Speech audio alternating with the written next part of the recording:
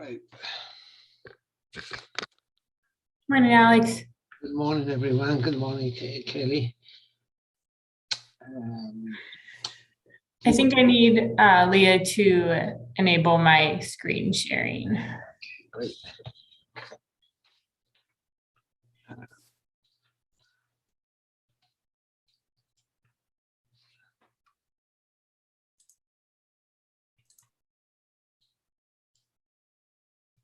Leah, are you there?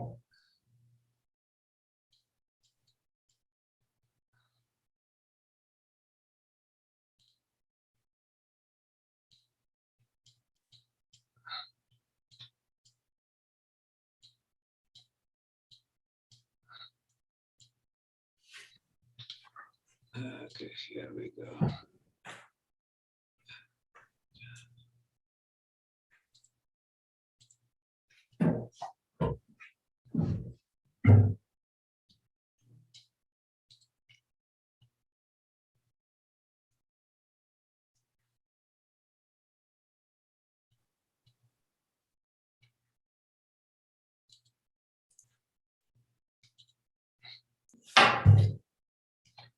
Anybody on the county end able to enable my screen sharing?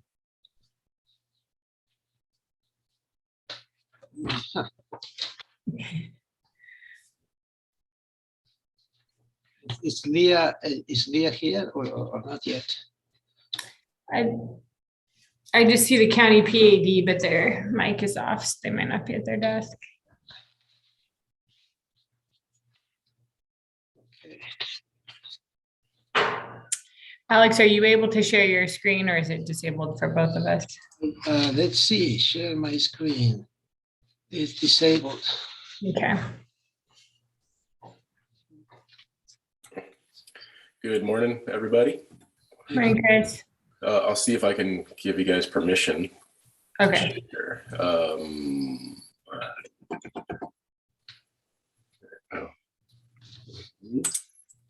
Nope. Yeah. Well, I should be able to.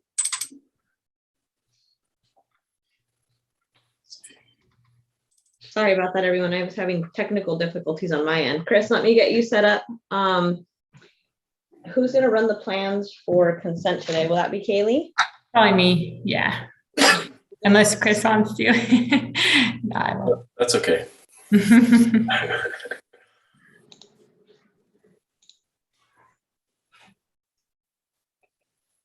All right, Kaylee, you should be good to go.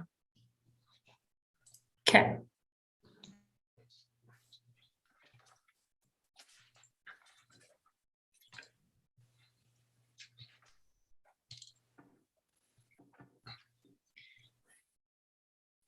Do we have an applicant for this project, the C1, what is it, the Beckler addition? We have an applicant here. Bethany Beckler, C1, you're muted.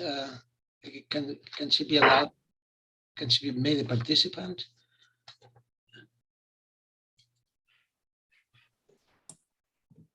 No, I'm not an applicant for this. I'm sorry, I have a later presentation. I was just trying to set up and make sure that I could connect to the website, so. Okay. Hi, I'm sorry. Are you waiting for me? Yes. I'm so sorry. I thought I was going to be on at 9. Okay, I'm ready. I'm going to get my video going. Do you want me to start or no? Yes. What we need is the minutes for this item. But do we have that? We have them. Have they been revised? Yes, Alex, there's a newer version of the member copy in there. I have them. I can pull them up. Oh, okay. All right. Great. Yeah. Okay. This project is acceptable. Study window proportions and placement on new front elevation. They appear low. Keep the siding element on the elevations, right? Consider lowering the height of the entry courtyard wall. Okay. All right, so what have you done? So we did a study of the windows. They're the same placement as it currently is right now. And we looked at all the houses in our cul-de-sac in the neighborhood. Most people have them that low. We did a study, we considered it, and we're going to keep them as is. The siding we added back on. I didn't know at the time whether we should take it off. So in the beginning, before we presented, we took it off, and then you guys said, let's leave it on. And so we said, great, make the decision for us. So we're putting that back on. And then the height of the wall is going to stay as is. It's the same as the existing height right now. And we kind of want to use that as a courtyard for us, like a sitting area. The kids can kind of have a little bit more space because we're taking out some of the yard in the front by adding the addition. And so we want to give them a little bit more able to come outside and have a little bit more supervised area. Okay, I was looking at the project description, and I noticed that there's a roof, a patio cover. Yes. What is it? You don't indicate. Look at the plans. I don't see anything about this patio cover other than on the fourth page there is some kind of a elevation. What is it? Is that as built? Is it? Yes. So when we bought the house, it was there. If you look at the existing north elevation, you can see it's right over the patio door area. And then if you look at the proposed exterior elevation on the east, even the west, yeah, existing, you can just see it extends out about 13 feet. It's 21 feet wide. I submitted a picture of it to our planner late last night because there was a comment that there wasn't any picture of it. I didn't know that we needed to have it just because it was already existing, but we're just getting it permitted. It was never permitted with the prior owners. And so if there's a way to show you the picture, I can show you, but. No, I'm looking at it. Yeah, okay. All right. See, this it's none of your fault, but what happens is for the county, this is like a new patio cover. I mean, Right. There's none of your fault, but they probably would like to see some description. I think for us, all we need to know is that there's a wood patio cover, 13 feet by 21 or whatever it is. Mm-hmm. And the county may want some, maybe some diagonal braces on the post so it doesn't rotate during an Yep. They're gonna want some information. You're gonna have to have better drawings for them. I guess for us, I don't know. I'm not sure about how you feel, Kaylee, but we can let it go, I guess. Yeah, I think, I'd be okay with letting the building and safety department make those requirements. All right. So, And there's no adjustments to landscaping, correct? Nope. Okay. I mean, we're adding Mexican sage. We put that was in our last conceptual. We're adding Mexican sage and then an Indian hawthorn tree, but nothing is being taken out. Okay. yeah, I don't have any issues with this application. Do you, Kaylee? No. Okay, so we'll approve it with a whole consent calendar in a few minutes. Okay, so Okay. let's move on to the next. Thank you. Next item. You're welcome. Move on to the next item, C2. Yeah. I'll pull up the 1 second. Addition, and we need to see, Jared, good morning. I sent a note to Leah. Look at this file, the 1A, actually, I think it's the, and it seems like the drawings of the elevations are very difficult to read. I'm not sure if you got the message or not. Yeah, I just got that. I think it's when we downsized the file. I just sent Veronica the illustrated versions from our last hearing, since we made all the elevations are the same from our previous submittal. I just sent those as we are speaking right now to Veronica. And I don't know if she we send them to someone else. Should we forward them to Leah Graham right now as well? Maybe.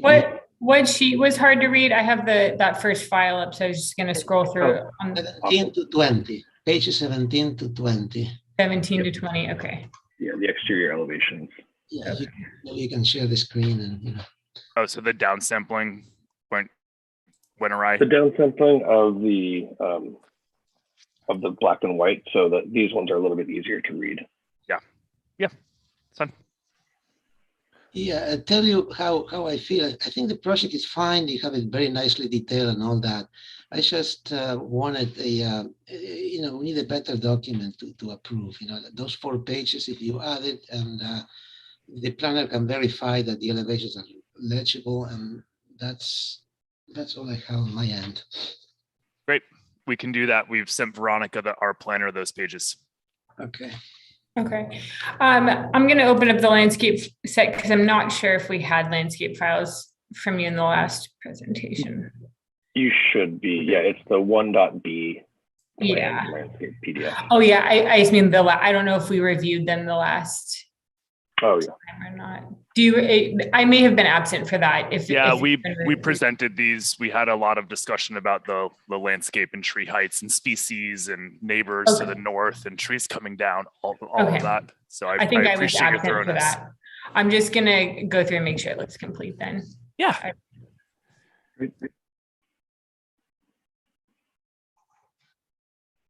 I reviewed it last night, but just making sure.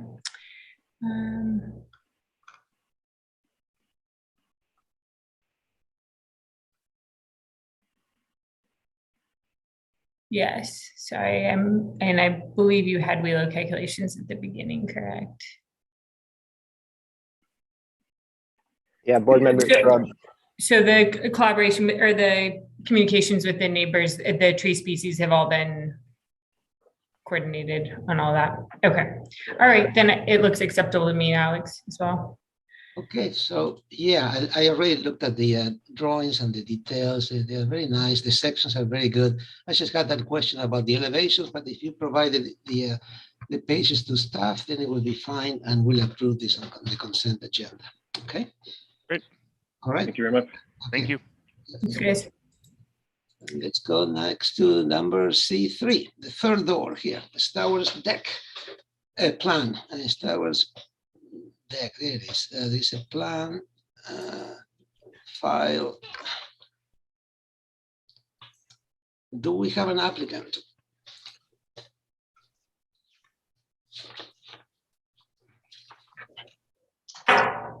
Susan Sherwin, are you here?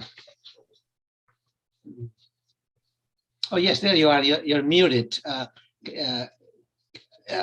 Can you unmute yourself, or Leah maybe can make her a participant? You're muted. So can you unmute yourself? Cannot. Susan, you should just be able to press the unmute button. You're already a panelist.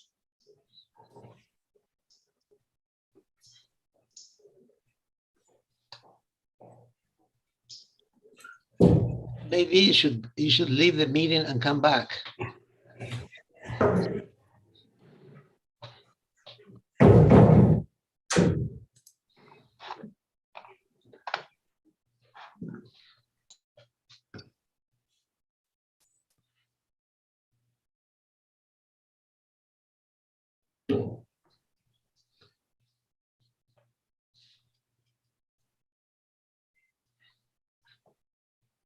Oh, there you are.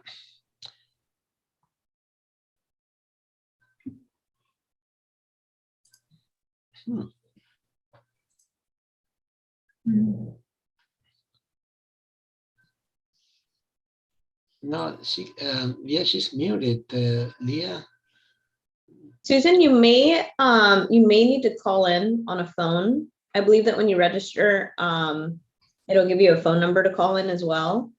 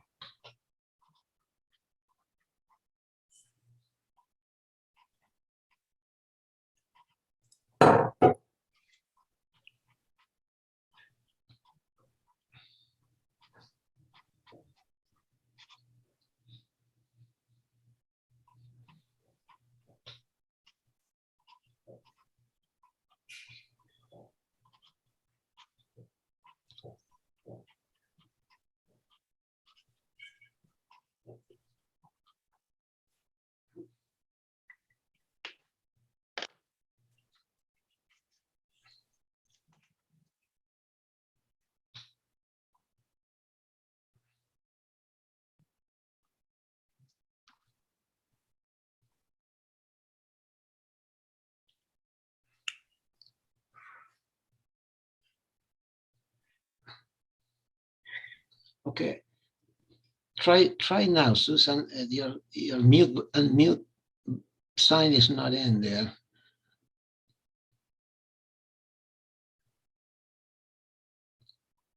No.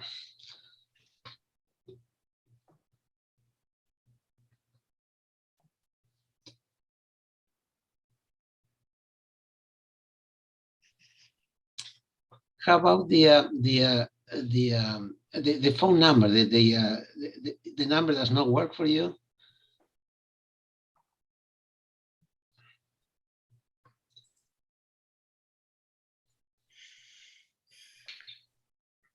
Goodness, I wish I could read lips. Oh, it looks like she's trying it again, actually.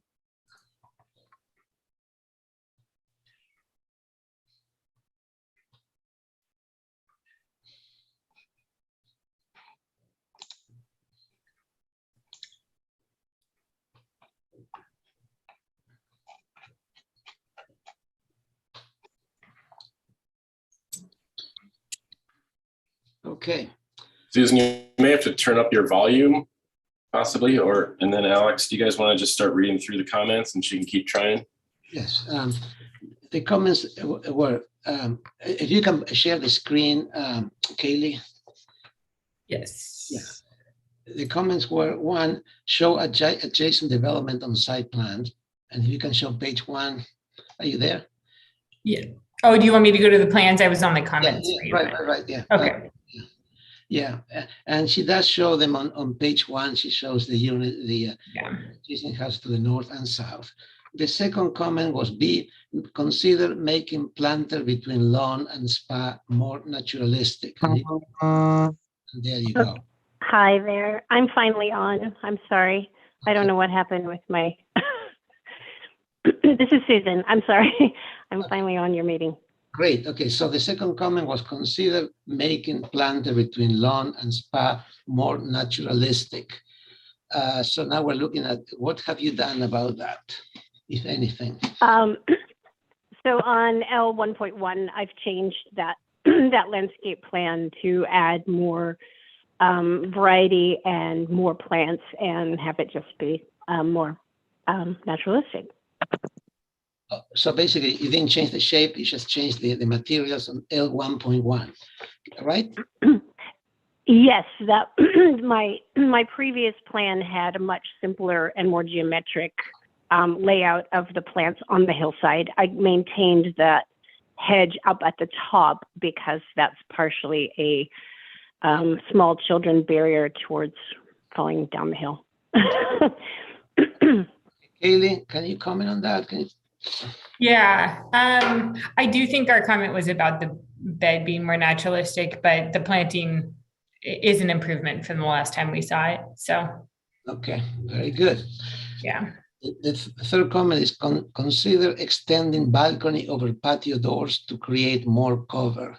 If you go to page 3, right, I think you didn't do it because it was existing. Is that correct? Correct. Yeah, that's an existing balcony, and it's not really part of the project at this point. And also, there isn't much light coming in. That's their kind of dining, living space, and there's not a lot of light coming in from the other side because there's the garage there. So they kind of like the amount of light that's coming in as well. It may be something that they look at if when they remodel the house at some point, but right now, that's not really part of what we were looking at. Okay, and D is study materials to ensure compliance with high fire hazard requirements. I don't see. Right. So what are you specifying? What are you specifying? So I have a note on page whatever this is, A1.1, that the decking and the exterior stairs are to be the TimberTech AZEK in the weather teak that meets the high fire requirements. Where is that note? It's on A1.1. It's a note that's pointing up kind of towards the top of the deck. I'm circling kind of it, Alex.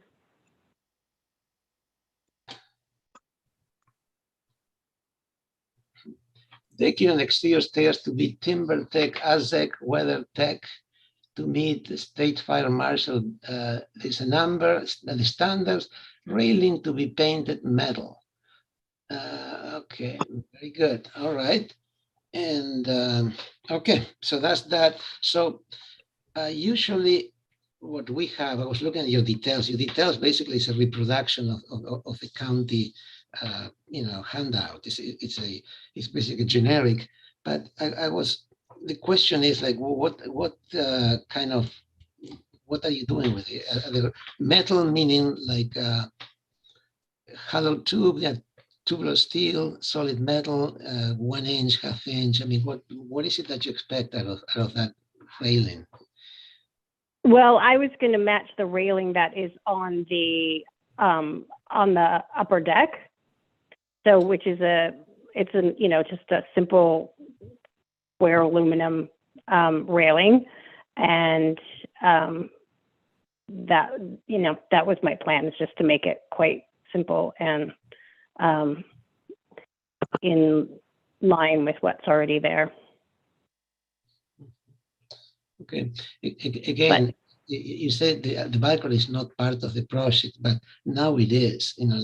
When these plans get approved, everything on the property is part of the project. I'm sure the planner has told you that the building department will want some details or some clarity as to what is it on that balcony as well, right? Yes, I know that I'll need to give them details. So if you guys need to see all that as well, I can provide that. I was really responding to the comments that we had from last time, and so I hadn't really done the as-built drawing for the existing balcony yet. I'm not sure if you, in my experience, usually the building department will ask for lateral support, just like I mentioned to the previous applicant. I would imagine if you have a wood porch, you could put diagonal braces. I'm not sure how this porch was built. Do you have any idea? You're gonna have to. I'm not sure if the building department will approve it exactly as it is built. You may want to check on that. Maybe there's a moment connection there. I just don't see it. Right. I don't. I know if I show a drawing like this to the building department, will come back saying, okay, show structure, show the lateral stability of this deck. Yes, I understand. So I think. Yeah, I understand. I think you need to come back with the technical drawings of the railings. How is the railing attached to the deck? How is the deck support itself? The balcony supports itself.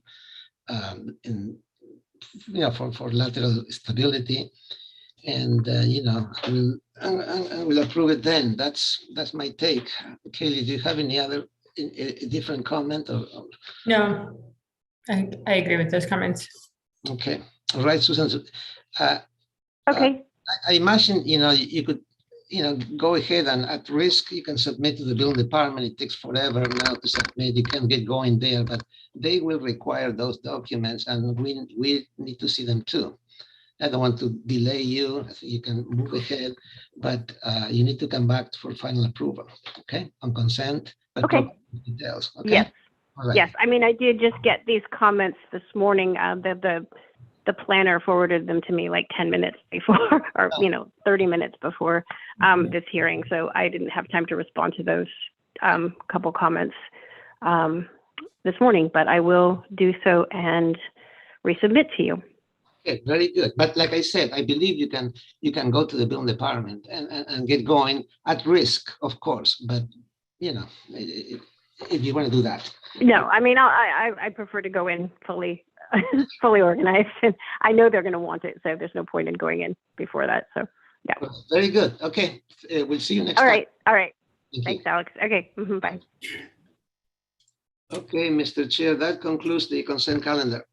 Okay, thank you, Mr. Peugeot. Now we can commence the SBAR meeting of December 3rd, 2021. Calling the meeting to order, beginning with item number 1, public comment. Is there anyone from the public that would like to speak on an item that is not on the agenda for today? So raise your hand, please.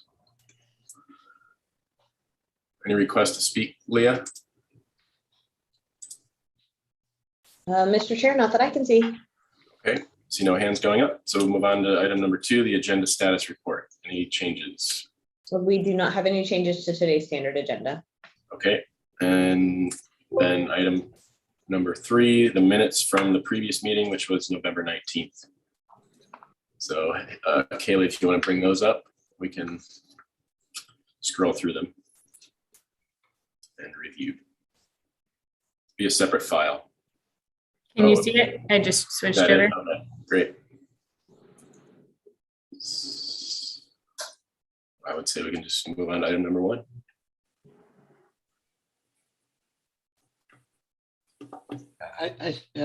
We did give some more detail on 1B. It should be the window trim detail should be consistent and I don't know how to describe it, but we did say a few more things about that in terms of the upper trim the side trim going down instead of going across and I don't know. And I'm not sure how to put it into words.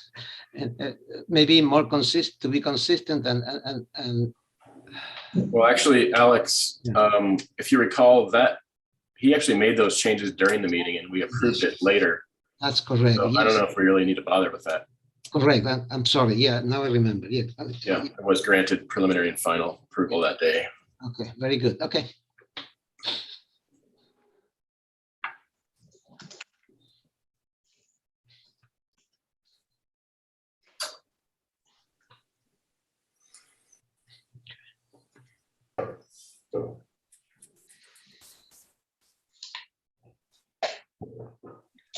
You know, on item 2B, it says add planting, front of fence to soften appearance and at corner. I think it could say add planting at corner and in front of fence to soften appearance. Does that make any sense? Yeah, I saw that too. I concur. Okay, anything else on number 2? No. We didn't really say anything about, I don't know if it was a modification or not, but the infill of the breezeway, that was never a breezeway. Should we mention that the board finds it acceptable? Or I don't know if that became a comment or not, but it seems like that was a major part of the application. Yeah, the closing of the breezeway was acceptable. Was matching Yeah. elevation. Yeah. So I think we could add that, Alex Tuttle. Okay.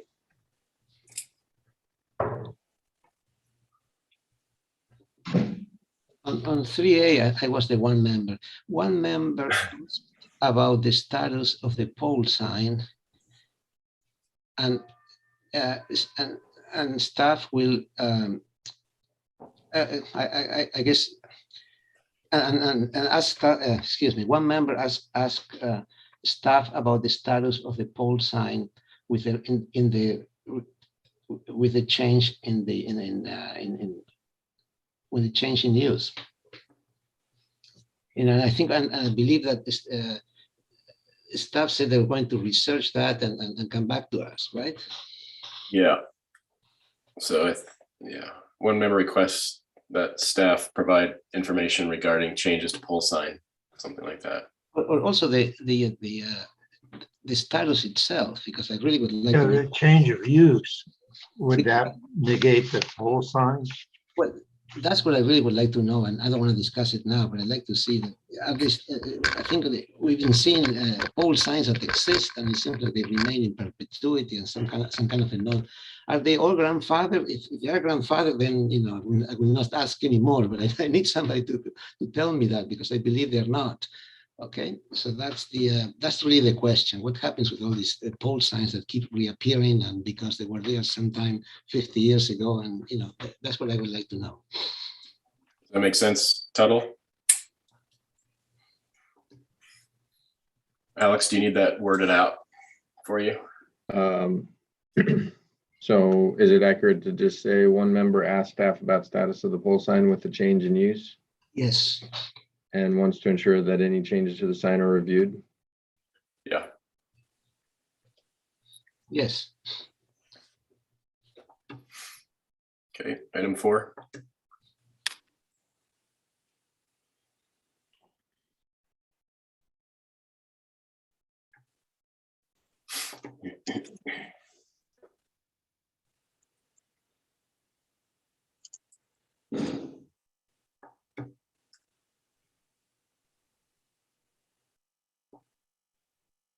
Well, I said, about,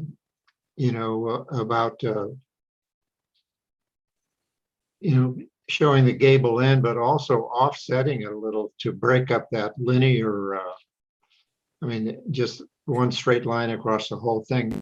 That garage could be offset a little bit to, I think they raised the roof in that area, but yeah, the facade was not. Is that what you're referring to, John? The facade? yeah, the whole thing was in one long line. And I think that if she broke the, if you change the direction of the roof there, that would present a gable end, that would help it and also offset the garage a little bit so that the whole entire front line would not be consistent. They would offset a little bit and give it more variety, or So what's the wording? help it a little bit.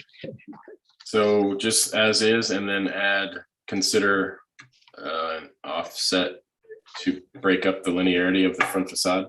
Yeah, rotating the roof form to provide the gable end and bringing the height down, and extend the garage out to to break the linearity of the elevation. I don't know how to say it exactly, but Sounds good enough, I think. Okay, that's good. Thanks, John. Number 5 was continued.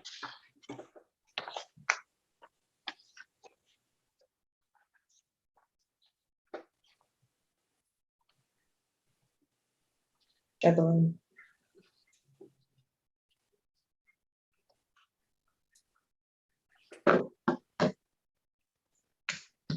Also, if you're not speaking now, please mute your microphone. There's some background noise happening.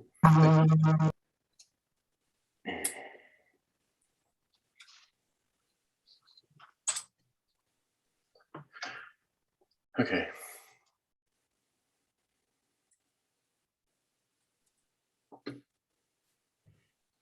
Okay. Anything else for number 6? Back to number 2.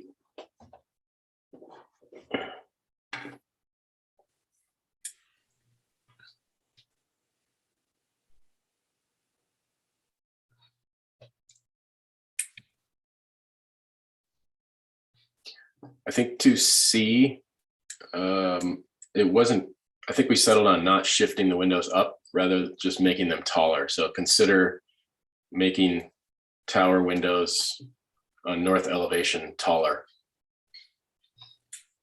Mhm.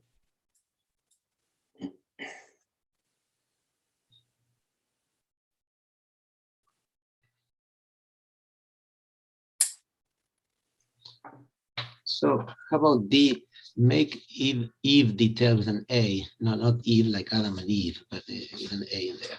Made Eve details consistent throughout.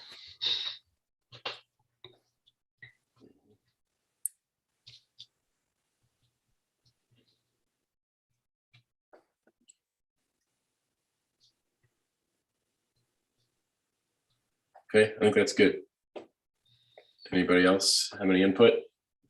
On that one, hold on a second. How come the numbers are so strange? How come we're back to It was like that day too.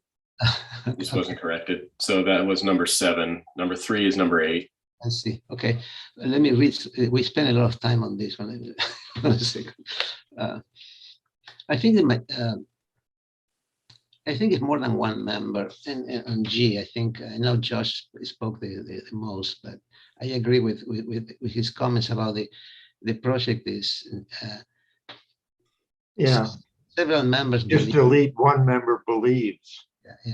Yeah. And then, Okay, project is Leave poorly it. organized and conceived. Detailing needs to be better executed. Yeah, period. Yeah, or to tie it all together. Okay, yeah, good. Okay, all right. Yeah, H refers to this project has so many ins and outs and offsets. I think my suggestion is to just make that wall straight and then study door element to consider single. Yeah, okay. I think, yeah, and in reference to that, Alex, the existing house is very simplistic and the addition was not. So I think somewhere in here, we should talk about simplifying the addition, and where would that be? On the A. Oh, item B says architecture and detailing needs to be better executed. Item G is pretty much a redundant statement. It's basically color commentary on item B, like architecture, right? And detailing of architecture, that's what we're talking about. So architecture is when you actually don't have poorly organized and poorly conceived, that's what that's talking about. So eliminate. I think what we were trying to say is your mass, bulk, and scale, size, the orientation, all that's fine, but you need to pull it to the applicant needs to pull it together. And that's what we were talking about. There's just inconsistencies all across the project. Like, it's like kind of like a Frankenstein of just, BIM components being shoved into a 3D model, and there's not. So what's the comment, Ben? Architecture and detailing needs to be better executed. That's it. And I made it pretty clear in the meeting that I'm not going to support the project until they do that. You can just take G out if you want. Yeah. I mean, as I'm trying to say, B handles it. It's just they did a very poor job of executing on the mass, bulk, and scale, as far as I'm concerned. is it executing or coordinating? It's not good architecture. So architecture and detailing needs to be better executed. It seems to me, or coordinated. Or I don't know why we need to add anything to that. It's pretty obvious. Like, I was just talking about the simplicity of the existing versus the new. I think that might help. Well, they're architects. They're supposed to know how to do that. We don't have to, how much all right commentary do we have to give them? Take G out of the notes. We'll just remove G. Yeah, that's what my recommendation is. But yeah, also the word simplification, it could be added to A because that's really what, mass, bulk, and scale are generally acceptable, but needs to be simplified. How about that? Yeah. Okay, Josh, with that on A? That's fine. Okay, all right, you got that? Delete G. You got delete G. Do you get that, Alex? Okay, all right. All right, 3.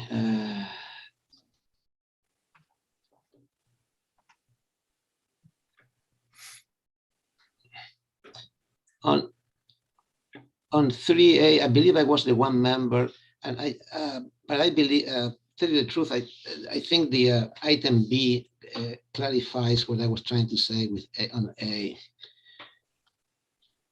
So it doesn't read well at all, A. I mean, do you Want me to just take out A? Remove that, or do you want to say one member believes that an East Coast style with abundant lawn is not appropriate for the site? And then reduce lawn and soften existing wall and angles. Maybe you're right. Okay, maybe, yeah, I think that's what I believe, that the East Coast, the way you mentioned that East Coast landscape style with abandoned lot is not appropriate for the site. Okay, yes. Okay, and then reduce lawn and soften existing lawn angles. I think your comment B really captured it very well. I think it needs a barrier between the lawn and the beach, and I think you mentioned that. Yeah. But do you even need to say one member believes? Or did you all think that? In the back of our minds, we probably were, but we didn't really express it. In reality, you have to reflect what happened in the meeting. Well, look, I always think it's kind of lame to say one board member does this when we're a board. So if somebody makes a comment, I know, that's I don't kind of know what why I we think. do that. It's just making it, it's just weakening it. It's weakens basically it. saying nobody else cares but this person over here. And But this one person, yeah. I think it's totally bad policy. I think we're Well, supposed to then give say these the guys board direction and believes move the them through the landscaping. process. We can't do that if we don't give them clear notes on what we want. So. Yeah, but we don't always agree on everything either. So it's, if Yeah, well, straw vote it and shape it however you want, Chair, but like giving people clarity on what we want is the name of the game if you want to get these people through the system fast, right? I agree with Josh, but however, right now we cannot go back. I mean, in terms of, I think from now on, when this Agreed. Yeah, so basically eliminate A then. Okay. Because I was the only one who said it, so if it's not the agreement of the board, just take it out. Yeah, and for the record, I've been guilty of doing that too, and it just occurs to me that we're not doing anybody any favors. I'm not. Yeah, I was thinking the same, having not been there last week and then watching these minutes. In general, it weakens the comments when it's one member. Mhm. So I think better to maybe take a vote and. Well, then we get to item or comment C, board is split on the sides. I think it's, I think that's fair. So yeah, exactly. I think that's fair. I mean, I think the point is we should use that limitedly. Like I just think that, when it really is called for and it has real defined meaning and it's understood, but I think we need to stay away from that. Okay. Was there anything Or else? at least just have more discussion so we can get more united on it and give them a unified message. That's what I'm saying. Got it. So anything else on this item? I think that was about it. Okay, moving on. Lagrange has a very nice comment. Welcome. Okay, very good. Okay. So someone want to make a motion to approve the minutes as amended? So moved. I'll second it. Thank you. Seconded by John. All those in favor? Say aye. Abstain. One abstention. And Kaylee, abstention also? Sorry, one abstention. I was muted. Yeah, or second abstention. Okay, so thank you. Moving on, item number 4, SBAR members informational briefings. Anybody got anything to share? Neither do I. All right, moving on again. Item number 5, staff update. Okay, so last meeting you asked for me to come back to you with some information on a couple items. So I am prepared to do that if we want to do that today. Sure. And they were, Alex had asked for some information on pole sign regulations. Particularly, well, I don't know if particularly, but in Summerlin and perhaps elsewhere. And then there was some questions about how does square footage and building size come into the BAR's purview. Okay. So we can just start with pole signs, I suppose, and generally pole signs are allowed in a permitted sign type. However, in Summerlin, they are expressly prohibited. So the pole signs that you see out in Summerlin, those are all remnants or artifacts. And there would be no ability to approve any new pole signs unless it's done through some type of variance or modification to the regulations. And how does that play in with the change of use? That I'd have to look into a little further. I'm not sure. So, you know, if it's a permitted sign, pole sign, then, and someone wants to continue to have that sign in place, I think we would be hard pressed to require its removal, even with a change of use. But, you know, I don't know when that pole sign went up. Maybe it's has some historical significance. I'm not sure the answer to that. Okay. But other areas of the county, pole signs are permitted. It doesn't necessarily mean that they're always appropriate.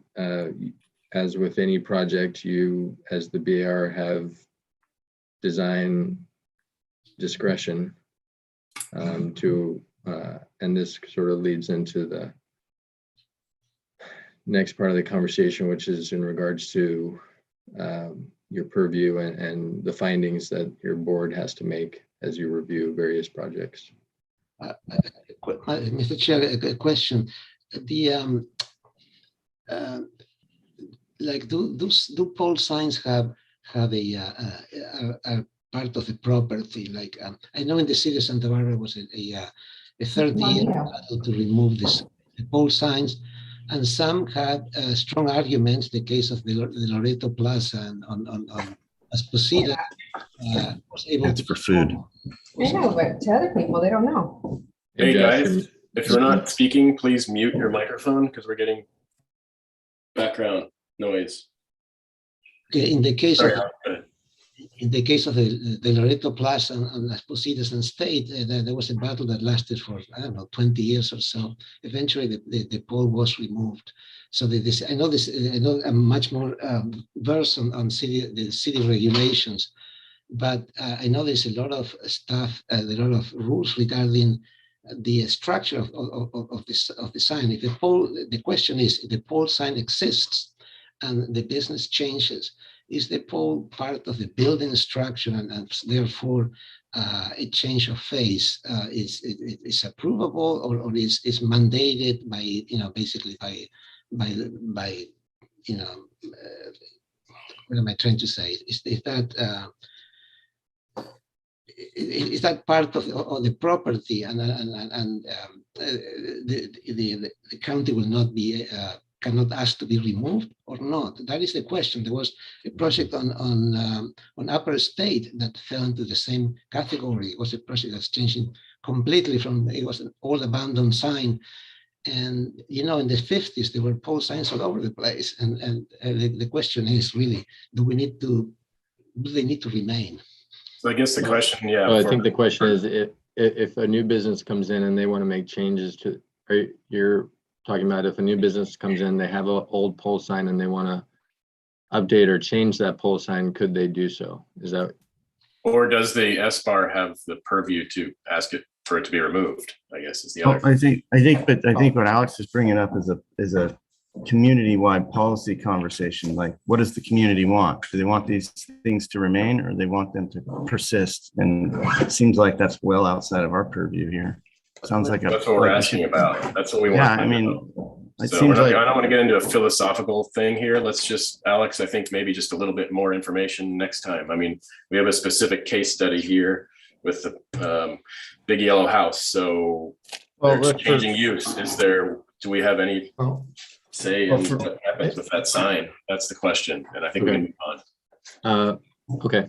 That sounds good. So where do people go to look? Alex is bringing up good questions and points. Where does he go with that? Where do people in the community are listening to this conversation? I think that conversation it seems like it's a matter of neighborhood compatibility. Yeah, well, it needs to go to the planning commission. Trusted with maintaining Summerlin in some sense as a beachside community, and does this sign compatible with it? I don't think it is, and that would be the reason for removing it, because it's not compatible with the neighborhood. So I think this is an ongoing conversation, and I think Alex has additional questions from us that he can get back to us on, and I think we can move on. Okay. So onto the discussion of size and square footage and how that falls within your purview. So there's few places in the county that have square footage maximums built into the ordinance. Summerlin is actually in the South County. Summerlin is the only area of the county that has square footage limitations. Montecito has, as you all may be aware, they have recommended floor area ratios that the board of that the BAR looks at as a sort of a tool or one way to evaluate project compatibility. But it's a guideline. It's not any requirement. Everywhere else, it is up to interpretation as to appropriateness of square footage and size of a project. So for the BAR, you all have findings that you have to make in order to approve a project. And those findings speak to various issues, design issues, including appropriateness of and the compatibility of development in terms of scale, size, proportions, etc. I don't know that I need to take the time to read exactly through all those policies or all those findings that you have to make. But they do generally speak to basically project compatibility, neighborhood compatibility, appropriateness of design and scale with surrounding development. So in that sense, I would argue that square footage is within your purview to speak to as to whether or not the size of a structure is appropriate given the site characteristics as well as the nature of surrounding development. And that's not to say there's any sort of bright line as to what's too much, what's too little. Or it's kind of a little bit of a gray area. But it is just like most of your review, it's open to interpretation as to what's appropriate and compatible with surrounding development.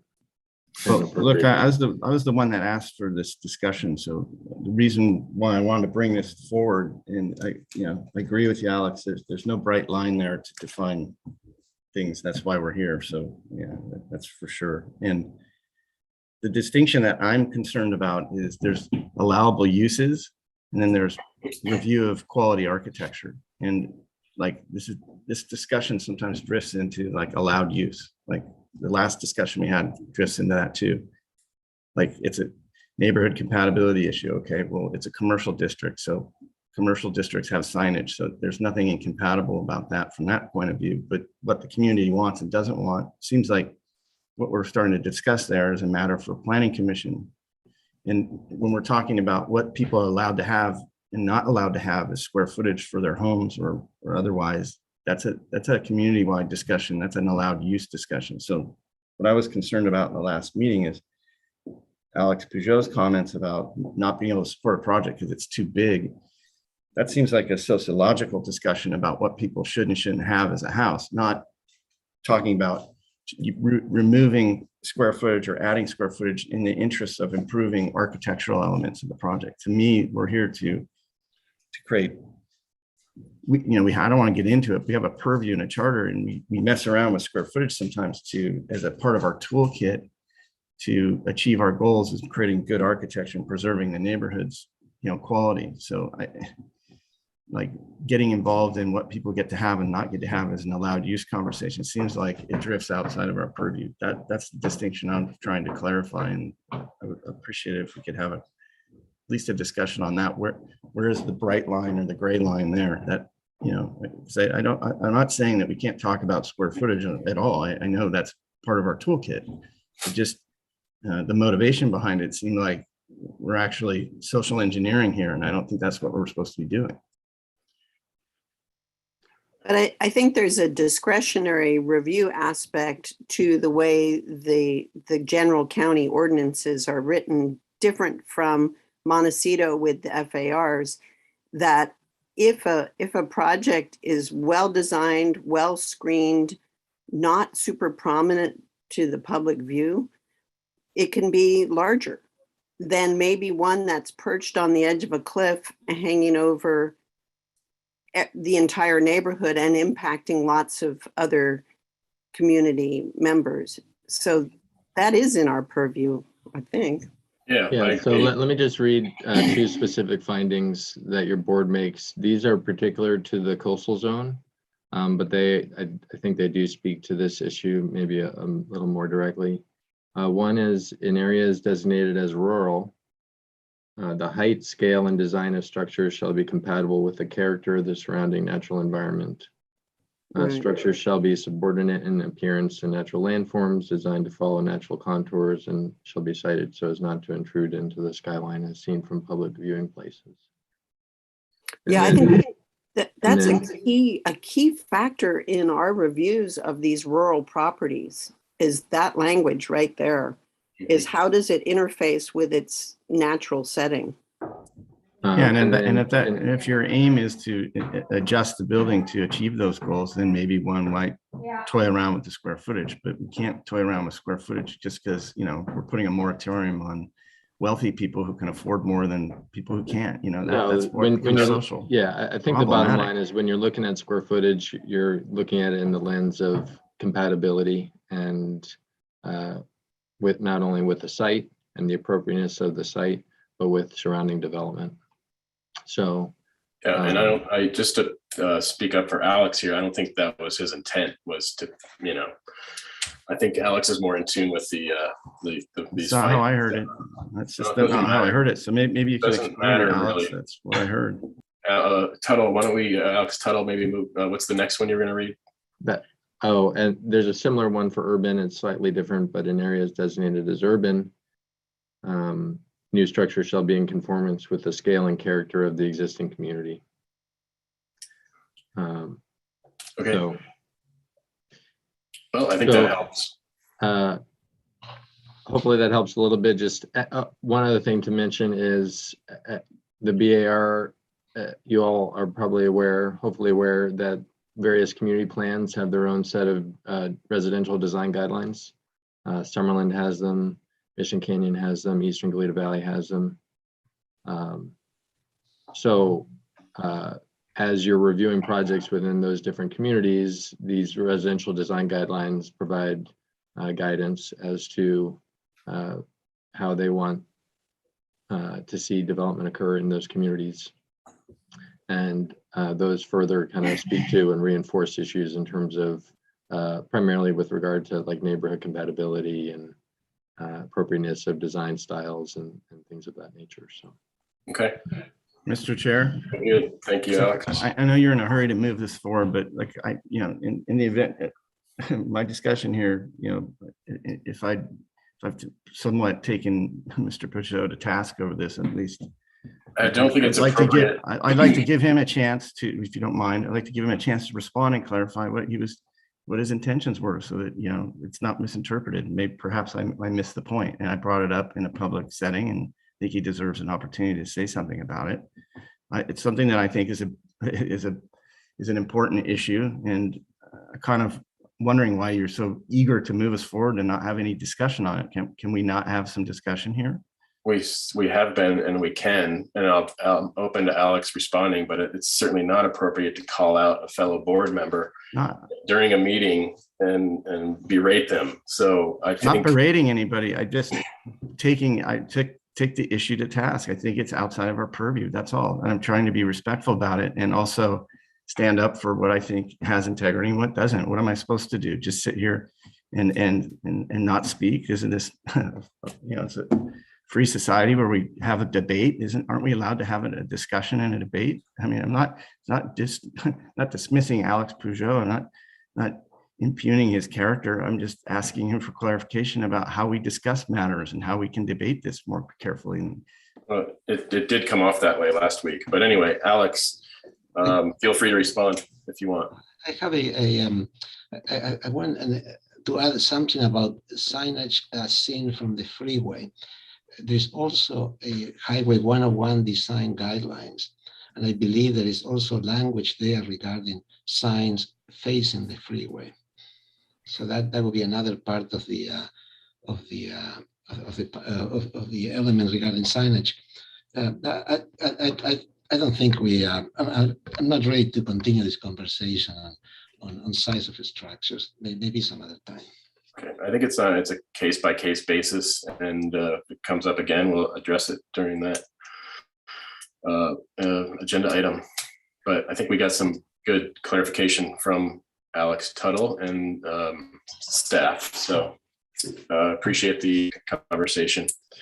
Or anything else, Mr. Vice Chair? No, I guess in the spirit of one member, comments are clear. For the record, I have the utmost respect for Alex Bugeaud, and I consider him to be a mentor. So I like challenging these ideas and making sure that we're being clear and doing the best work we can for people. So I think Alex understands that, and I hope that we can continue to have spirited debate about it. Certainly not a reflection of any disdain or lack of respect for anybody here or him. And I'm just passionate about it.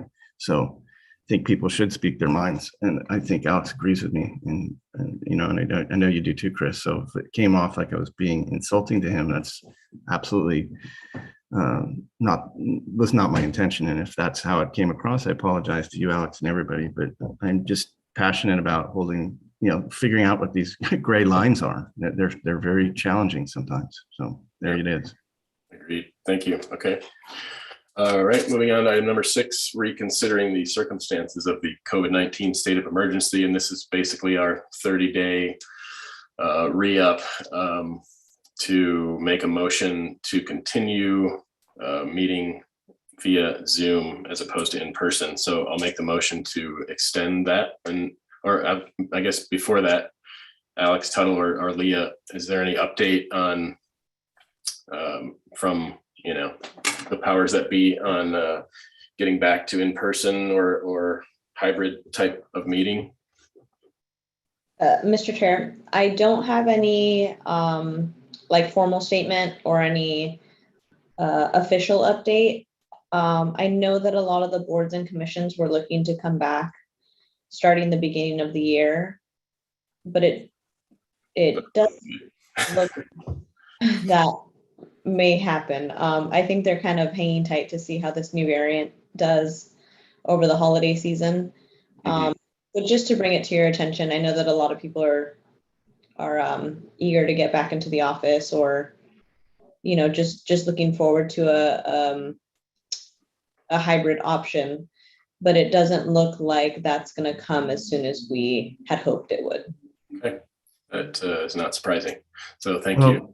I would just say if it does come back, it'll happen fast. So Leah, could you just do us the favor, if it's determined we're going to meet in person, can you make sure that those first 2 agendas are not super heavy? It's going to be challenging, and maybe consider if we want to do like a dress rehearsal, maybe show up an hour earlier for the usual agenda so we can get our bearings, because I know there's going to be technology issues, and it's kind of like, it would be a bad timing to have like a really packed agenda. I think we could end up tangled up with that. So you know what, I think that's a great point. I will take a look. We are already scheduled into the first meeting in February. That's the first slot that I have open.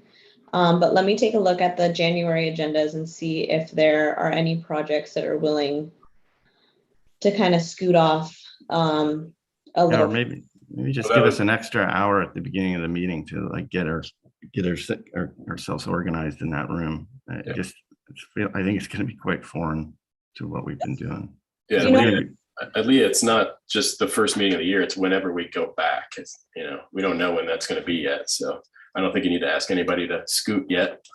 Please until we find out when it's going to be. Yeah. Okay, I will just hang tight, and I'll keep them around the same size as they have been, and we can play it by ear, I guess. Okay. I'll second the motion to continue meeting online. Right. All those in favor, say aye. Aye. Aye. Opposed? Aye. No opposition. Okay, motion carries. Then moving on, item 7, consent agenda. We had 3 items. I'll let Alex, board member Peugeot, take over and walk us through the result. So the, let's see, C1, the Beckler addition, we approve that as submitted. C2, the Hill addition,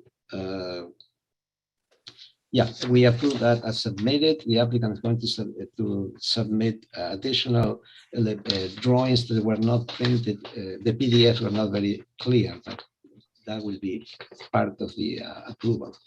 And C3, Star Wars deck, we continue that for lack of details about the existing as-built upper deck. Okay, so just to clarify, C2, are you waiting to review those plans, or is that just for the benefit of the building department?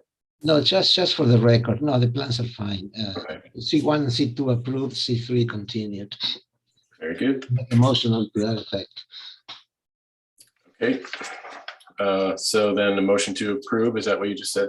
Yes. I'll second it.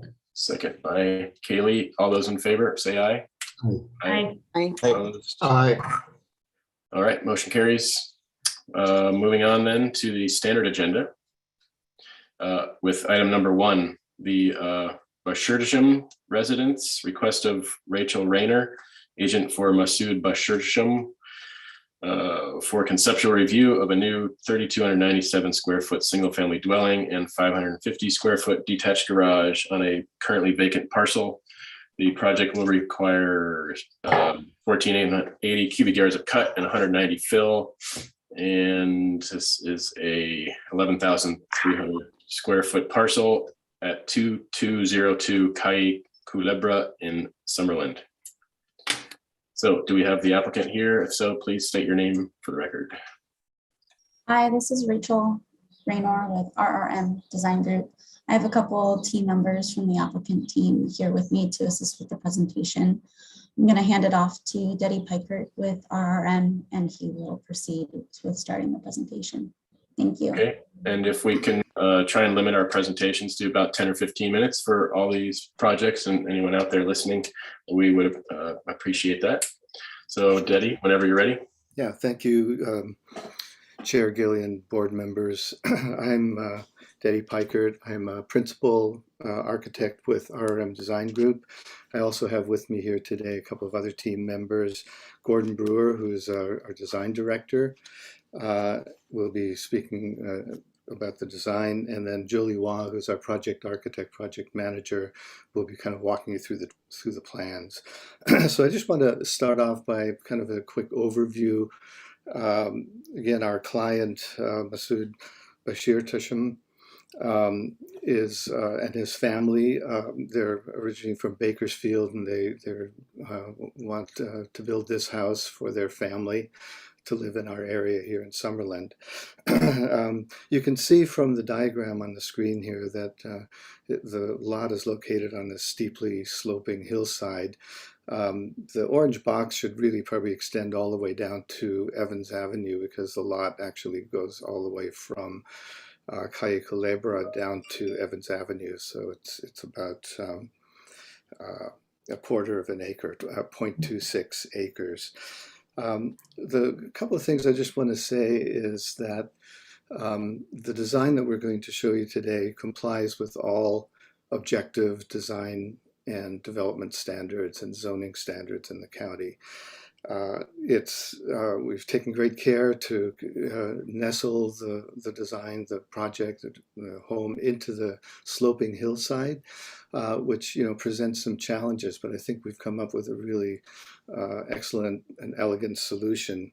I also want to mention that the design, as you may have seen from the cover sheet, is contemporary style.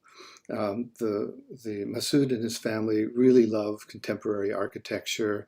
They love the simplicity of the lines and the use of materials, and we really want to accommodate their passion for that style of design. And in this neighborhood, we think it really does fit in, especially the way it's nestled into the slope of the hill.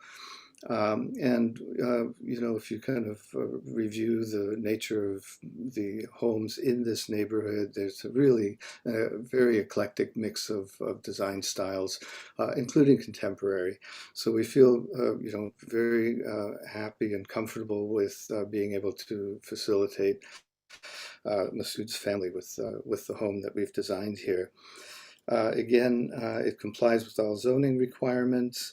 It is below the allowed FAR, and we'll get into a little more detail of that in a few minutes. But first, I want to kind of turn it over to Gordon Brewer, who's going to speak about the design intent here, and then we'll walk you through the set of plans very briefly. Gordon? I know you were there before. Hey, Gordon, I think you need to unmute yourself. I don't actually see him.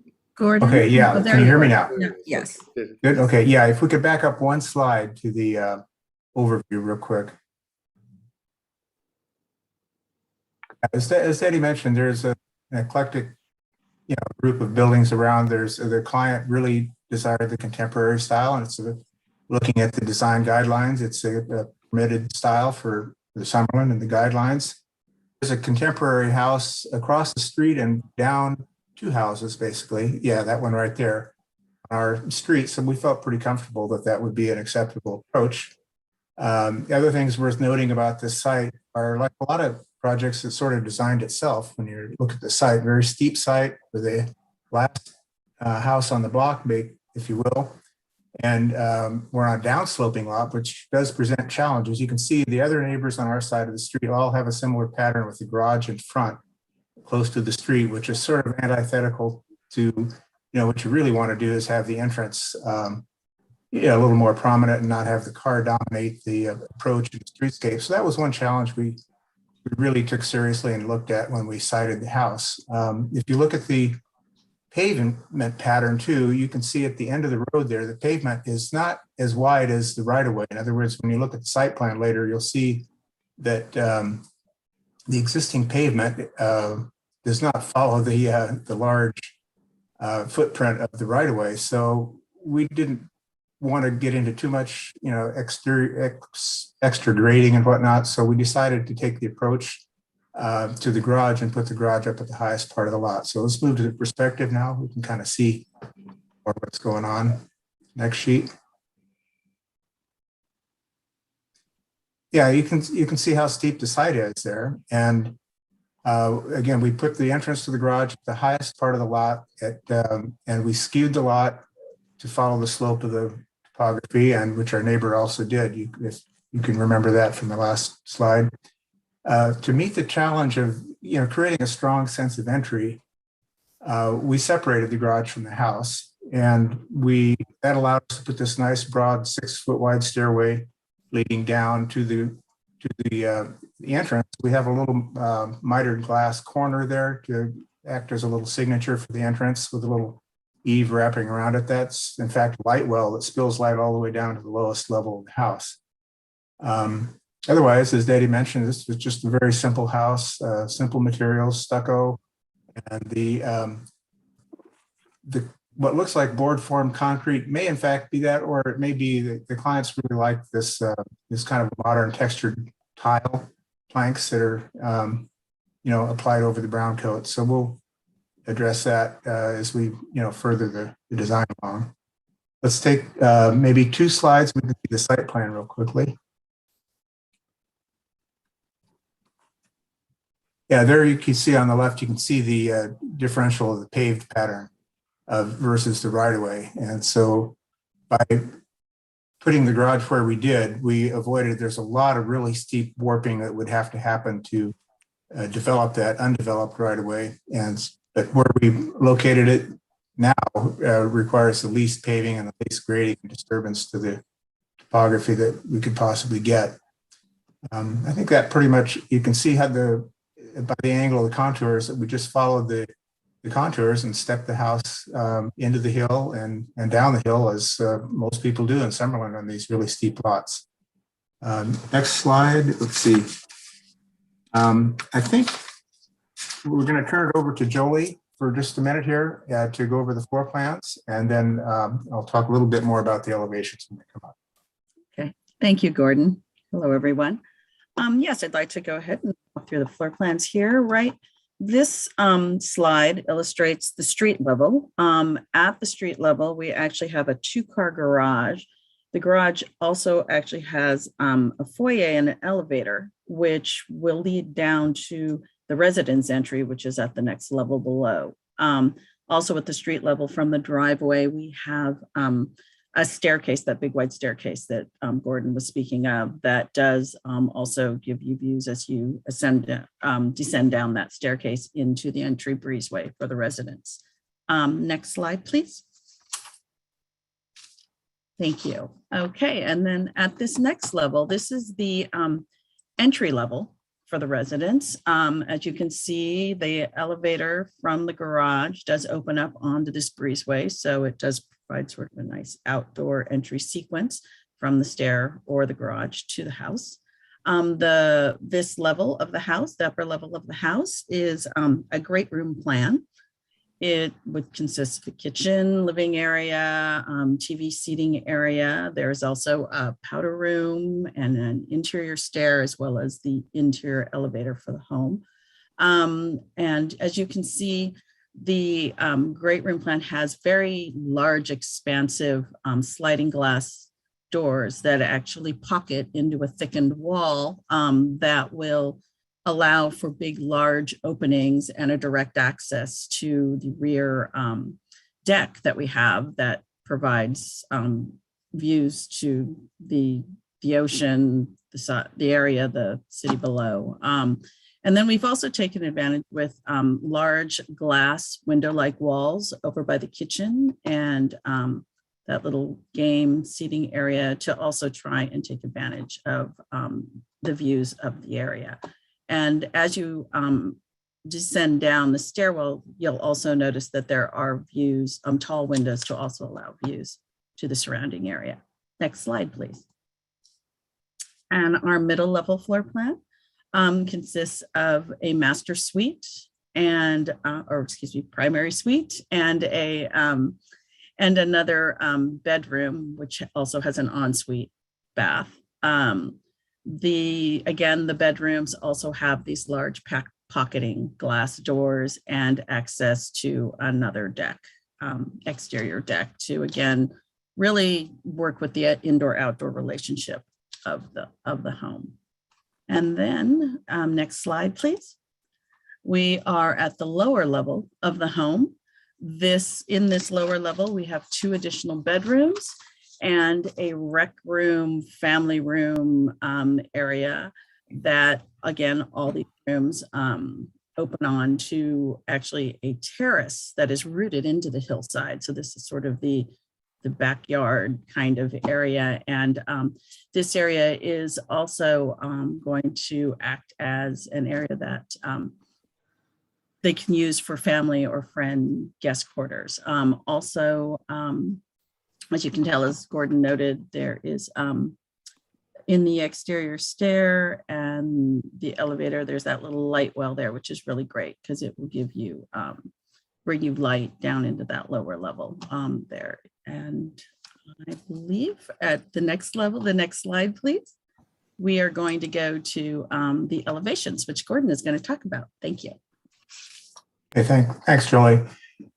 Yeah, I think these pretty much speak for themselves. There's just a kind of a straight on shot of the garage. You don't really see, you see the sense of entry. We try to create a little bit better from that perspective, but and you can see basically just the simple play of of lines and materials in that elevation. The next one, please.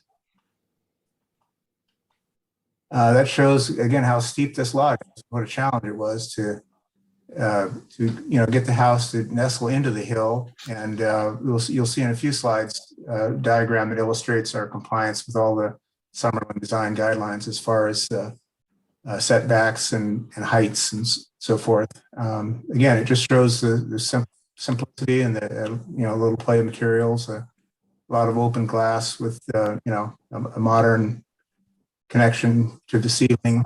You can see the ceiling flow out towards the views. Next slide. And that would be the view from basically the south, or from the ocean side, basically. Next slide. And that's the other side from the neighbor's side, I guess you would say. And again, that shows the staircase and the sequence to the entry where you come down the garage under, and the stairway is we thought it would be really good to have that stairway covered. And I think it added a nice massing element to the garage to give it a little more prominence. And again, make it a nice signature, I think, for the entrance approach. You can see the little light well there on the right there at the little landing. So next slide. Yeah, the section shows how we comply with all the various kind of intricate guidelines for, scroll down just a little bit so you can see the maximum height diagram. There you can see that there's no place where the building is more than 25 feet, or either building, I should say, is more than 25 feet above the existing or new grade directly below it. It meets that criteria. It makes the 32-foot maximum height criteria from the lowest point of the building to the highest, where the lowest point of the building encounters the grade, I should say, to the highest point of the building. And we also meet the criteria that no more than 2 stories are exposed without a 10-foot setback. So I think that explains pretty well how we complied with the guidelines. And I think they worked good to make the house not be overpowering and really be nestled in. So I think that just about does it. But these are just the other diagrams that show some of the grading concepts and the cut and fill necessary to achieve the project. All right. Is that your presentation then? Yeah, I think so. Okay, thank you very much. So we can bring it back to the board then for questions. Let's see here. Questions from Mr. Verdiak. You have questions? No, I have no questions. Okay. Mr. Peugeot? No questions, thanks. Ms. Grubb? No questions. Ms. Froscher? No questions. Mr. Richards? Can you speak to any landscape intent for the project? Or should we wait to see that at a following meeting? We'll see that we'll probably see that at a following meeting, but it's going to be basically a very native, drought tolerant and native approach to the site. Okay, well, that was my question. Thank you. Okay, Mr. Bloomer? That was my question too. Thank you. That's all I have. Okay. The only question I had, can you just run through the plate heights real quick? Sure. If we can go back to the section sheet on, which is at A12. A12, yeah. Yeah, the first two, they're all basically 10 feet. Well, the plate heights are, no, excuse me. The lower 2 floors are 9 feet and the upper floor is basically 10 feet. The floor to floor, it goes 10, 10, and 11 at the top. So it'll be a little bit less than the 10 feet at the top by the time we get all the structure in there, and a little bit less than 9 probably on the lower two floors. Okay, thank you. All right, any other questions from the board? All right, is there anyone from the public that would like to speak on this item? If so, please raise your hand. Okay, seeing no hands going up, back to the board for comments. Mr. Verdiak. Well, At the moment, I don't have any comments. It looks like it's well conceived and well designed and thought out. I don't have anything to add at the moment. Okay, thank you. Mr. Peugeot? It's a well conceived, well executed, and well presented project. I think it's very nicely done. I'm not so sure about the glass railing though. Okay. Let's see, Mr. Richards. I agree with the comments that it's well conceived. I think the layout is really nice and livable. I also agree that the glass railing is probably not appropriate. There's a lot of glass proposed on the front of this house, as would be visible on the slope.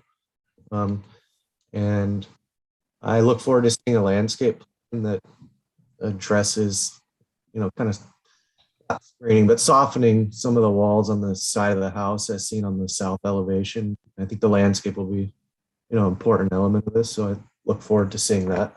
In general, I give positive comments to the project. Okay, Member Frasher. Well, I agree. It's carefully executed and well presented.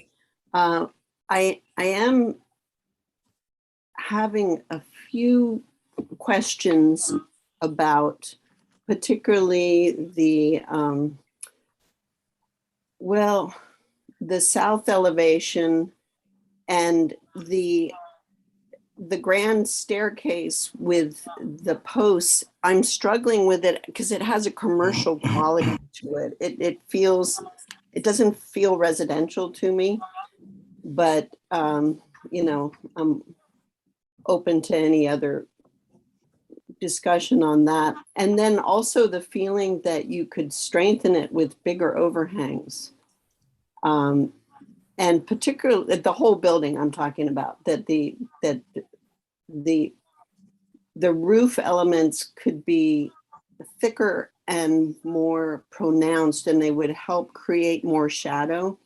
The east elevation, that's 4 stories of solid glass. It's pretty extreme, and I think it needs to be softened. I agree about the glass railings, that they're probably just one step too much, but even the 4-story component of solid glass, I think needs to be worked on.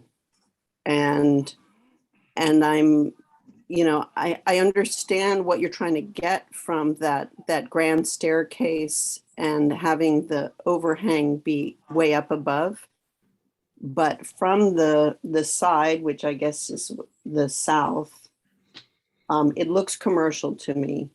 And that maybe the stair wall could be a different material that would help it.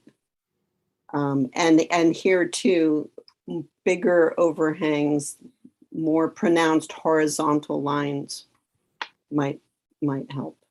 So those are my comments. Thanks. Thank you. Member Grubb. I agree with the previous comments that it seems like a well-executed project. And I agree with Robert that I think softening on the east and mostly the south elevation will be important. And I agree with the comment about the glass railing. I think it should be an alternate material. Okay, Vice Chair Bloomer. Well, let's see. I think the glass railings are appropriate. I think glass railings are a great solution for railings, so I don't have any problem with them. I think they're fine.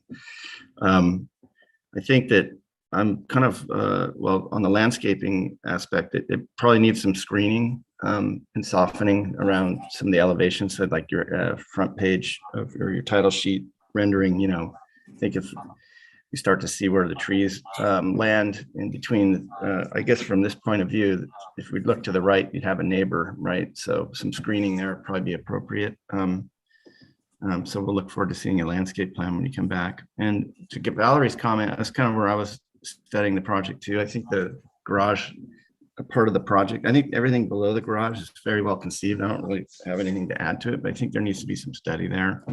And I was just noticing something, if you look on the south elevation, there's something that kind of specific there. I think we could talk about, if you could go to that. Sorry, which sheet, Josh? I don't know, it's the south elevation. I think it was 12 or 11. I don't know, 11. 10. I was just noticing, as you go, you just passed it. If you go, sorry, I guess it's the east elevation, my bad. If you follow the roof lines up, at the bottom, you have this concrete base with this nice little white eave protruding. And then you have 2 floors of this nice black, very slender roof structure and fascia, which seems to be really emblematic of your design. And it shows up on the the other elevations facing the neighbor and around the house on the sides. It seems to be really well executed. And then you get to the top, and then the roof form for the garage and the windows, it's just kind of takes on its own life. It's like it's doing something a little different on its roof.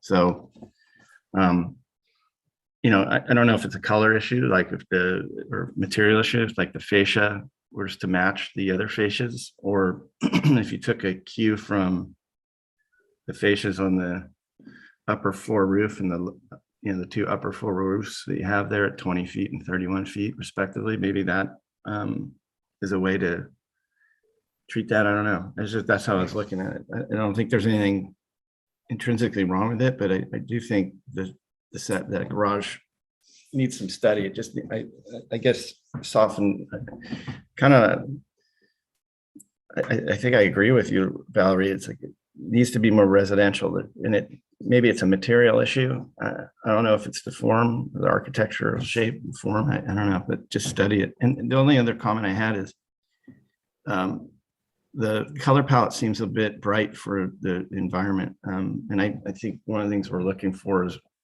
getting away from brightly colored houses and getting to more earthy tones. So that's something else you could study, is looking at a palette. You have like a cool gray and a white, and maybe a warm gray and a lesser, like that almost looks like an oxide white. And I know these are just renderings, but so this is just advice going to the next step, is study the material palette, see if you can soften it up, because I don't think this rendering is a bit bright in the rendering, and it kind of conveys it. And I doubt if that's actually what you're really going for. So my comments are softening with the landscaping. Glass rails are great, and study the garage elevations. And I had a question. What are those 4 windows at the top there for? Is that for the garage, or? That's in the garage, and the client,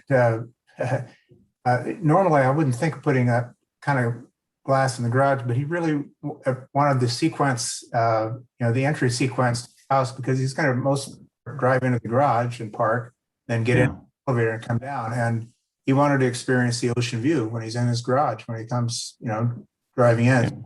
It's the thing of that approach off a little bit. Yeah, I have some clients that like that too. So, well, I think the cadence of the glazing system and the lower 3 floors kind of sets up the pattern that probably should be repeated up there. That's something, just look at the glazing system up there and see if you can bring it aligned. It seems like the garage just kind of pops up as its own animal on top of the house. And that may be intentional, I don't know, but just maybe that will help pull it together. I don't know. Okay, thank you. Well, actually, I had a question going back. Has Summerland reviewed this? Have you been to their board? But do we have any comments or notes from the Summerland committee on this project yet? No. Are you talking about the special problem areas? No, it's the Summerlin Design Review Committee. Yeah. So typically we get comments or notes from them. So I would encourage you to, get this in front of them and see what their thoughts are as well. And then I think also, at some point, site visit and story polls will be necessary for this. And so my comments, I agree with basically what everyone else said. I am a little concerned about this elevation that we're looking at here, and the amount of windows and the potential lantern effect on the neighbors down below. So I think some screening is going to be necessary. But other than that, I think it is a very nice project. And I have similar concern about the garage and the 4 very tall columns and the sort of commercial look to that, but otherwise very nicely done.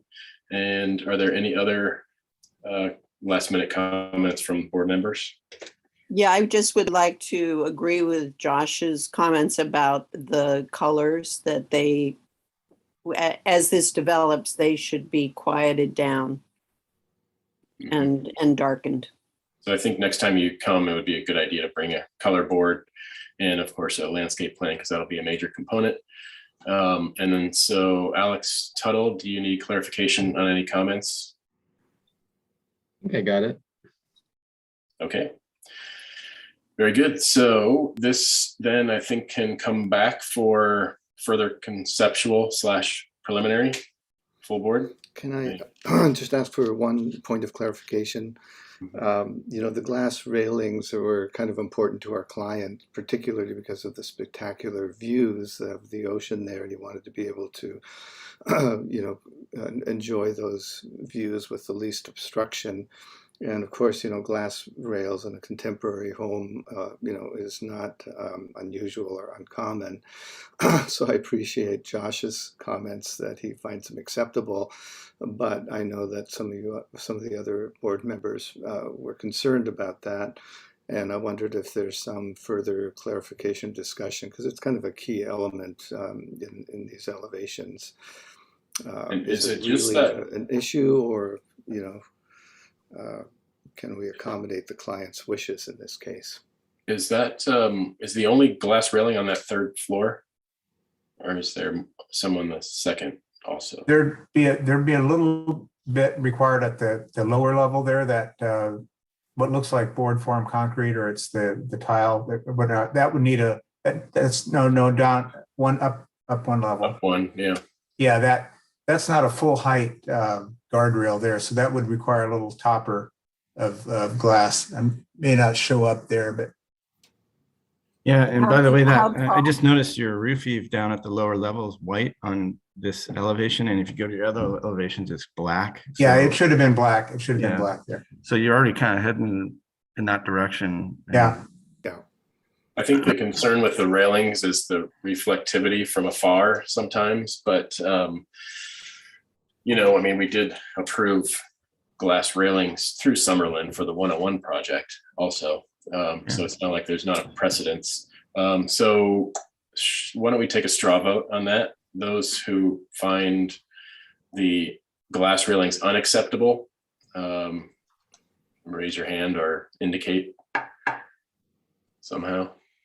You know, I'm wondering if we couldn't wait. That may be difficult to do, but you know, the story polls, I think, will give us a sense of, because this is a very tucked away parcel. And so, you know, the story polls will give us a sense of just how tucked away it is. And I would be all right with the glass railings if Yeah, it Mr. felt Chair. like it was kind of in the I back. think the applicant may be asking us the risk of being presumptuous, which I don't mind doing. I think what he's maybe asking is, are you going to deny my project if I keep coming back with glass? And if board members don't like glass, that's one thing. That I think if the straw hand vote you're looking for is, are you going to hold your ground and deny my project because I have a glass rails? And yeah, well, so, if we want to wait to have that conversation in the next go around here, but you know, it seems like a preferential thing. There's no moratorium on glass rails, and we've approved them on countless projects. So not sure where we're at on that. well, it seems like we're somewhat divided. I actually don't mind them either, but I think Val's point is good. That if it's very prominent and stands out, then it might be a bit of an issue. But otherwise, if it's tucked away and nobody really sees it, then no big deal. Architecturally, they're done really well. It's good architecture. There's no question on that. Mhm. Yeah, I agree. So it appears that we're kind of divided down the middle. So I don't know if a straw vote is necessary, or if you just want to. I think we can leave it think we can, Chair Gillian, I Yeah. think we can leave it at that. You know, I think we'll try to make our case for it, and Right. maybe with some further renderings or something. I do have a question about story poles. As you know, story poles are expensive to do and tricky on a sloped lot like this. And I'm wondering, what is the precedent for requiring them, or is there an objective regulation that requires story poles for a single family home that, you know, complies with all of the required ordinance standards, et cetera? Well, Alex Tuttle, maybe you can chime in on this, but I think it's, you know, it's on a case by case basis, and a lot of times in the Hillside District where it is a very visible project, it's up to the discretion of the board to request or, you know. I would say they are routinely required for multiple story buildings, especially in Ridgeline Hillside locations. Mr. Chair, if I may, given that there's no public outcry here or no neighbors here opposing the project, I think if we want to follow precedents, we probably would not necessarily require story poles unless we had some specific issue we're trying to resolve. And I think Valerie's point, we should do a site visit and look at and understand this place before we require that. And then maybe if we do require a story pole, maybe it's just 2 string lines to show where the garage is, and that's it. I don't know what specific issues we're trying to resolve by story polling it. You know, there are neighborhoods where we do story polling, kind of like, you know, along some of the beach fronts, because they're just critical all the time for us to understand how to mitigate the issues here. But this again doesn't have a bright line defining what we should do. So I don't think actually, I think that Summerlin is a community where the people pay a lot of attention to any new project, and my sense is that people don't know about this yet. And the fact that they haven't been to the Summerlin board is further evidence of that. And so I think we should be very wary of not doing story polls. This is a well-known site in Summerlin that's been vacant for a very long time. And I'm sure a lot of people are very interested in what's going to go here. And I just don't think the community probably is aware.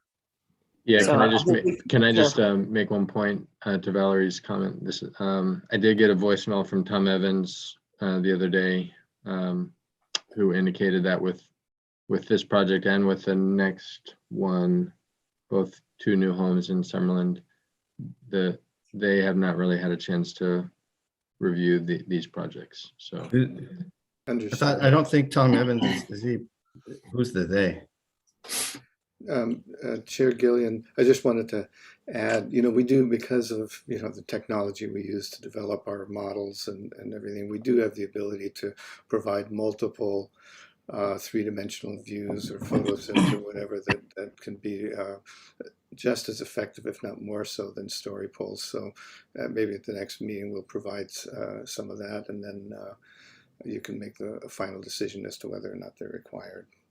Okay, well, I think, yeah, feel free to wait, but my feeling is that story poles will probably be required. I have concerns about the size, you know, kind of a 4-story building looming over other much smaller homes. And again, given the steepness of the slope, as you mentioned several times, it's maybe just that much more impactful. So if you want to wait and go have one more meeting before you do story polling, that's fine with me. So, Mr. Chair, was this actually reviewed by Summerlin? No. No. Okay. And Alex Tuttle, you said that was that message from? Well, Tom is representing the board, and I didn't think he was a representative of that. Sorry, I thought he was. Well, Tom, as everyone is probably aware, is a very active member of the Summerlin Citizens Association, and he works with members of the Summerlin BAR and had indicated that they had not had a chance to review it yet. Oh, okay. So to the applicant, are you planning on presenting this to them? Yes. Well, maybe that's the course here, is let that happen first and see where that goes. And then we you know, figure out what's next. Because I think, to Val's point, the only reason why we would want to do it is to accommodate their concerns. So let's figure out what those are first, right? Sure. Yeah, I think that makes sense. And then I would say, if we're gonna have to story pull it, let's be strategic about it, so we're not having them just, go over. Yeah, and Mr. Piker, it may be that we do an abbreviated story poll, as Josh had sort of indicated, maybe just the garage and the top of the third floor, so we can just get an indication of how this sits on the site and the massing and how it relates to the surrounding. I think it just I guess like matching up with our comments. A lot of the comments for the house was great. You guys all liked it. So, specifically, what are we story pulling for? What particular item are we actually trying to scientifically review, or is it just you guys think it's a nice house and you want to story pull it to make sure you're right about it? Then that seems kind of lazy. You gotta be careful with this. Well, we appreciate your comments, and I think the key here may be just to go to the Summerlin Review Board and see what their concerns are, if any. And we'll be back, having taken your comments here into consideration, and possibly some modifications, et cetera, to the design based on those comments. So again, very much appreciate your review of the project and your comments, and we'll continue on the path. Well, good luck and thank you, and we'll see you next time. And I think we can now move on to item number 2 on the agenda, which is the Resiliency Trust new dwelling request of Natalie Aragno, agent for Resiliency Trust, for conceptual review of a new 6,767 square foot residence, attached 3-car, 680 square foot garage, a guest house, pool cabana, and there's currently a 1,700 square foot residence and an ag dwelling and a detached residential unit and a garage and a barn. And this is a 5-acre parcel located at 395 Asegra Road in Summerlin. Do we have the applicant or applicants here? If so, please state your name for the record. Yes, hi, I'm Natalie Aragno. William Hefner is working with me on this project, and you'll present the project. William, you were muted originally. Yeah, I'm off muted now. Yes, Okay, hi. good. Do we present first? I didn't know. Yes, you'll have, we're trying to keep it, somewhere around 10 or 15 minutes for your presentation, and then we'll get into questions, public comment, and comments. So it's on you. Okay, great. Thank you. So we're proposing a new home in on a pad, upper pad that currently has a 1,700 square foot house. We're going to remove that house and build this new home there, which is 6,700 square feet with a detached garage of like 680 square feet. Additional development on the site is a pool and pool house south of the main dwelling. And then maybe we should be flipping to some site plan here. Yeah, you can just tell I'm sorry, Haley which okay. page you want to be on. These are some, maybe if we're scrolling down, these are some views of the site here. So it's a fairly open site with a good amount of topography. It enjoys quite a bit of privacy from other parcels. There's an existing barn on the lower part of the site. About midway up where we're proposing a new guest house, there's an existing dwelling that was permitted as an ag dwelling. And let's see, we could scroll down to here. We're going to replace it. It has nice views of the ocean and down coast views toward the east. This is a survey of the site, so you can see the in the upper right hand corner is where you enter the site. You drive on the driveway, and then to your right is an existing barn. At the end of that driveway is a guest house. It's kind of unusual carved out parcel, which we think the history of possibly this was built historically a long time ago, maybe on other property, and some property was designated, given to it, as well as a landscape easement that wraps around it. So that's a kind of unusual pocket to lower left. And then the main house is here on our right-hand side. And So on this pad on the right-hand side, lower right, is where we're proposing the new home. And we'll go to the next slide. Okay. All right, so this shows our plan. We've worked with fire department to create 2 different turnarounds that they're requiring on the site. One that we're accommodating by the existing lower barn that has ample sort of gravel driveway area for that. As you come up the driveway, on your far left-hand side is we're proposing the new guest house in place of the existing egg dwelling. That building, we'd originally hoped to remodel and use that building, but found there are problems with the foundations and framing and lots of other things that makes that impractical. So we're proposing a new building, but it is smaller. It's about 800 square feet instead of 935. That's going in there. As you come up the driveway, there's easements for the driveway to use the neighboring property. And then we have hammerhead turnaround at this new auto court that we're creating. And then you see the layout of the house.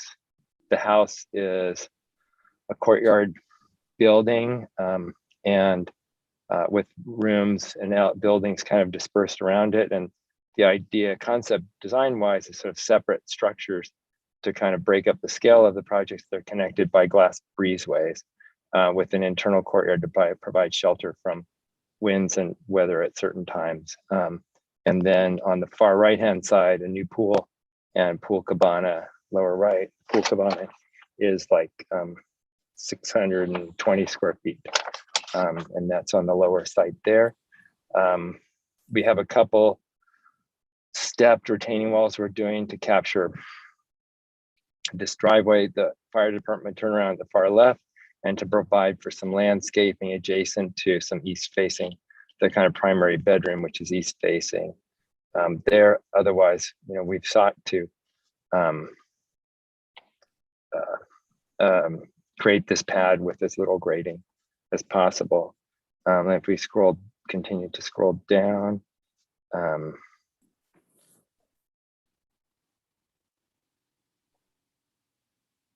looks a lot like the last drawing. Keep going. This is the floor plan of the house where the second, the design is the upper left-hand corner is a detached garage that you enter into the house from, the family does. There's adjacent across the auto court from that, there's an office, the far right. Entry is through the courtyard, through gates in the courtyard, and you come through the courtyard that way. Left of the courtyard facing west are secondary bedrooms and a playroom. And right of that, this primary bedroom suite and an infant's room. And at the bottom of this drawing, which is actually the south in this case too, is a great room, kitchen, and a den that they're sort of oriented there to take advantage of the views. And you can see sort of the breezeway connections between the building elements. And we scroll down. This is the upper drawing, is the pool cabana that has a sort of a glassed sitting area with bifolding doors to make it open, and kind of a spa bath, sauna, and small gym and that down there. And the lower plan shows this guest house with a sitting room and kind of and a bed, little bunk room and a bedroom. So it's set up for another family to come visit. There. So you scroll down, these are some elevations of the project. So the material palette is a natural one, and the forms are kind of based on vernacular precedents. And the materials are stone, split face stone, and wood siding, dark slate roofing, and steel windows. Very kind of simple palette, but all kind of muted natural colors. So that's our part T. And for the most part, that pad, all the structures are on the same level. So you scroll down further. These are other elevations. This lower one's kind of in the center. It's the south facing elevation from the great room. And then next elevation down is this sort of section cut through the courtyard, which is sort of glassy on all sides there. So it feels like indoor outdoor space. And further, there are lots of elevations of this site because of the way that the courtyard elevates. And then this next drawing is the pool cabana as seen, which is a structure of is stone with the slate roof. It's all non-combustible materials given its distance from the turnaround, fire department turnaround.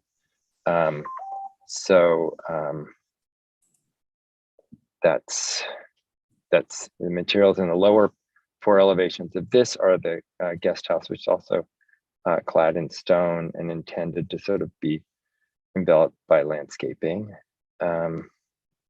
Continuing down, these are some perspective views of the structure. So you can see the courtyard and the surrounding buildings. And scrolling down further, it's a different view showing the adjacency, the pool cabana, the retaining walls, the lower existing barn and the guest house in the back. And continuing down. Some more. That's the last. Oh, that's the last sheet. Okay, great. And I would say, you know, the landscape is imagined. There's the existing upper pad has a lot of tropical plants, giant birds of paradise, palm, and that. And the intent is to weed out most of those and reinforce the sort of existing Mediterranean elements of the landscape. There's not a lot of oak. There's very little, no oak trees, but there are avocados, there are eucalyptus, and I think we plant. And there's a line of coral trees, that alley of coral trees that line the driveway coming up. So there's a number of non-native things, but our idea would be to introduce sort of a backdrop of more native Mediterranean plants planting throughout. So anyway, that's our presentation. Daniel Parente, who also works on the landscape team, is available too if there are any specific questions on landscape. So. Right, thank you, sir. Appreciate it. Okay. Coming back to the board for questions. Anyone?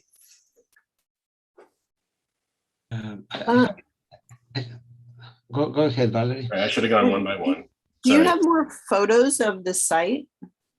Did I miss that? We can go back to that.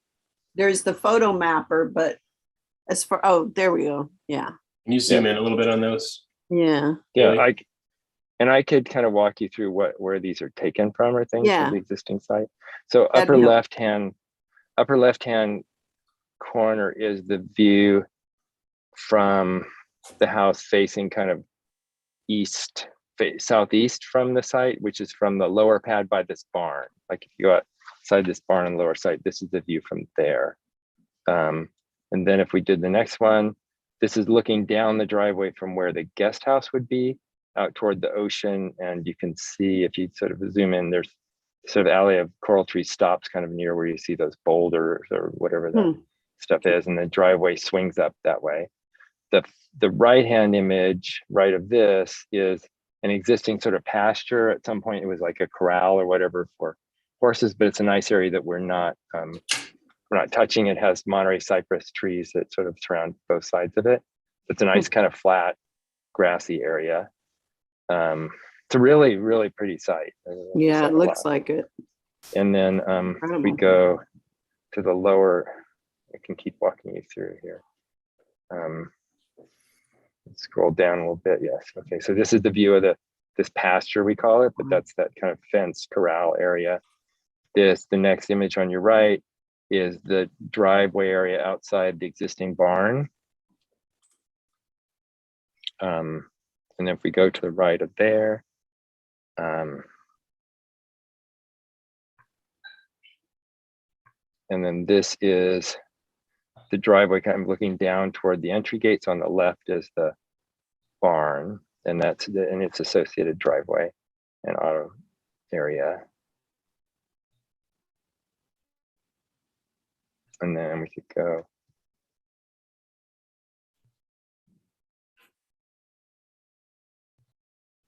Okay, and that's a again, the view looking from the barn area. This is where the driveway turns by that corral or what a pasture area on the upper left. And then here at the left, so you're looking toward the barn again. This is the front gate, Segra. And then the right of this, just more, this is more area around the barn again. I think we're getting.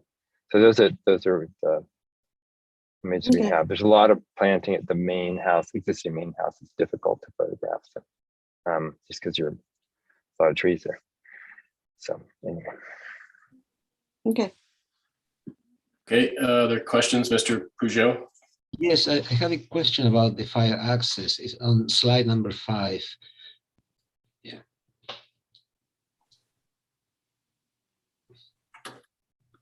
Yeah, there are 2 of them, and I kind of wonder if what you're showing is one kind of hammerhead design. There are others available that seem that there's a question comment. They seem that would fit better on your project, and I wonder if you review those.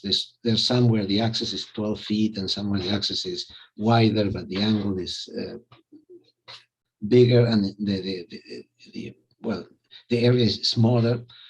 Also, we've seen if sometimes in some cases you can modify that and get like a Y shape, not so much like a T square, but like you can bend the size a little bit. Anyway, I mentioned that because it might work better for you. Have you looked into it, or you just picked, one of the several available hammerheads? We met several times with the fire department. Yeah, Natalie, you can fill in. We met directly with them. So. Right. We didn't meet at the site with them, and we reviewed all the options. The Y wasn't quite working because in a way it takes more width. It just didn't fit. It would have require more retaining wall around that pad at the house. And also it might be narrower, but somehow, in one direction, it takes more room. So we determined that T shape was better. Very good. Thank you. Hey, Ms. Grubb, questions? No questions right now. Mr. Vertiak? Somebody went already. No, I have no question. Okay, Mr. Richards? No questions, thank you. Mr. Bloomer? No, thank you. I have a question or two. What are the heights of some of those retaining walls? 6 feet. All less than maximum. 6. Less. 6 or less. 6 or less. Okay. Yeah. And are there maybe I missed this, but the guest house or way over there to the left, are there any setbacks associated with that, or how does that play into this? Yes. The minimum. So we will request a modification, but the minimum setback is 3 feet. And we have 4-foot setback on each side. So, okay, 3-foot setback. All right. Yeah, it's part of a modification from the existing the zoning ordinance. The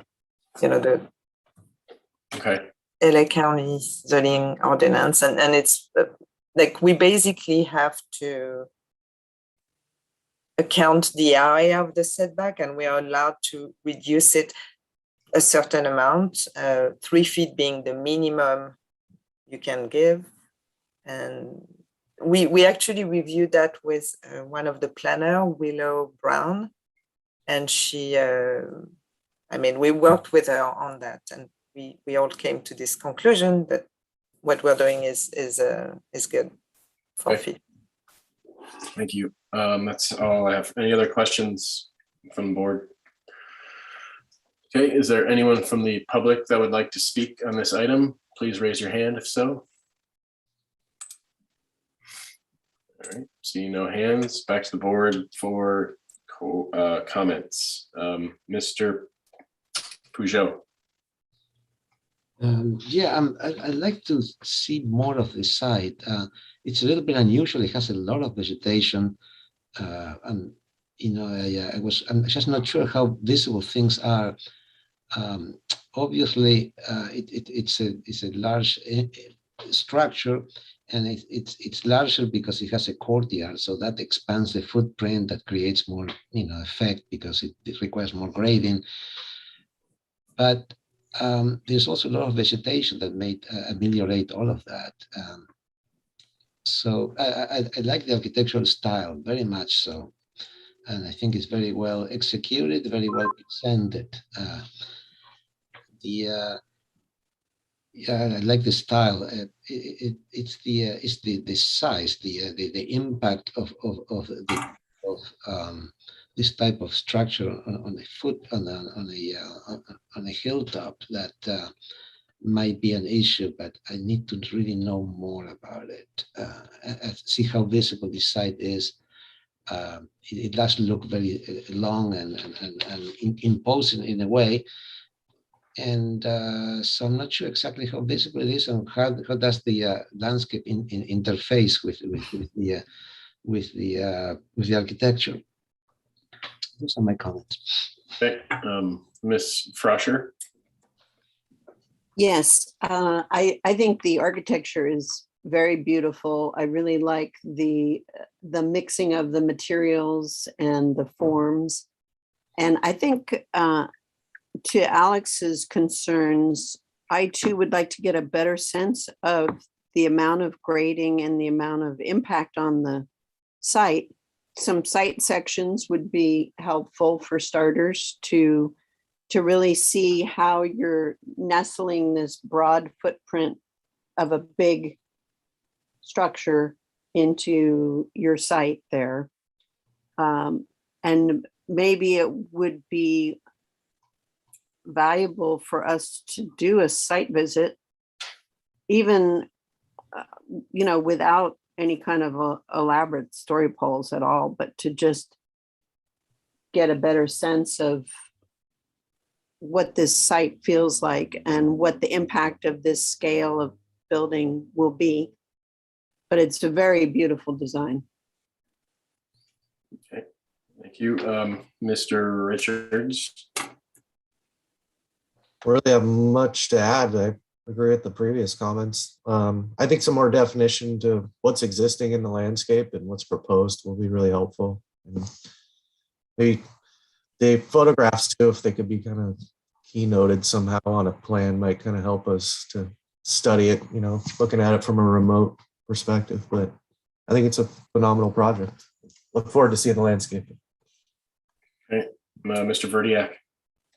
Well, I like the project also. I think the interplay of the sloped and flat roofs is going to be very successful. It's going to look like kind of a little village complex there, which is nice.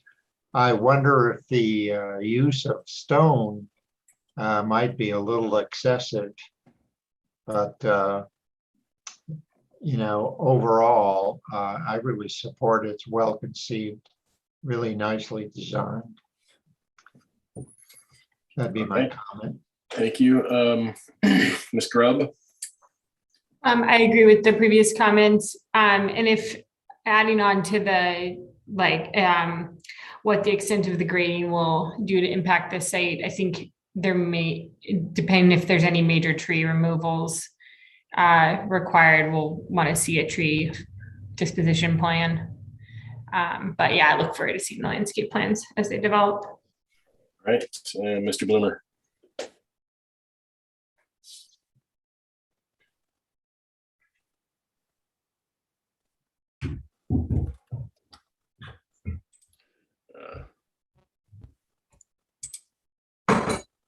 Am I talking with the mute off again? Maybe.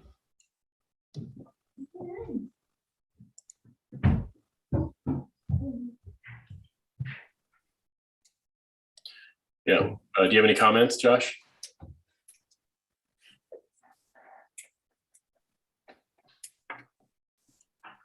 Josh? Sorry, my screen froze there. Oh, okay. Okay, I'm back. Yeah, I agree with the comments I've heard. Okay, as do I. I have mostly, I think we need more information first, though, because I concur with Alex in that a courtyard style home on a ridge top, pushes everything out, and hence the need for retaining walls down the slope in some areas. So I think we need to see, existing versus proposed landscape. And so that will be helpful. And otherwise, yeah, I think you're on the right track. We just need more information. So Alex. Chris, did you all want to do a site visit? No story polls, but site visit? Or hold off on that, or? Yeah, I think it's. So I think if they can, I think if they can prove to us with more information, we may be able to avoid that potentially. I think some of the photos that we do have, there needs to be more photos maybe, and also survey information. Where are the existing trees? Where's the existing screening happening? A lot of the photos that we do have are sort of repeats or close-ups of the same areas. It doesn't have a broad stroke feeling to it, and may be difficult because it's such a vegetated site, but we're not getting any indications on the plan where that vegetation is. So yeah, I don't know if you have a survey done, but if you do, that information needs to get into this set somehow or another. Or if not, then it may require a site visit. So I would say give them another chance.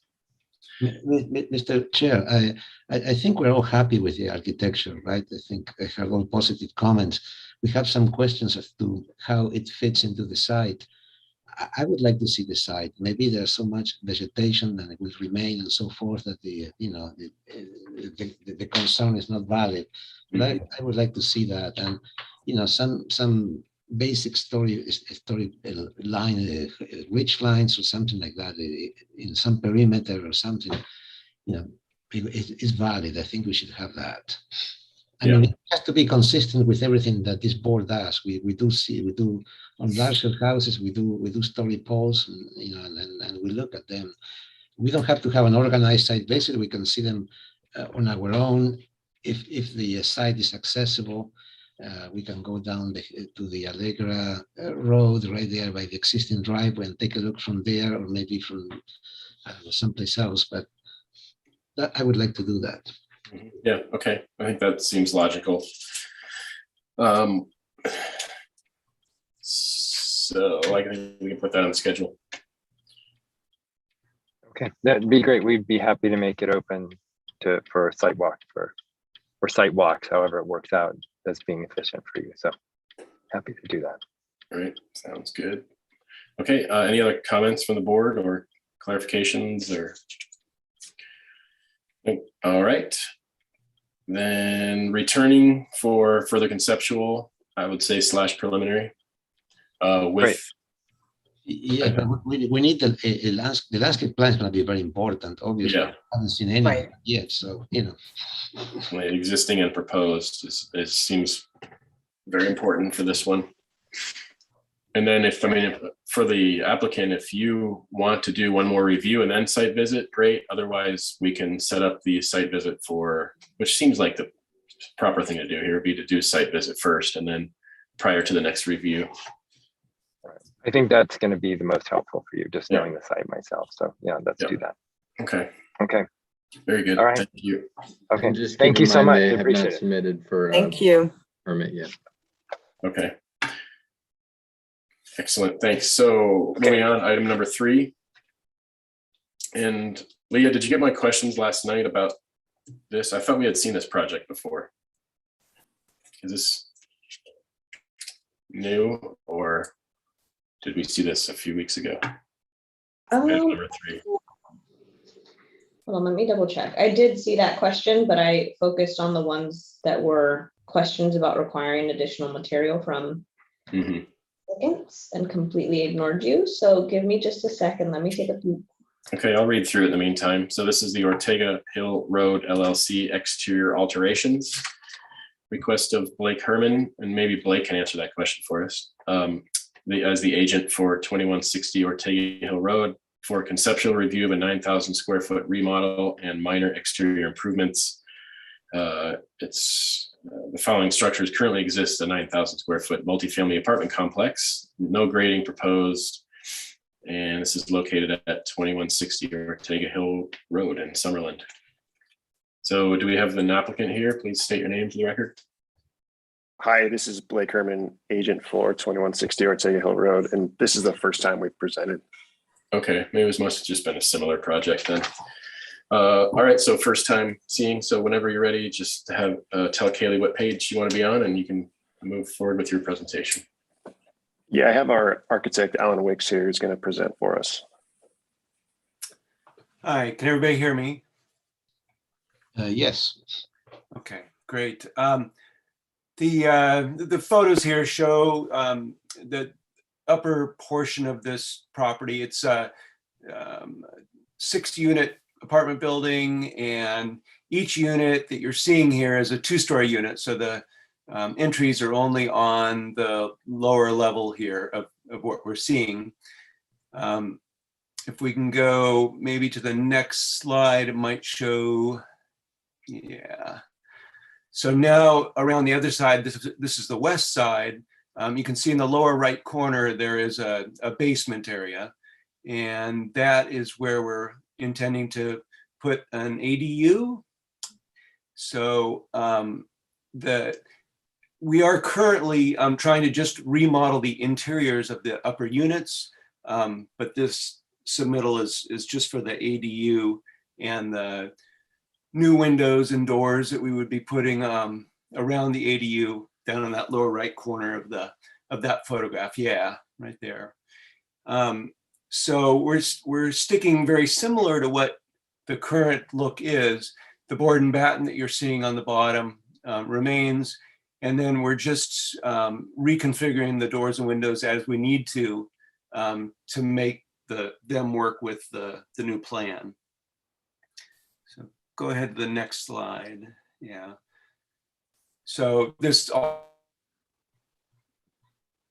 basement has the lower area of the building. That's all the current board and batten, and it would still be board and batten after the remodel, but the windows and doors will change there just on the lower section.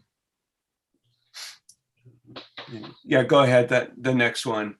I mean, that is just showing the east side, and nothing is changing there. And go ahead. Okay. So here you can see basically the 6 units on that site plan, and they're based around all the entries to 4 of them are based around the courtyard there in the kind of upper right. Yeah.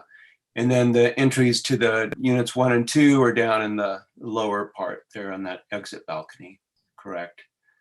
And then the ADU is below that and would be entered from the west side below that unit 2, basically.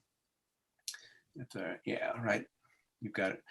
Actually, just around the corner, more on the west side of unit 2. Yeah, so that would be the entry down below of this ADU.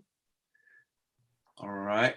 The ADU is basically the largest we can make it for California code. It's 1199. I think it's 1,200 square feet is the maximum. So we have a flexible wall that allows us to get right to that number pretty much. The existing, this is just for floor area, and so the only thing is the basement that is new. The other 2 levels are existing and not changing. Go ahead down to that next one is fine. The next page. Yeah. So existing floor plan. It is it's just a big open garage area, laundry area that we're using. So the laundry will go away because we're putting new washers and dryers in the into all the units with the interior remodel that we're doing. And then there will be a laundry inside of this new ADU also. So go ahead, yeah, next page.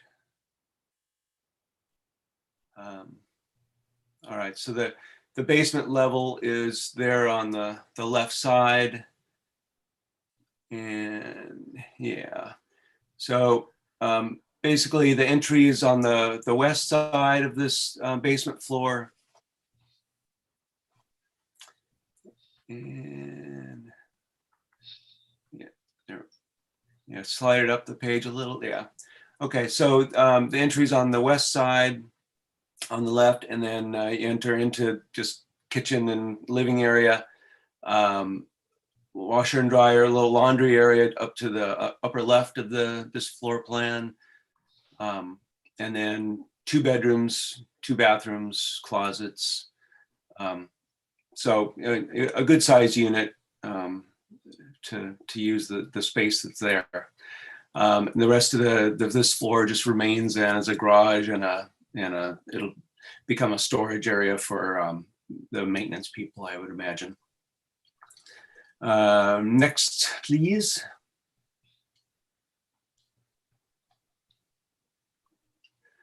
All right, yeah, just section.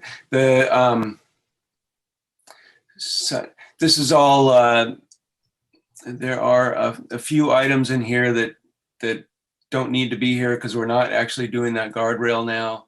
So that goes away. The section is just so that you can see the basement level and then the 2 levels of the units above. Go ahead to the next. And this is existing elevations. It will stay substantially the same. Go ahead to the next sheet. Yeah. Okay, so this is showing basically where the revisions will happen at that basement floor.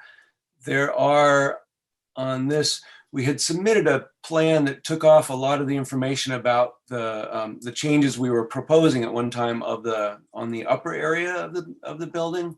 Yeah, up in all those notes there are actually not happening. So really only that dark shaded area on the bottom is what we're changing at this point. And it's the change is minimal because it's the board and batten will remain. The windows and doors, the configuration of them will change, but still the board and batten remains. And then it's just we're proposing a darker gray color for that board and batten. And the new doors and windows that we would do would have black frames or oil, the bronze, a dark bronze frame. Mr. Chair, if I may interrupt, it seems to me that when the applicant removed the improvements to other parts of the building, it basically became this became an ADU application that does not need SPAR review, design review. So I'm kind of wonder, why are we looking at this? Well, I guess can one of the staff members speak to that? Well, not knowing this project, I mean, Alex is correct. If the only changes to the structure now are tied to the ADU and they've removed the other elements, then it really would not be subject to BAR any longer. Is that accurate, Blake? It's just you mentioned doors and windows though. Was that just for the ADU portion also and nothing else? No, that's not just for the ADU. That's all 6 units. Yeah. Okay. But it's still doors and windows, I guess. Okay. So can you just do a quick recap, Blake? Because I got a little confused there. And is it, yeah, what's the scope here again? Sorry for the confusion. The scope is new doors and windows for all 6 units and siding on the elevations west and south. And there's a detail on the title sheet. It's very small. If you scroll to the top, that shows that. Okay, and the change in color of the top 2 stories or no? Yeah, just to white. There's a sample board, I believe, at the bottom there. Okay, so basically the whole, are the windows and doors matching, or those are probably new, right? Like for like. Like for like, okay. So really, we're mostly looking at color change and light fixtures and, you know, I guess that's about it. Does that help? That upper light fixture, by the way, would not comply with the Summerlin lighting requirements. Right. Yeah, they need to be dark sky compliant. And what is the difference here between the two light pages? Because one, it looks the same, but then just different colors, or? Just bad printing, I think. The black is actually more accurate. Oh. I think because this page was scanned, it was the color change on the light fixtures significantly. So yeah, that is more the color of the light fixtures. On this one, the swatches for the paint didn't show up for some reason. Maybe that's why they included both. Right. Yeah, I think one was a PDF and one was a scan, I believe. Trying to get the colors. It actually looks like it might be most accurate on the sheet. So I'll go back to that. Mr. Chair, maybe you can continue this to the consent calendar. It just seems like pretty basic, and you know, the scope of the project. Unless somebody has some other idea, it just seems like really. Okay, well, now that why don't we just run through the motions real quick, see if anybody has any questions, so that if he does come back on consent, he can address those. So are there any questions from the board? No. And then we do need to do public comment. So is there anyone from the public that would like to speak on this? If so, please raise your hand. And see no one, back to the board for comments. So Alex, you want to just sum it up for us? And Yes, make a motion? Yeah, I would like to make a motion to send this, to continue this project to the consent calendar for preliminary and final, with the comment to provide accurate colors, unless maybe this is correct, right? I mean, color A, B, C, are the ones on the screen, are those what you're presenting? Yes, yeah, as close as we can make them at this point. Okay, and have the light fixtures to comply with the dark sky compliant, dark sky guidelines.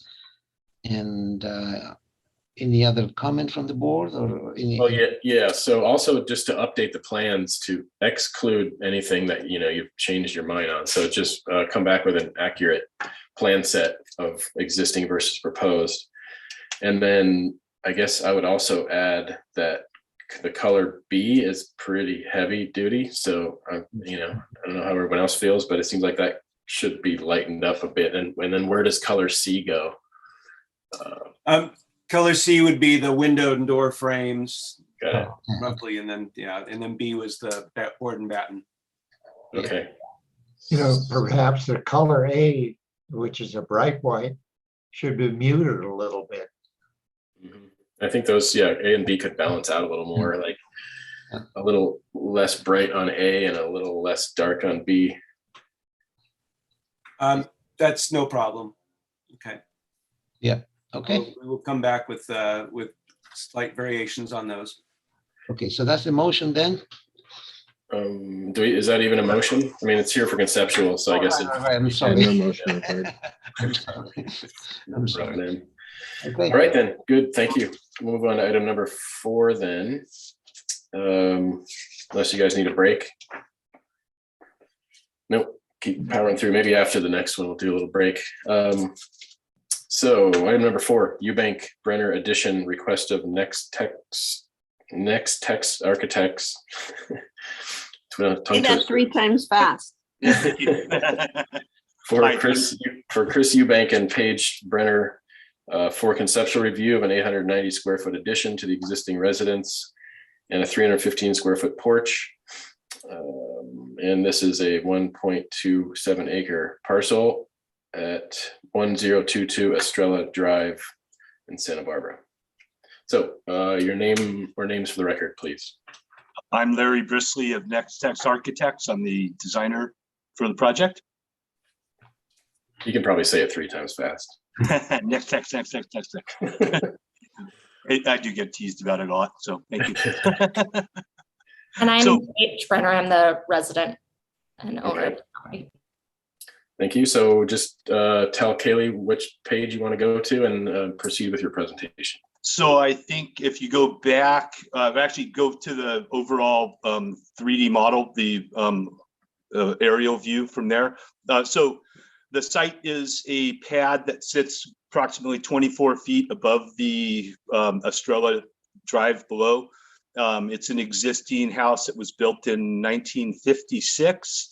As you can see from the photo that you saw just a moment ago, it's a fairly plain looking house, stucco exterior and asphalt shingle, a cowl shake roof material that's on it now. And it's also a single story. We're proposing to, on the rear of the house, add an office that would require a retaining wall and be nestled into the slope. A patio cover on the front of the house that serves as a new entry point. They're really the living space, the outdoor living space for this house is really the front of the house. The rear yard is kind of landlocked with the slope and a retaining wall. And then we're proposing on the right-hand side to fit onto an existing pad, bedroom addition, bathroom addition, and closet. And then the house itself, we're proposing to remove all the doors and windows, replace almost all of them in kind. At the kitchen to the left-hand side, we're going to propose putting new doors where there's a kitchen window and opening that so that they have access to the exterior. So I'm not sure what order the slides are in, but if you could go down to the site plan, which is, well, okay, that's good. Just so let's see. Yes, thank you. To the left side of it is the garage. The door, single door, is the garage door. To the right of that, there's a 4 panels. That'll be a bifold system that comes off of the kitchen to an exterior deck. And then to the right of that, the windows that are there, that's the dining room. To the right of that, with the wood elements around it and the covered porch, that's the front entry, which would have a pivot door. The right of that, the 5-panel bifold door is off of the living room. And then to the right of that is existing bedroom windows that are being replaced. And then to the right of that is the new addition that we're proposing for the bedroom bath. The roof forms are taking on a different shape. It's the same roof pitch, but we're altering the roof form to raise the height of it so that the views that you can get, because currently it's an 8-foot plate line for the house. So we're trying to expand the views out of the existing house. And then on the bedroom itself, we're adding another, what was termed by the Hope Ranch Architectural Committee, a butterfly roof, which goes back in both directions, but also leads to the northern mountain view that they get out of the bedroom itself. There are some new decks and patios being added to the front as well. Those would be a combination of wood and concrete. And the exterior of the house is going to be all stucco. We're proposing to change the roof to a lighter weight material. Currently, the roof that's there, the roof structure is built with 2x4s at 24-inch on center, and the cowl shake roof is starting to create issues with the weight and loading on the roof. So we're proposing to do a charcoal asphalt or a composition roof material. And then we're combining the stucco with some wood siding elements. Doors and windows would all be metal, black framed windows and doors, and all of them are being either replaced or new. And then that is a view that gives you a chance to look. The garage is on the left-hand side with some wood elements added to that. To the left of that is a shop area with, again, a butterfly-shaped roof. The patio cover to the right has another butterfly-shaped roof that's coming off and would have steel components for the columns and the beams. And then if you go down to the next sheet, that's a view from the back of the house. So taking advantage also of the view up the hill from the left-hand side, that's the master, or excuse me, the primary bathroom, and the view, yeah, right on that corner window. So that takes advantage of looking back into the oak trees up the hill. And then to the right, everything else is pretty much existing until you get to the shop on the very far right, which has the other butterfly roof. And then next slide, please. And that just gives you an overview of the different roof shapes and how things kind of blend together. Next slide, please. That's the last of the 3Ds. Oh, okay. Do you have the floor plans? Yep, thanks. There, the site plan is probably the best place to start. So the addition of the shop on the left-hand side does require a 6-foot retaining wall that is, again, nestled back into the slope to keep it at the same level as the garage. It ties in with existing retaining walls on the right and left. There's no encroachments into the oak tree drip line or the critical root zone at that point. To the front of the house, you can see where the new deck and the patio cover would be built for the front entry. And then to the right, where the primary bedroom expansion addition is proposed, there's an existing retaining wall and an existing graded pad that we're taking advantage of. We are within the critical root zone.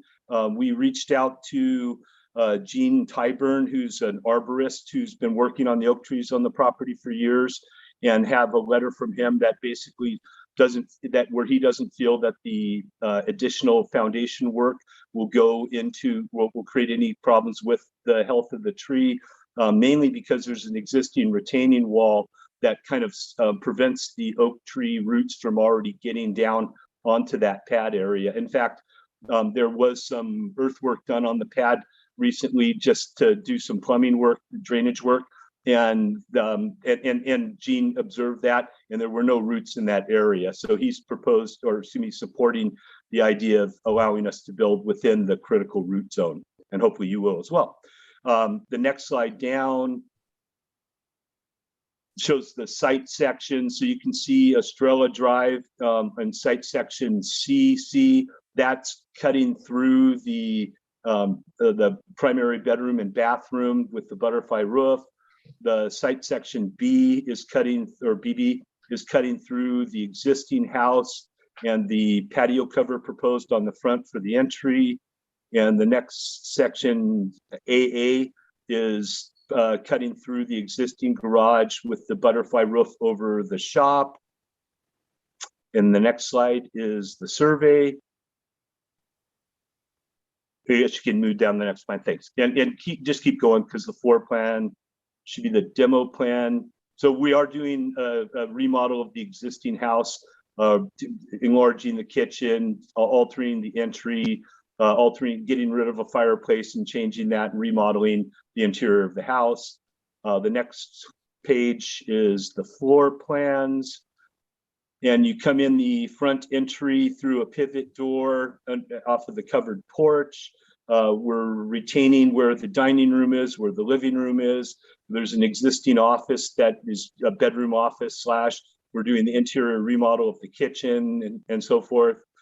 Adding on the office, I called it a shop earlier, but it's a shop / office on the rear next to on the back of the garage.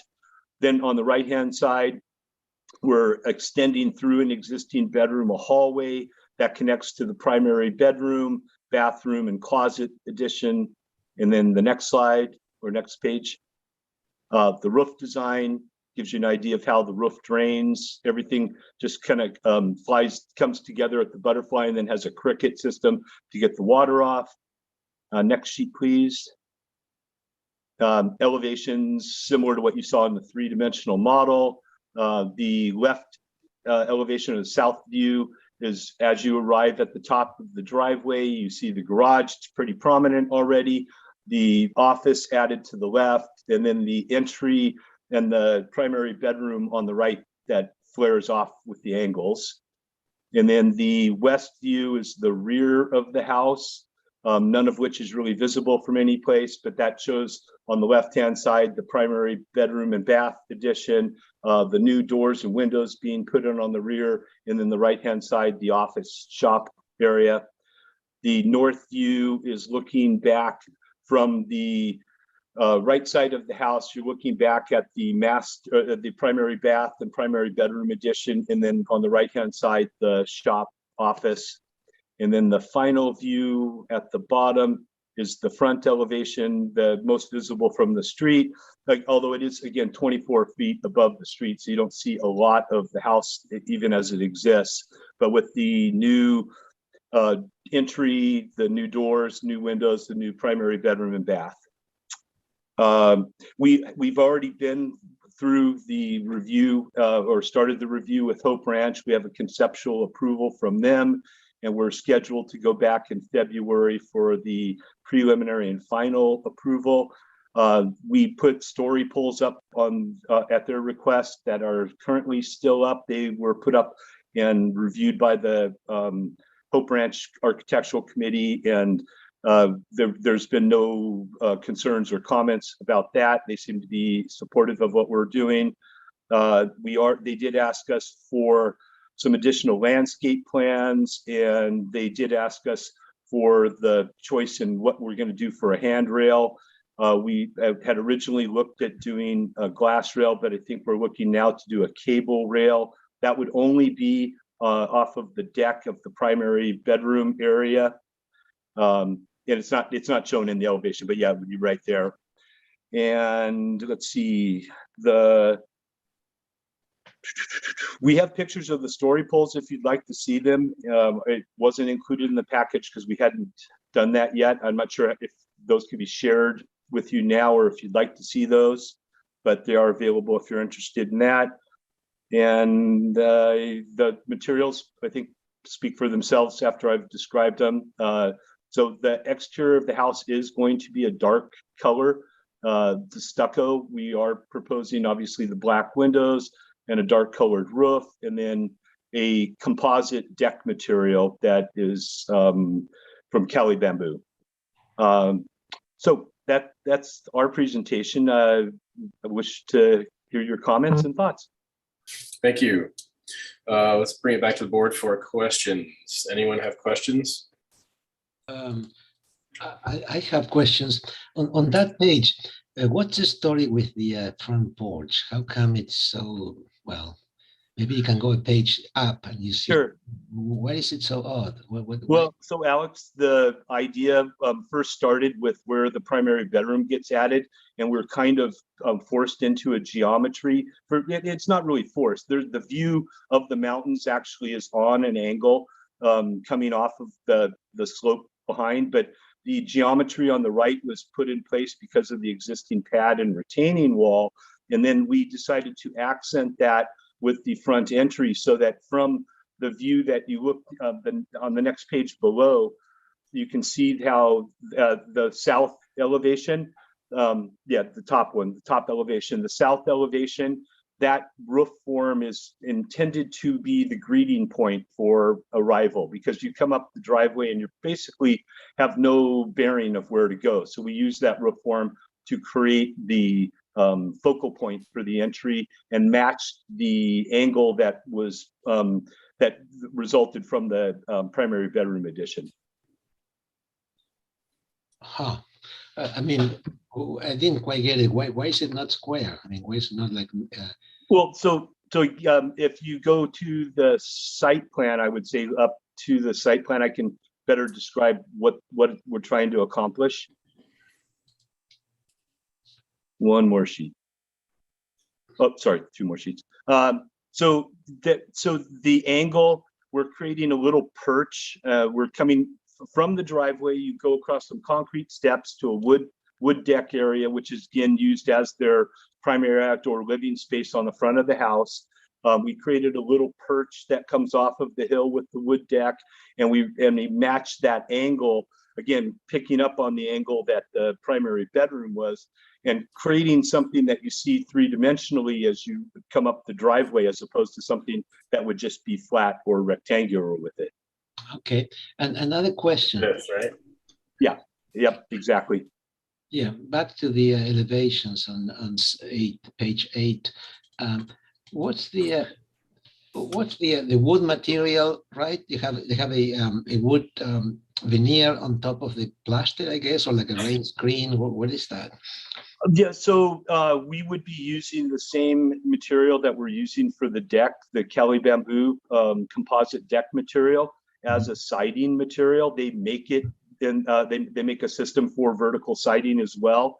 It is obviously applied over a stuccoed finish that way, mainly because that's their installation technique, so that the house is waterproof before. And then we're proposing on the butterfly roof elements to use a wood material for the eaves as well. The main eaves of the house now are stuccoed on the underside, but we're proposing to, on the butterfly roof forms, to do something that accents that. So you have the walls and the underside of the projecting the butterfly roofs, as you call them. They will be bamboo then, is that it? Well, they're not. So Kelly bamboo is the name of a product. It's actually a composite deck material. Composite deck material. Okay. And the color board was pretty representative of what it looks like. It does look like a simulated wood deck. It is not a Trex looking deck. It's more of a Ipe looking color material. Okay. And when you get to the corners, like in the on page, what page is this? 8, right? Yeah. You get to the corner, how do you transition? I mean, like these just kind of die right there on the well, you have two transitions. One on the same plane with the wall, and the second one is when you go to the corner. You're going from that wood material to the plaster, just like that, right? Like a sharp edge. Is that what you're planning? So on the garage, it ends on the left-hand side as a blunt edge to the butterfly roof for the shop office. On the right-hand side, that wood element actually turns the corner. And on the front elevation, you can see how go down the page just a little bit. And so that one transitions on the left-hand side, comes around the corner to tie in and return you around the corner. Then at the entry, it would be strictly a facade wall that gets built in front of the stucco. And then to the right, as you continue down, that would again be plaster underneath with the wood siding on the surface of it. But it does terminate right at the edge. Okay, thank you. Mm-hmm. Okay, any other questions from the board? All right. So is there anyone from the public that would like to speak on this item? If so, please raise your hand. I don't see any hands go up. So back to the board for comments. Mr. Peugeot. We're on a roll. Yeah, well, the applicant is doing an interesting job updating this type of ranch house and creating some interesting volumes and shapes. I'm a little bit concerned, or at least not in agreement with the execution of some of those, the expression of that. In the case, it's usually the traditional way is to switch materials at the inside corner, not at the outside corner, right? Like you wrap the same, you go from brick to plaster or siding to plaster or whatever it is. Usually you do it on the outside, in the inside corner, not like on the east elevation. So you don't have that sharp line. It seems like the whole volume is wrapped on a different material. Okay.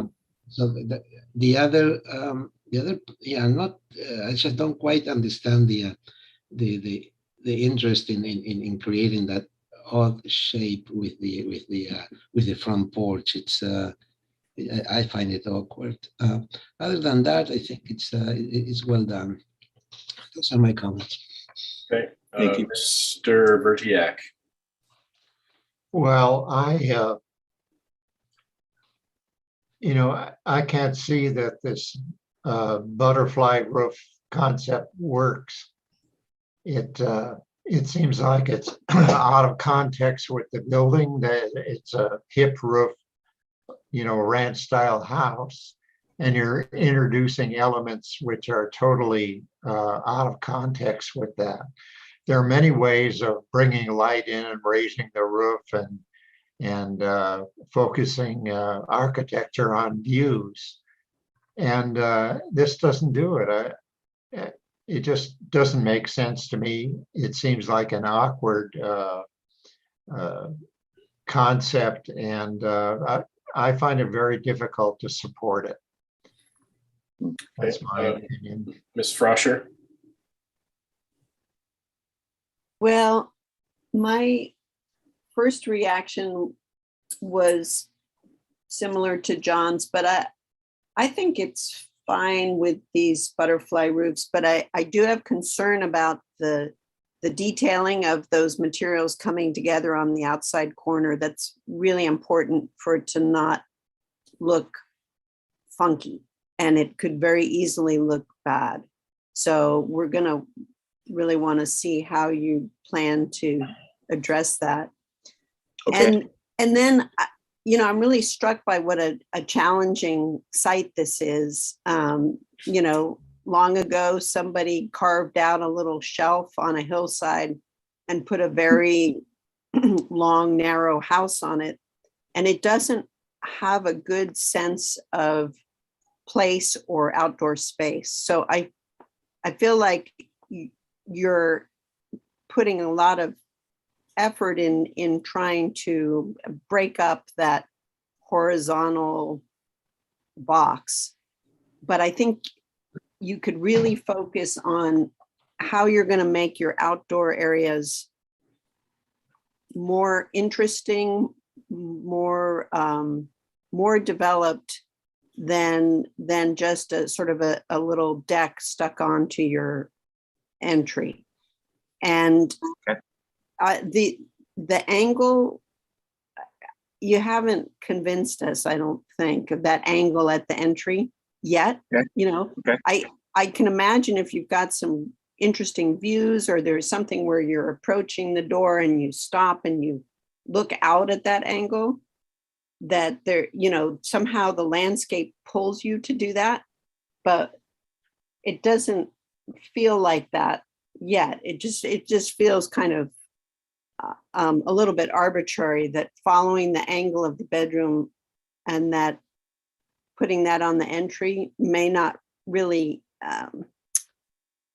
correspond in 3 dimensions. You know, when you're walking up to the house, when you're using the house, when you're out there in that front area. So. Okay. Well, the intent was, as you said, to I mentioned creating a perch and getting you to have that vista back to the north, to the mountains, similar to what the bedroom was. I mean, it was a result of following that concept. Yeah. So maybe just develop that more for us. Thank you. Because it feels odd. You know, when you look at it in the drawings, it looks odd. So. Okay. Understood. All right. Mr. Richards. Yeah, I kind of agree with the concerns about how these butterfly roofs, as you've described them, really fit into the context of Hope Ranch. And my good friend actually grew up in this house, so I remember going to it as a kid. It doesn't seem like this. I just don't see anything like this in Hope Ranch, and maybe Hope Ranch is embracing a new type of architecture. But to me, it kind of seems like it conflicts with the existing home. So that's my opinion about the style of the roof as it's been proposed. And then I agree with the landscape comments. I think that, you know, I remember when I would go to this house, we'd all stand in the backyard, you're like looking up at a slope. It was just kind of like not a really like livable space. And front is where you really want to be. And so I appreciate, you know, the idea of bringing a new wood deck out there, but if you're going to make this new, you know, master bedroom wing and have a new entry, it seems to me like, you know, that there should be some study of that, the front of that house, on how is that a livable space. I just don't see it at the moment. So I would encourage, you know, a landscape architect get involved and put some furniture out there and some planting and start to make that a livable space. I mean, you got a beautiful piece of property with views that could be captured. So those are some of my comments. Okay, thank you. Ms. Grubb? Yeah, I agree with those comments. I think I can I can see the butterfly roof working if detailed properly. I agree with the comments about the material changes that Alex brought up. And yeah, seeing the circulation around the front of the house and how those livable spaces develop will be good to see in the next round. So. Okay, Mr. Bloomer. So can you go to your 3D? I only have one kind of comment just about the roof. I don't have anything to add to the rest of it, but go to the first shot. I'm not opposed to your roof scheme in general, but I think there's two areas that need to be improved. And one, I don't have annotations, so I can't do this, but over the garage, you have what do they call that, a hip roof? What is that Yes. one at? Yes. And then you have one kind of at the middle of the house. Yeah, right there. And if you go to the last slide. That list. Once again.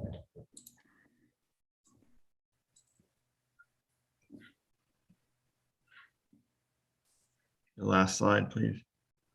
There you go.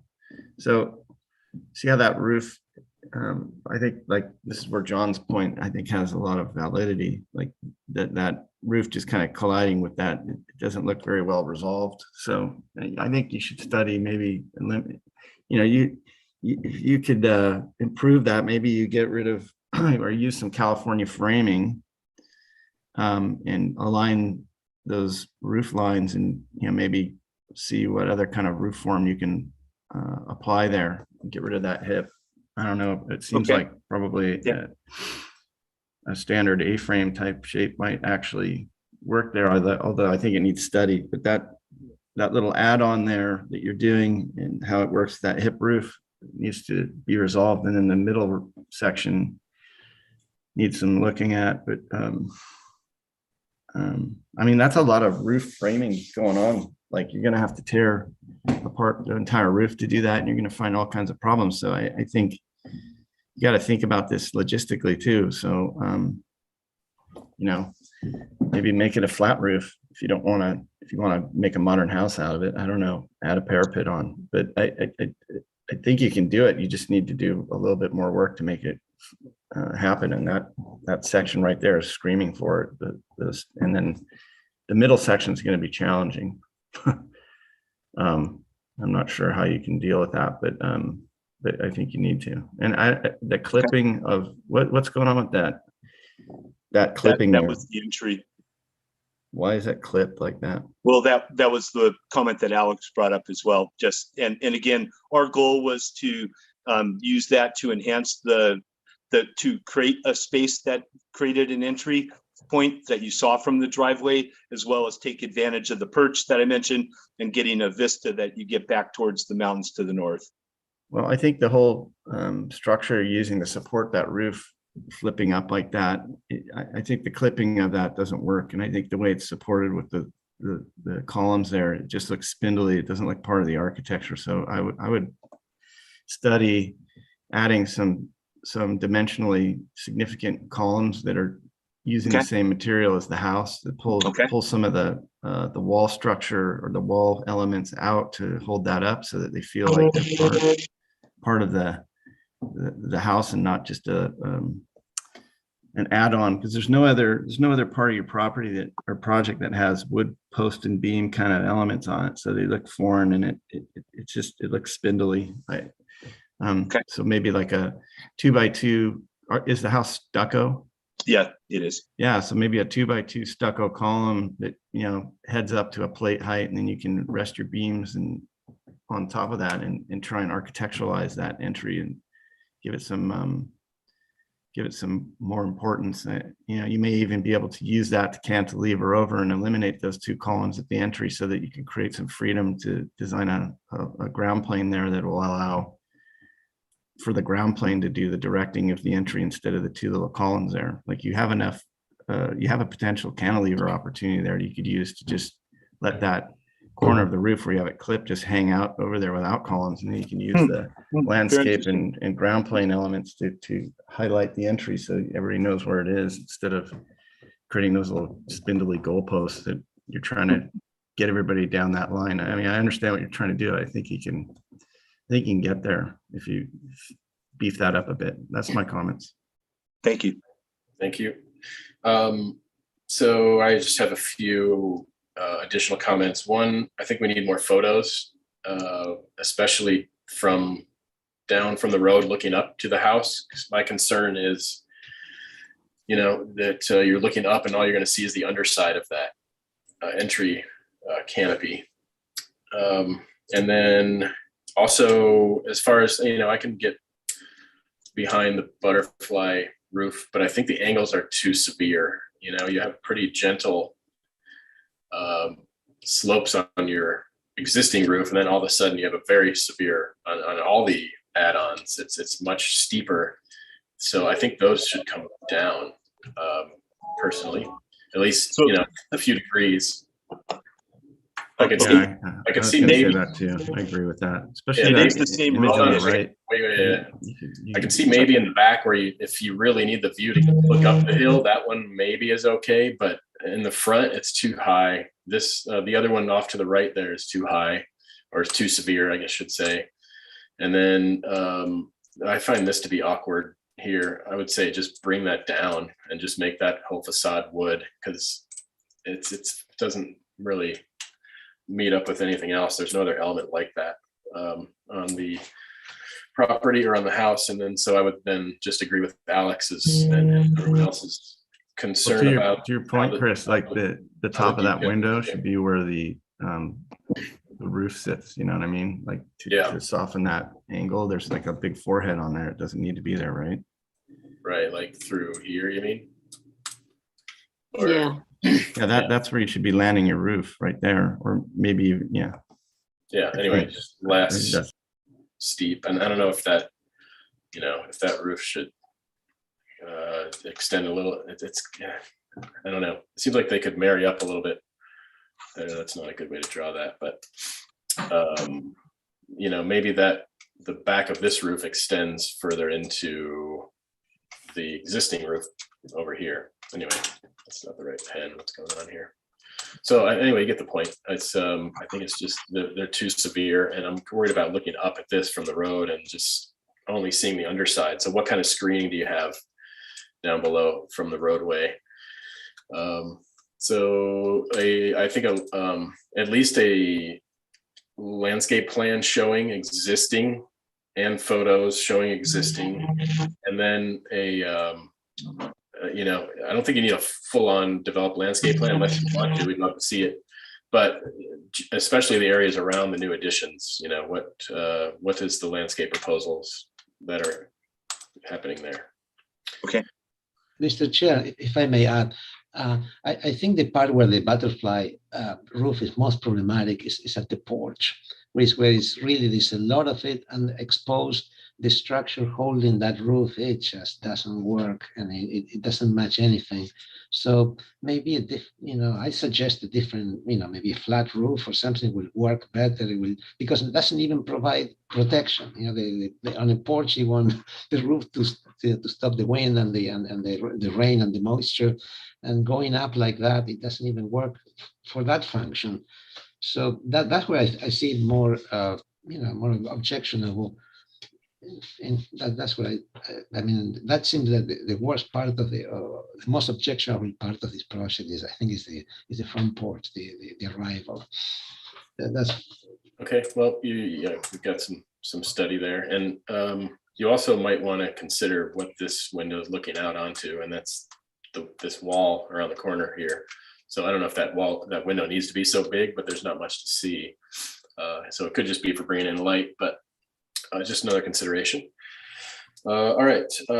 Any other comments from the board, or Alex Tuttle, do you need? Yeah, can I jump in again real quickly, that to both Alex and Josh's point about the entry porch, if you start to experiment with what Josh was saying about a larger anchoring on the right-hand side, and then possibly a cantilever on the, the approach side, and right. flat, make a flat roof that has some strong, simple elements, I Okay. think it will help it tremendously. And then the other thing is that, again, what Josh was referring to on the end of the garage, that's the very first thing that you see when you approach. And I know it doesn't look great now because it's got that roof just sloping down off the hip.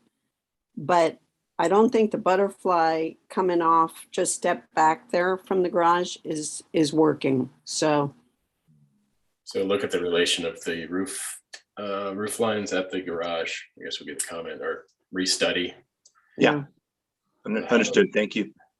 Okay. The only thing I'm worried about is if you go flat roof here and then you only have your angles at the ends of the house. This at least kind of brought it together a little bit, but I don't know. I'm not an architect. yeah. So Alex Tuttle, are you good? Or do you have I think I mean, I got the gist. Okay. All right, good. Well, thank you very much. And then, so this would be to I think, again, return for further conceptual / preliminary full board. Okay. Understood. Thank you very much for your time today. Thank you. We'll see you next time. Okay. All right. So we're going to take a 10-minute break here. We're halfway through, kind of expect to be further along, but that's all right. So we'll reconvene here at 12:02 p.m.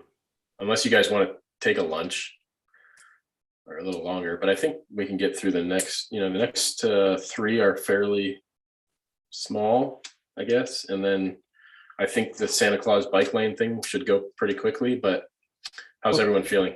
What about the 15 minutes at least? You can eat something. Okay, so we'll just, let's pick this up at, what is that?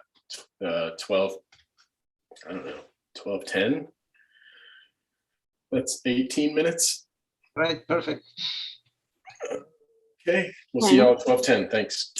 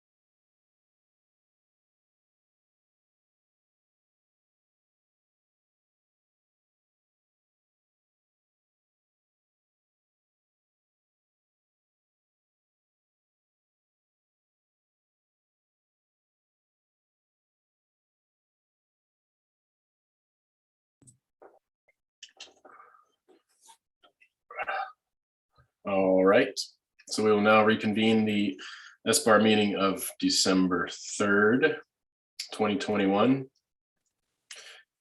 Once we have everyone check in and make sure we have a quorum. Alex is there. Anyone else back yet? I am here, Chris. Okay, there's Kaylee and Robert. So we have a quorum and Valerie. So moving on with item number 5, the Abrigada LLC addition. Do we have the applicant here? So please state your name for the record. Yes, Ray Twyford with Blackbird Architects. Okay, hi Ray. So I'll read through the item here. So this is again the Abrigada LLC addition, request of Blackbird Architects, agent for Abrigada LLC, care of Richard Pollock, for conceptual review and preliminary approval of a 987 square foot addition to the existing 6,900 square foot residence. There's also a 613 square foot garage, a guest house, and a cabana. No grading is proposed. Property is 3.89 acres, located at 4495 Via Abrigada in the Hope Ranch area. And we have this a new project, but we do have a planner memo, which I will read momentarily. There we go. Thanks, Kaylee. So planner's comments, second story addition is proposed within 100 feet of a 16-foot drop in elevation. So this triggers the hillside and ridgeline development guidelines. The parcel is located in Hope Ranch and the applicant has gone through the Hope Ranch Association design review process and received approval. The project complies with the 25-foot height limit. So Ray, whenever you're ready, you can begin your presentation. Just tell Kaylee what page you want to go to. Sounds good. Thanks, Chris. Thank you, everyone, for your time today. The Pollock residence via Abrigada is a project we completed in 2014 for them.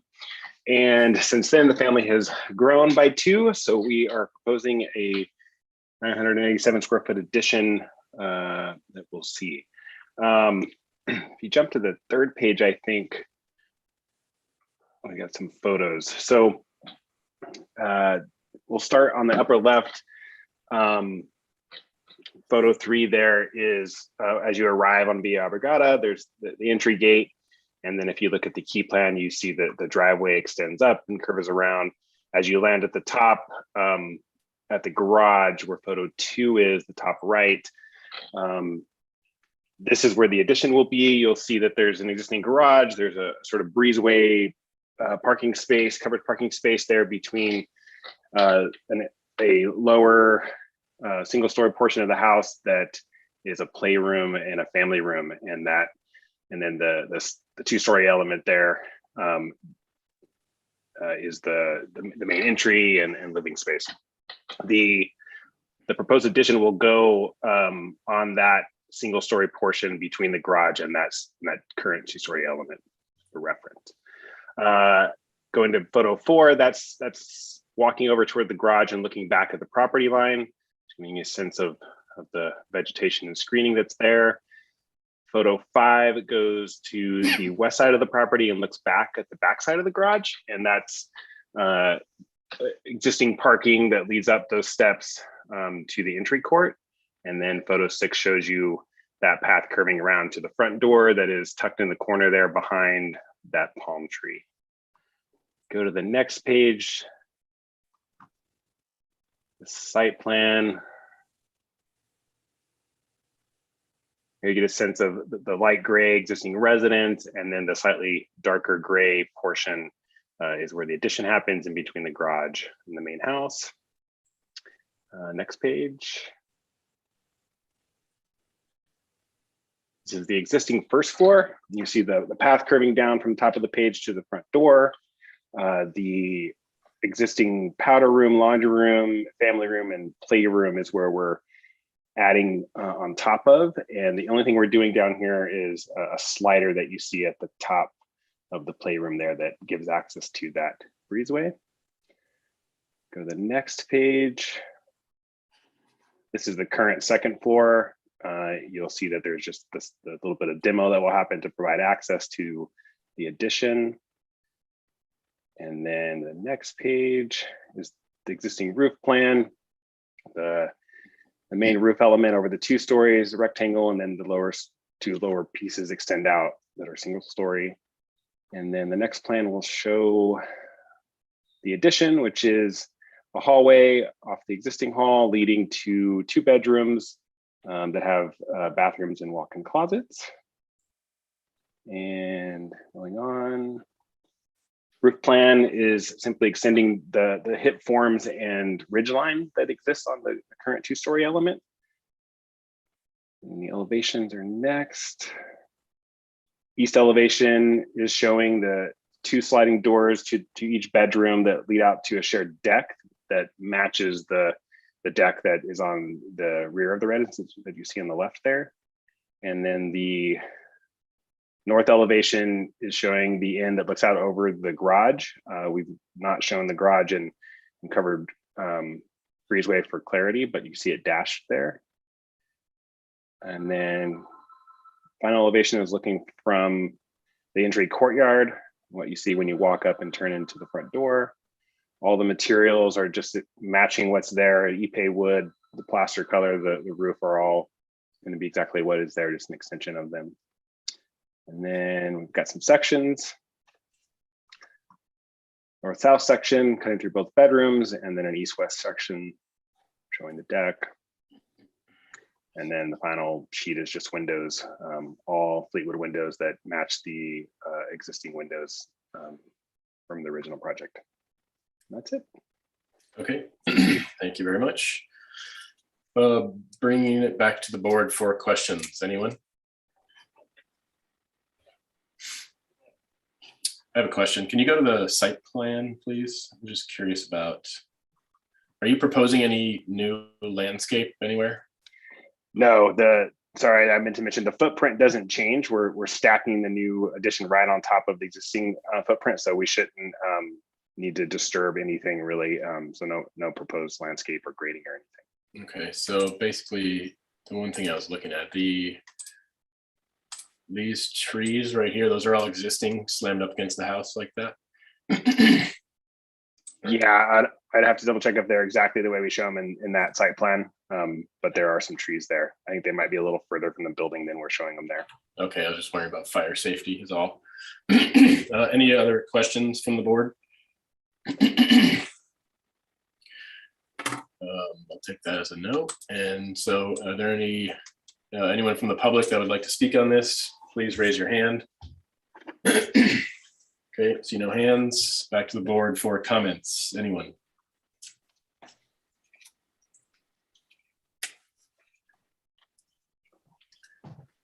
Well, I think it looks real straightforward and integrated into the existing house. I think it's fine. Yeah, I agree. Okay, any differing opinions or additional comments? All right, I concur as well. So we're here for conceptual and preliminary. And I assume we can just bring this back to consent for final, but Yeah. someone make a motion. I'll make a motion for preliminary approval with final on consent. I'll second. All those in favor, say aye. Aye. Aye. Opposed? Motion carries. Well, that was quick. Yeah, wish they all were like that. Thank you, everyone. Have a good weekend. Thanks, Ray.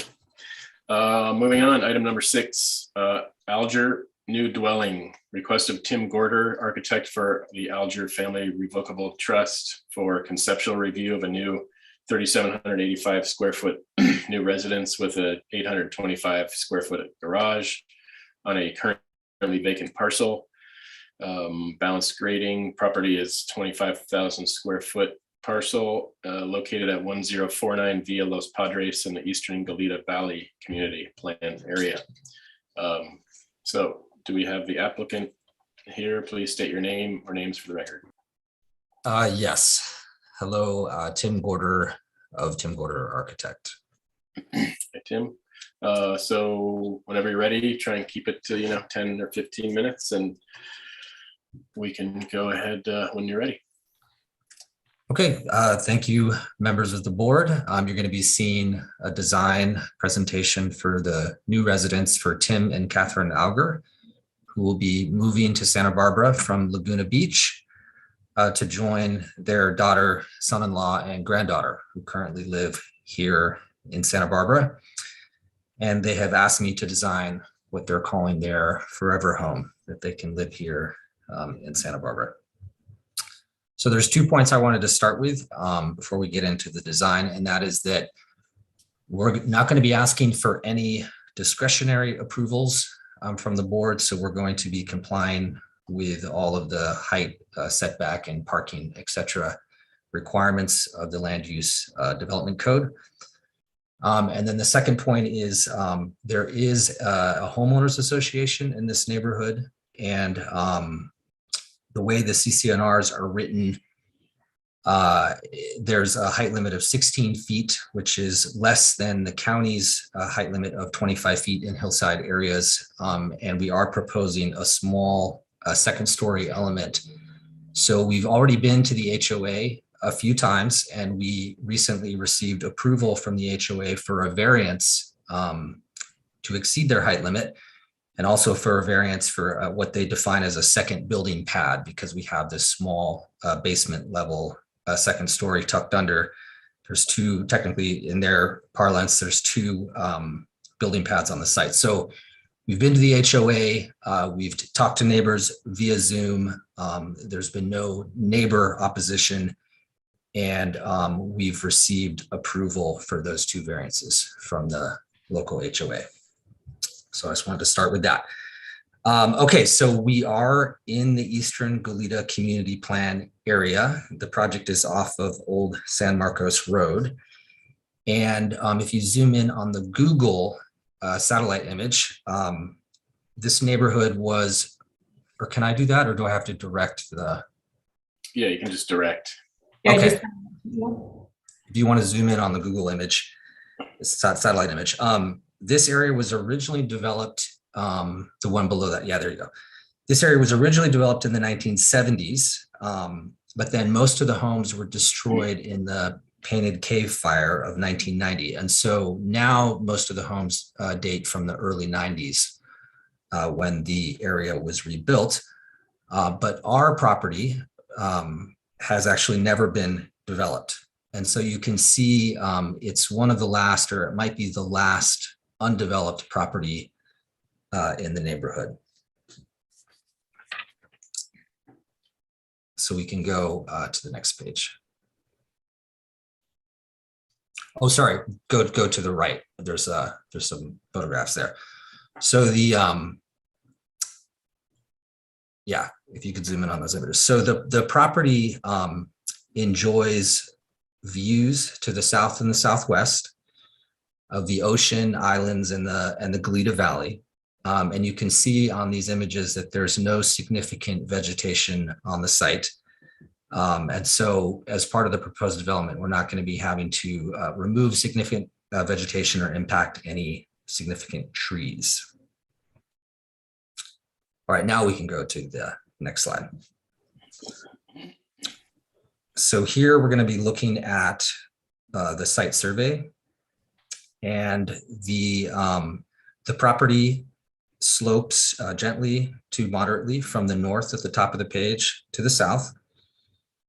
In the area of the proposed development, which is going to be the north half of the site, the slopes are just under 20% at their maximum, but this will be considered a hillside lot per the land use development code. So there's a couple things I wanted to bring to the board's attention on this slide. One is the orientation of the neighbor to the west. You'll see that project is turned 45 degrees, and that's because the views are really to the southwest. So you'll see in our proposed design, we're also orientating towards the southwest. And one of the main drivers of the design actually is going to be reconciling the different orientations in the project. So we want to orientate to the southwest with the views, but we also need to respond to the setbacks from the property lines and to Villa Los Padres to the north. So that sets up a lot of the dynamic spatial qualities of the design, resolving those different orientations. And then the second thing, if you zoom in on that house to the left there, or you can take my word for it, we have the surveyor map the ridge height of that structure, and then also the finished floor height of the property to the east. Those are both indicated on the survey. And so that's important for our design, because we're siting the building so that we can look over the top of the building to the west, this building that you see here, but that we're below the horizon line for the building to the east. So we impact the neighbors' views to the east as least as possible. It's an important aspect of the design, which you'll see. Okay, we can go to the next slide now.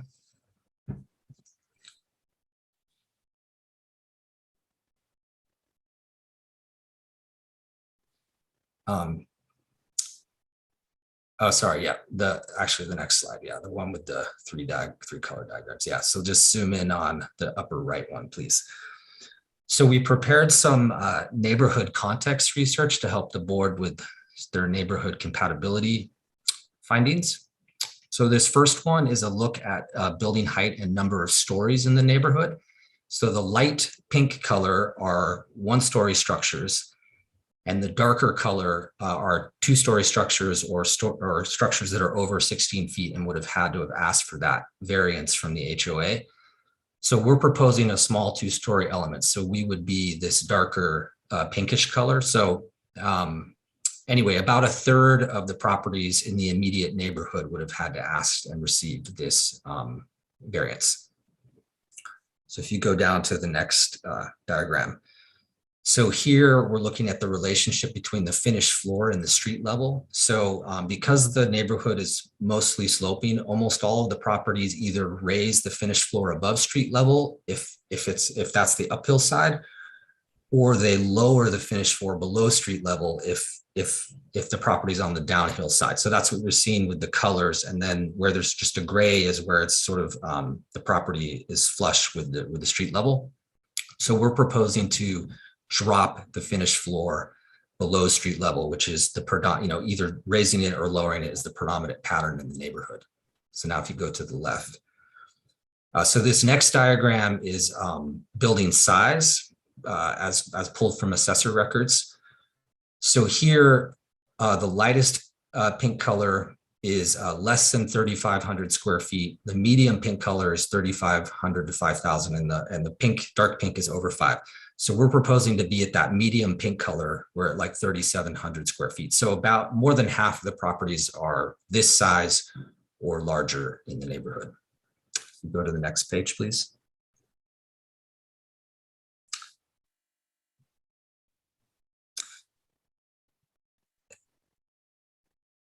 And you can zoom in on that green one, the green diagram. So here we're looking at the relationship of the garage to the main street. And what this is showing when we see it is that almost all of the properties, the dark green color is where the garage is turned to face away from the street, and the light green color is where the garage sort of faces the street. So the predominant pattern in the neighborhood is that garage turns away from the street, and that's what we're proposing as well. You could go to the diagram on the right now. This is a diagram of flat roofs versus pitched roofs in the neighborhood. And that's sort of a joke because there are no flat roofs in the neighborhood. And we were originally looking at doing flat roofs, but because of this diagram or the neighborhood context and other reasons, we were actually proposing a pitched roof. And then this last diagram is just a key for the neighborhood photographs that we'll look at in a second. So we can go to the next sheet.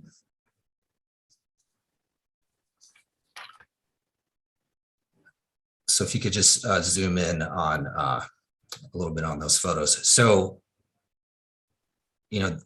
these are basically the buildings in the neighborhood, and you can see things like that the finished floors are depressed below street level, that garages are generally facing away from the street, or sometimes finished floors are raised up above street level. Yeah, and then we've got And then mostly you can't see two-story elements. Two-story elements are hidden from street view. So we can go to the next sheet.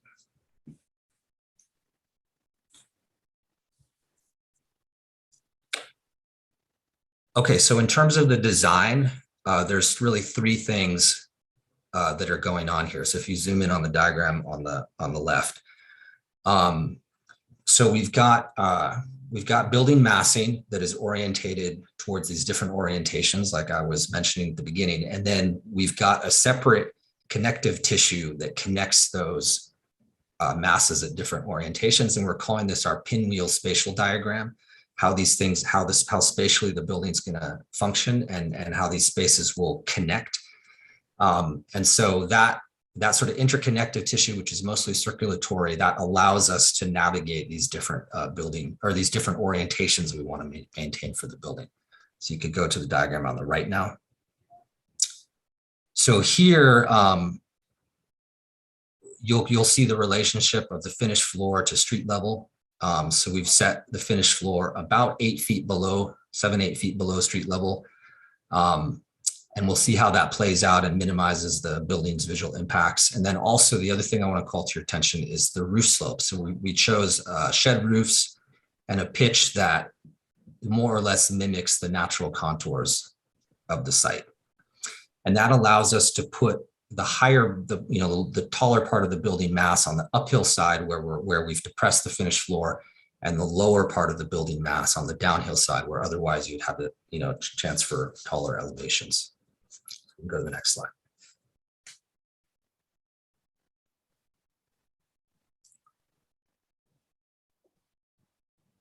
So here you could just sort of zoom in on the floor plan.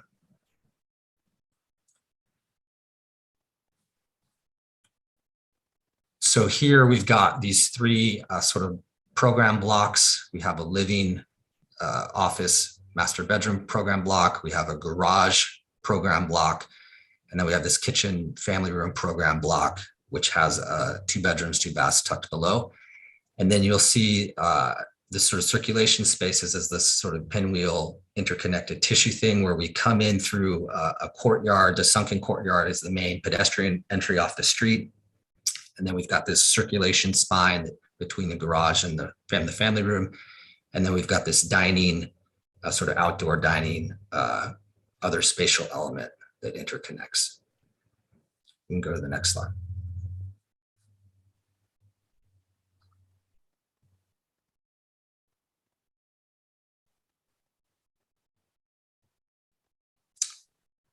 This is a concept grading plan, but I think we'll just skip this for now unless the board wants to go back and look at it during questions. Floor plan, I think we've really already seen, how we're orientating towards different elevation or different orientations and how the circulation spaces kind of interconnect those building masses. And then this is showing the 2 bedrooms, 2 baths that are tucked underneath. We've got that basement floor plan. So we could go to the next slide. This is just dimension plan, so we'll skip that. So the north elevation is the street elevation. So you can see how depressing that finished floor minimizes the visual impact of the building. And this is a pattern that is prominent in the neighborhood. Let's go to the next slide. And east elevation, which faces sort of uphill. You can see with the thick dashed line, that would be the existing contour. And so the house kind of nestles into this hillside and sort of steps up. And go to the next slide. And then that 2-story element is 25 feet, which is the limit in the hillside area. Here on the south elevation, the downhill side, you can see the 2-story element on the right. We'll go to the next slide. West elevation, you can really see how that roof pitch kind of mimics the natural topography. Next slide. Section, but I think we've already talked about the important points. So go to the next slide. So some 3D views now, starting at like the top of the site, top corner, looking over the project. And then on the right, you're at the sort of top of the driveway. Next slide. the view from as you approach. And now on the right, we're coming into this courtyard entry sequence, which next slide, which was going to be a very beautiful courtyard experience that drops you down to the front door. Next slide. And then here on the right, in the building massing, you read them as separate volumes with this connective tissue connecting them, which is important to understanding that spatial pinwheel diagram. Next slide. So here, the image on this is the east elevation. The image on the right is the view from the neighbor to the east looking over the project. So you'll see we don't impact the horizon line. And when the neighbor to the east saw this, they were very, very happy and very pleased with how the design of the project. Next slide. Some aerial views from the south. Next slide. From down below, looking up the hill. Next slide. Here on the left, you can see, looking over the neighbor to the west, how the finished floor allows us to sort of just peek over that ridge line to the west and see the horizon line. Next slide. Some views from the west. Next slide. Next slide. And then these last slides, you've already kind of seen it in the renderings, but as a conceptual material palette, we're proposing like white plaster for the building masses. Next slide.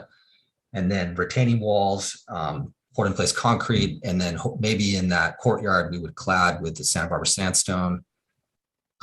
Next slide. And then we're proposing a standing seam metal roof for roof material. And that concludes the presentation. Thank you. All right, very good. Thank you. Back to the board for questions. Anyone have questions? No.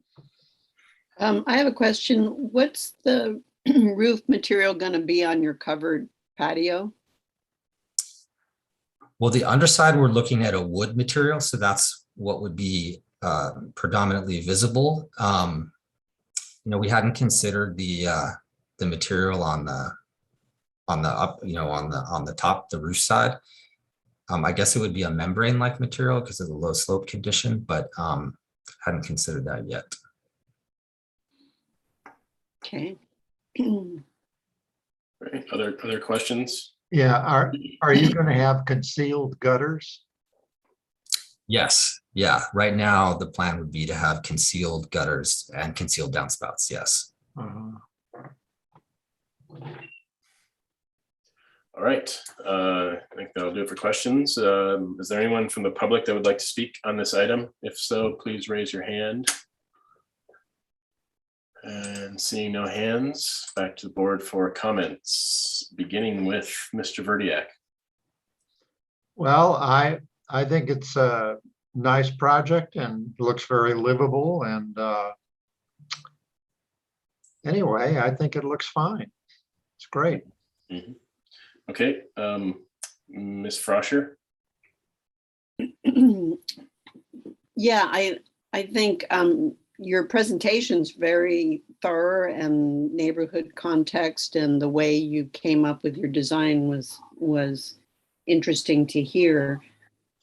I know it's the style, but the lack of any kind of overhang and even over some of your doors, just wondering if you're gonna wish that you had a little more protection for those doors.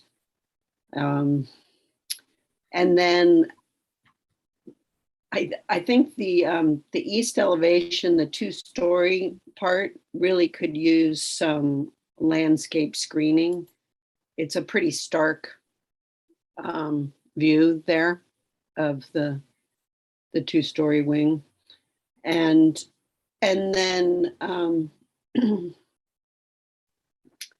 yeah, I guess I'm interested in the detailing on the patio cover too, because it seems like an important feature, but it's not clear what it's going to feel like yet. And then last thing is, maybe the white is a little stark in this setting and could be toned down. That's it from me. All right. Let's see, Mr. Peugeot. Yeah, I agree. It was a very nice presentation, very well organized, and it shows the way you came to the concept, and I'm totally behind that. I do have a little bit of a question regarding the detailing, and if you go, like, for instance, to image page 20, for instance, and you can see how the what I would do if I were you, I would recess the openings, try to bring to the back of a 2x6 wall, making on some places even a little bit more, just to create a sense of mass. Like right now, it just looks uncomfortably simple. There's something there that doesn't quite work. In the picture on the right, the distance of the amount of plaster between the top of the opening and the roof, and I guess it's the edge of the roof. There's no parapet. I think all those details are super important, and I hope you can work them out. Again, either some kind of a rain protection or moisture protection, or a recess of the windows in general, or perhaps the use of both will really enhance the quality of this project. I think it's very nicely done. I congratulate you for your work. I think it's very good, but I would like a little bit more attention to the details. Those are my comments. Hey, Mr. Richards. I agree with the positive comments about the presentation, how you arrived at the design. I think looks like an amazing space. I agree with the comment about the detailing. I think for me, the roof just kind of looks like in the renderings, like it wants to have a cap, kind of like you've got, I don't know if it's a cap or what the proper term is, but on the last sheet, you were showing the roof images, which I think that looks a little bit more finished in a sense. So I think, like Alex is identifying, some of these details will be great to see in the future. I also think it'd be nice to bring a landscape plan into this. The renderings make this house look like it's in Arizona or something, and I don't think it's the local landscape hasn't really been captured in it yet, and I think that'll bring another quality to even enhance the project further. So I give positive comments to the project. Oh, also I think the landscaping will help to hopefully soften the building. If you go to like sheet number 23, there's a view of the east elevation, and that just, it looks like a massive structure from that view right there. So bringing in a nice tree right there, I think would really help to pull it all together. So I look forward to seeing the next iteration. I'll give you positive comments. Thank you. Thank you. Ms. Grubb. I have similar comments that I think the architecture is going in a really nice direction, and the presentation was great. I think, landscape plan will definitely enhance this, and there's some great spots for some trees. And actually, I'm not an architect, but the window that Alex pointed out was my only architectural comment, that I thought it was a little narrow between the roof and the top of that window there. So that's it. Okay, Mr. Bloomer. I don't have anything to add. I think generally this is a appropriate house for the neighborhood. So I think all we can find for an approval of this. Okay. Yeah, I concur. I think my biggest thing was just to recommend that you just be cognizant of where your big blank walls are and find ways to soften those, and also maybe when you come back next time, with more developed material palette. I'm kind of wondering, what's this courtyard? Is it important place concrete? What is this? Just concrete steps? And I mean, you do have, the courtyard runs the risk of being a little stark. So how do you dress that up so it's not, too cold? But otherwise, yeah, I think it's a great project, really nicely done. And we're here for conceptual review. So I assume again, we bring you back for further conceptual / preliminary. And I think the only other thing I was going to mention is, and I think Robert touched on this a little bit, if you could scroll up a little bit so we can see. Yeah, I mean, that's a prime example. I'm just kind of wondering what is, I'll annotate. What's happening here along the tops of all these that, because it looks like the roof barely kind of peeks its head, but what is that detail? And so again, going back to detailing will be really important, but otherwise, good job. And Chris, I did have a comment about the detailing, just to lag on to that, because the images you show some nice window apertures that are kind of look like recessed or punched openings. And I just was kind of noticing in the model, all the windows seem to be surface mounted on the walls. And my hope is that the applicant will detail that and recess those to give it a bit more punch. I think that's probably part of the problem with some of the larger wall systems, is the windows look like they're placed directly on the wall, and that may just be a function of 3D modeling, but this would look much better if they were deeper, recessed, punched openings, I think. Yeah, I think that Alex had mentioned that as well. So very good. So we'll see you next time. Okay, thank you very much. Thanks. All right, continuing on with item number 7, the O'Neill remodel and addition. Excuse me, the request of Taille Architect for Ursula O'Neill for conceptual and preliminary approval of a 600 square foot interior remodel and a 315 square foot addition. And it's currently a 1,200 square foot residence and a 371 square foot garage, and very little grading. This is at 2614 Dorking Place in Santa Barbara area. So do we have our applicant state your name for the record, please? My name is Hunter McGrath. I work for Taille Architect for 3 years now. So I will be representing this addition and remodel. Okay.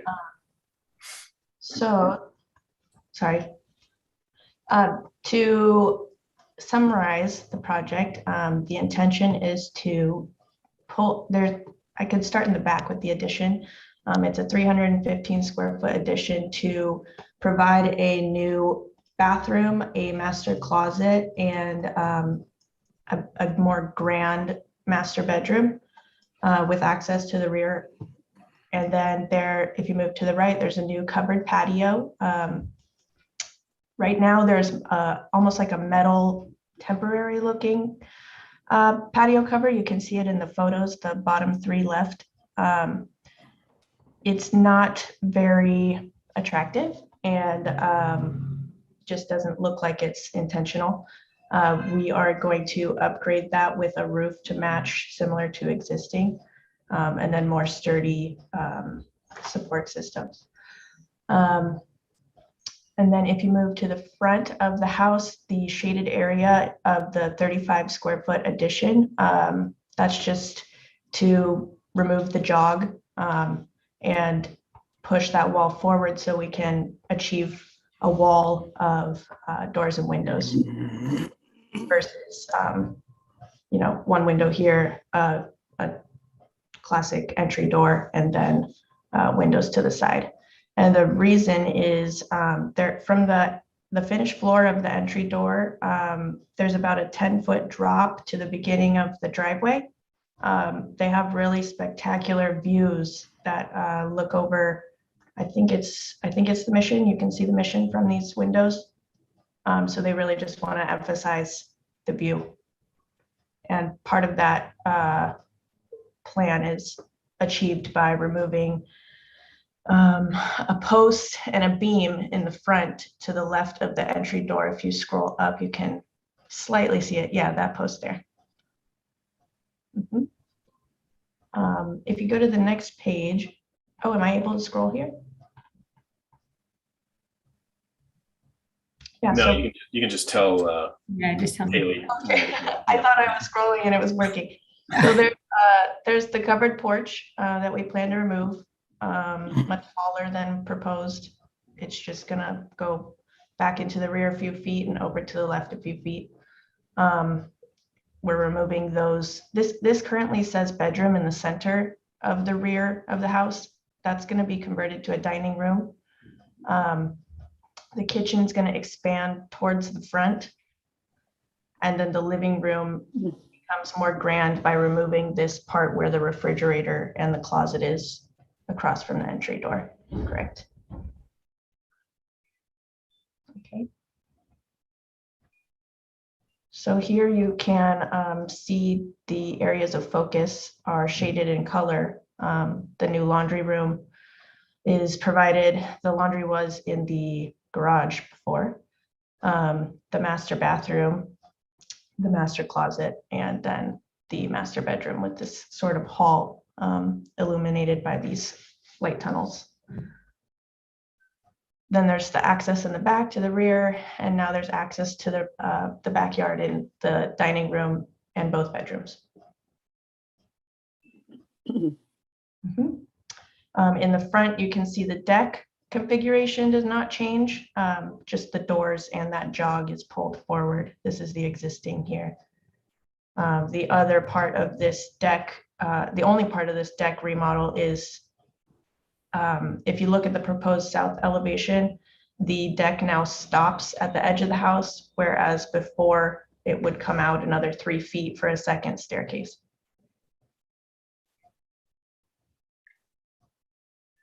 And everything is proposed to match existing. Okay, I believe that summarizes it. Okay. Very good. So what else? More details. Okay, so back to the board for questions. Anyone? Yeah, you know, the photograph shows quite a bit of space above the garage door in the front elevation. That's true. This is the street, whereas your elevations don't show that. Yeah, you see this picture of the garage door from the street. There's a lot of area over the head, whereas in this elevation it doesn't. Why is there a discrepancy there? I see what you're noting. This is just a pitch issue. I believe it stops a little sooner. I've got my own set over here. I'm gonna look at that as well.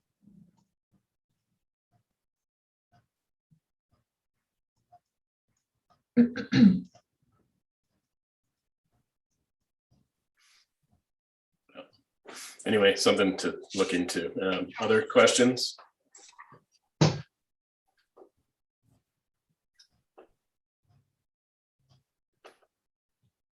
Do you want to address that or just Oh, I'm sorry. look into it next time, maybe? Sure. Yeah, I believe what's going on is we did not account for the driveway. I'm looking at the photos right now, and we took the driveway from this survey, I believe. Yeah, the angle of the driveway determined where we put the bottom of the garage door. So we intend to correct that. Okay, so that might change the elevation a little bit. Other questions from the board? All right, is there anyone from the public that would like to speak on this item? If so, please raise your hand. And there are none. So back to the board for comments. Mr. Peugeot. Yeah, I don't have any comments, mainly positive comments. I don't have much to say. It seems like a change of fenestration is possible. Enhances the project, and the addition is minimal.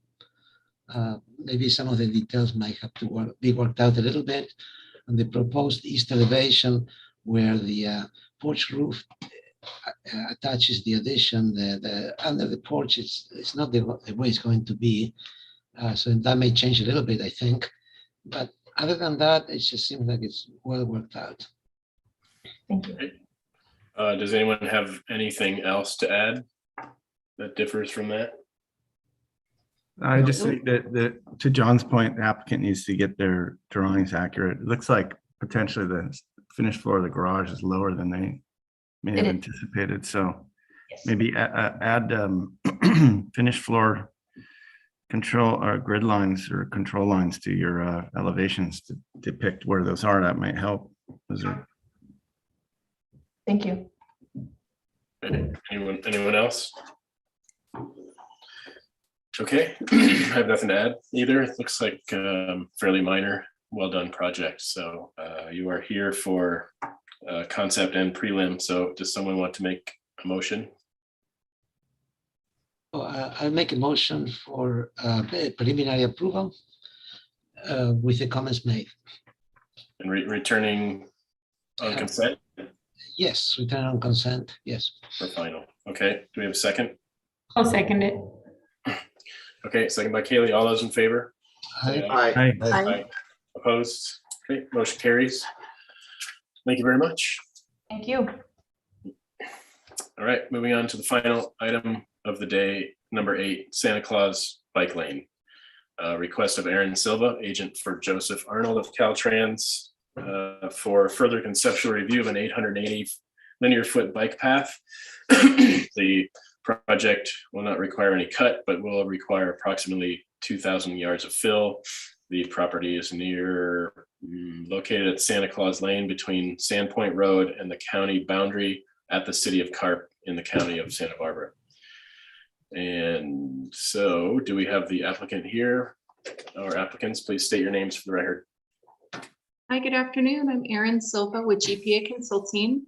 We also have Sean on the line. He is the project engineer. Joseph Arnold is here with Caltrans, and Fred Luna is here with SBCAG to answer any questions you may have. Okay, thank you. So looks like wasn't listed, but I believe the last time we heard this was March 19th of this past year. And we had some 5 comments that I'll just read through those and then I'll turn it over to you for your presentation. So comment A, project is nicely detailed. B, one member is concerned the red color proposed for the guardrail may clash with the yellow sandstone colors integrated elsewhere in the project. Return with alternative color options for the guardrail. Galvanized finish appears to clash with finishes portions of proposal. C, study ways to integrate materiality, colors, details, etc. with the Highway 101 widening project.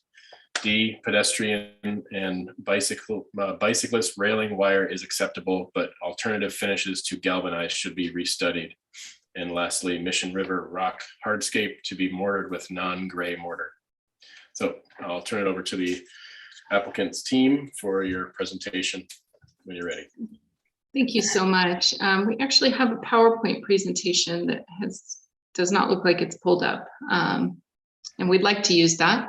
But while that's getting pulled up, I'll just make it easy and say that you are correct. We came for a conceptual review back in the spring of this year.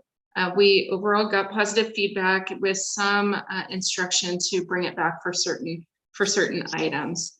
I will note that since you saw this project, we have incorporated the county's turnaround into our bike path project. So the County of Santa Barbara came to you with their own streetscape project called the Santa Claus Lane Streetscape Project. There was a turnaround that you can see here on your screen that was part of that project and has already been approved as part of the streetscape project. But in order to reduce or eliminate conflicts with construction staging and impacts to the Santa Claus Lane businesses there, we have incorporated the turnaround into the bike path project, so they'll be constructed at the same time. But I do want to note that the turnaround has been previously approved, and So we'll, and I believe that the county, once this is approved, is going to go ahead and amend their coastal development permit and remove the turnaround from their streetscape project. So that's a little curveball for you, but I wanted to kind of just point out the biggest change since the last time you saw it. Is our PowerPoint presentation available? I'm sorry to Okay. interrupt. I cannot open it on my end. I don't, Chris, would you mind trying on your computer? I can do it.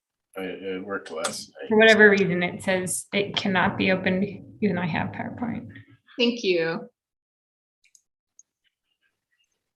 And while that's happening, and in order just to streamline this, now we can skip through the first several slides, is I do want to know just where we're at with the process and the project. If you recall, the project was born during the local coastal program amendment several years ago. The Coastal Commission has asked for this project and actually required that it be constructed at the same time as the adjacent segment of roadway, which is considered Highway 101 segment 4B in Santa Barbara County. So I'm sure you noticed that segment 4B is under construction. We would like to incorporate construction of the bike path project into the 4B segment to meet that requirement. And since you saw this project last, we have submitted a coastal development permit application. So again, this is the second time you're seeing it. This is great, thank you. And let's go ahead and skip down to maybe slide number 4. Just to kind of streamline things. What this slide is showing basically is where the project overall, the bike path project starts in the city of Carpinteria, over on the right-hand side of your screen. Would it be okay to start this as a PowerPoint presentation to get it to come up on the button down at the bottom next to the Zoom button? There's Zoom button. Keep going to the right.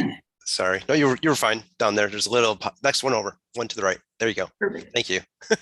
That'll help, I think. Yeah, it will. And then if you just press your space bar a couple times. Oh, sorry. I guess it goes full screen on mine, so I'll just keep it there. Thank you so much. So the overall limits begin near Estero Street, at this Estero Street intersection in the city of Carpinteria, and ends over in your county over at the Sandpoint Road area near the Santa Claus Lane businesses. And as you can see, a big portion of the bike path is actually in the city of Carpinteria. I want to note that we're going to their planning commission for coastal permit approval on Monday. And so that's kind of where we're at with that. And then this smaller kind of, I think, 0.8 mile portion of the bike path is here in your jurisdiction. So I think we can move on. The next one's just a kind of a picture. I'm sure that you're all familiar with the area, but this is generally just a picture of what is available, or sorry, what it looks like there. If you want to press the space bar, this is just to demonstrate sort of how close we are to construction. We are, like I said, going for planning commission approval at the city on Monday. We are working for a complete status for our coastal permit with you all at the county. And so we are looking to initiate construction this summer in order to meet our requirements for construction. Next slide, please. There has been a fair amount of public involvement. I will skip through the public involvement that I already talked about last time. We have reached out to the bicycle associations and the businesses associations. That's just to say that we have been communicating with people in the area. And these are some of the coordination that we've done with the city and the county concurrently to make sure that if there are any concerns from either of you, that we're making you each aware. I will say that we have heard very similar things from both architectural review boards, which is essentially that you would really like it to match or go with what we've already done with the Highway 101 project. And so we have done that. Next slide, please. All All right. And I think that's it. We'll just go ahead and cover sort of the items that you had touched on here last time. Go ahead, Sean. I'm sorry. Perfect. I'll try to go quick. I know we're trying to wrap this up. So these are the items we brought to the board last time, and some of the things that have changed here. We did add an Atina stain to the galvanized structural steel, the structural tube steel that's on the pedestrian and bicycle railing. We'll have a picture of what that stain does and how it looks. We are still using uncoated stainless steel for the cable infill. For the hardscape, we do still have the Mission River cobble. And in terms of the grout, we are proposing the same that's been used throughout the corridor, which is natural. It's not quite gray. It's a brownish gray, but it's been the same setup that's been used throughout the corridor. So we're hoping to stick with that consistency. And then lastly, the vehicle barrier. Please enter. And first up, real quick, we'll hit enter again, and we'll talk about the railing on the wall. We're proposing something very similar to this in the coastal setting, looking over the marsh.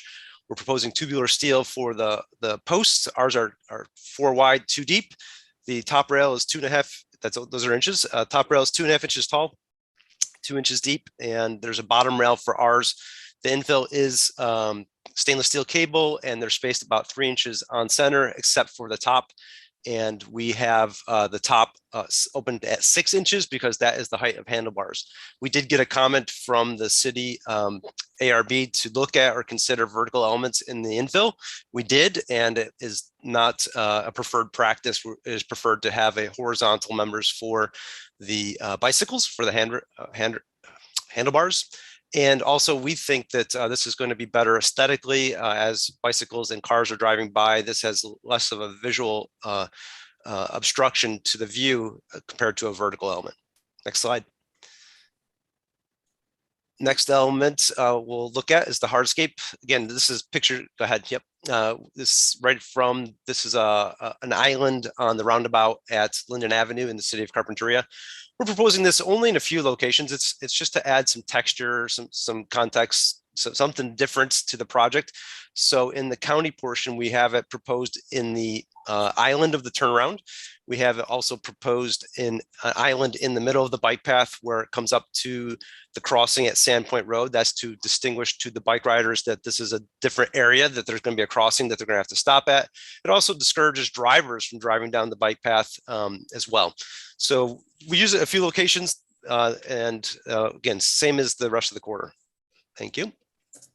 Next item is the vehicle barrier. This picture is at Olive Mill Overcrossing in Montecito. Ours is very similar to this. There are a few differences. The differences are that our posts are 10 feet on center. That's the state standard. This is a new state, within the last year, it's a new state standard for them. And we're going to continue to use it. But our posts are double the spacing, so a little bit more open than what this is showing. And that also applies to the hand railing on top. The post would be spaced at 10 feet as well. Another difference I can talk about real quick. The other difference is that our curb is not gray. It's going to be the integral tan color like the posts are. And then I'll get into colors and textures. Next slide. Go ahead, hit enter one more time. So for the galvanized steel, we're proposing the Atina stain. That is a product that is applied to galvanized steel. For us, it will be all the handrail elements and hardware, and except for the stainless steel cables. And what it does is it makes like a brown natural patina. It's going to be a variegated, not a uniform color, and it has been used throughout the corridor and actually throughout the district to address the same concerns that you had, the board had. Next. The barrier, again, it's these are pictures right from actual site visits. The tan concrete is integral. It's a mineral admixture to the concrete. That will be on the post and curb. And then the timber rail element will have a wood grain texture with a dark brown stain on top of that tan concrete. Next slide, or next, enter. The path is a natural gray with a darkening agent. That's similar to what's been used throughout the corridor, so it won't be as bright, but it will be a natural gray. The rock blanket is local sandstone. It's treated with a muriatic acid to freshen up the surface. They are made so the flat side is up so that they're safer. And then the grout is a natural grout, which turns out to be a tan color. Next slide. Some of the, I think you'll have to hit enter one more time. Some of the new stuff that Aaron had mentioned that has been pulled into the plan since the last time we visited is turnaround. Hit enter again. Utilities related to the turnaround, the county has proposed a lot of utility relocations. We're addressing those. We have very minimal utility relocations in our project, but we've coordinated with the utilities to make sure that they're out of the way of the project. Enter. Drainage, there is now drainage at the turnaround that wasn't proposed previously, and so we're picking that up. Enter again. And go ahead and enter one more time. Interim conditions, we are proposing to, the county's project will follow the bike path project by about 3 to 6 months. And so there will be an interim condition where the turnaround will be completed, and the turnaround and the future Santa Claus Lane Road are quite a bit lower than what's currently out there. That's to improve drainage in the area. So we're gonna have a temporary condition where the road will transition back up to the existing Santa Claus Lane. And then lastly, the street lights. The county's project did consider and include street lighting in their project. We took in 3 of their street lights into our project to improve that interim condition, provide lighting at 2 of the crosswalks and at also a merge point in the turnaround. All right, enter please. This just gives us context of where the city-county line is. Enter. The bike path is the yellow line. Enter again. A significant part of the project is a retaining wall. This is almost half the cost of the project, and it's 2,000 feet long. About 800 feet of it is in the county, and that's one of the items that we'll take a look at real quick. Enter, I think, 1 or 2 more times. These blue areas are the areas we're going to focus on in a little more detail. One more time. So we'll look at the wall and railing and the turnaround. All right, so this is our simplified plan. It pulls in right from the CAD, from the model, some of the elements, but it puts it in a context that I think is a little bit easier to understand. Enter. I think it'll zoom in. First, it's going to highlight the 2 areas we'll look at. And first item up is the railing and retaining wall. That picture was a good representation of what our final product will look like. It's going to be a natural steel sheet pile wall for a majority of the wall with the natural gray pile cap and then a surface on top of that. Ours will be a lot smoother. It won't have the jagged profile breaks in it that was shown in that picture. But this cross section shows a little bit more of the detail. Like I said, most of the project is a sheet pile wall, or most of the wall is a sheet pile wall, and the railing is mounted to the outside. We're trying to provide as much space and a much clearer space for bikes and peds on the bike path. You can see how it's really sandwiched in here between the Union Pacific Railroad right-of-way and the freeway. On the freeway side, we do have the vehicle barrier, and we've already discussed that. Next slide. These are some of the typical sections for our retaining wall plans. So we do have 2 types of walls that our wall is composed of. One is a gravity wall section, and this occurs where the retained areas, retained height is less than 2.5 feet. This really happens at either end of the wall. It's a solid concrete mass, and you'll see what that looks like in a little bit. The majority of the wall is steel sheet pile, and that is to, again, maximize as much space, to have quick construction. The construction is hydraulically installed. It's not going to be hammered in. It's going to be pushed into the ground, special equipment coming in just for that part of the work. And we're working around a high pressure gas line that is on the state right away. Next slide. So this is a simple rendering of what the wall will look like as viewed from the railroad tracks. The only place you would see this is when you're on Amtrak riding by, but the ends will be that gravity wall, solid concrete, and then it'll transition to the steel sheet pile with a pile cap and then the surface on top. Again, the railing will be mounted to the outside, and that gives you some of the heights or the dimensions for the railing itself. Next slide. These are right from our plans. Some of the details, the posts are spaced at 10 feet. That is that is the same as what's proposed for the vehicle barriers. So they might not be right in line with each other. We're going to try to make that happen. But at least the sequence or the pattern will be the same. So as you're driving or riding by, it won't feel haphazard. One more slide, we'll zoom in on the tube and cable railing details.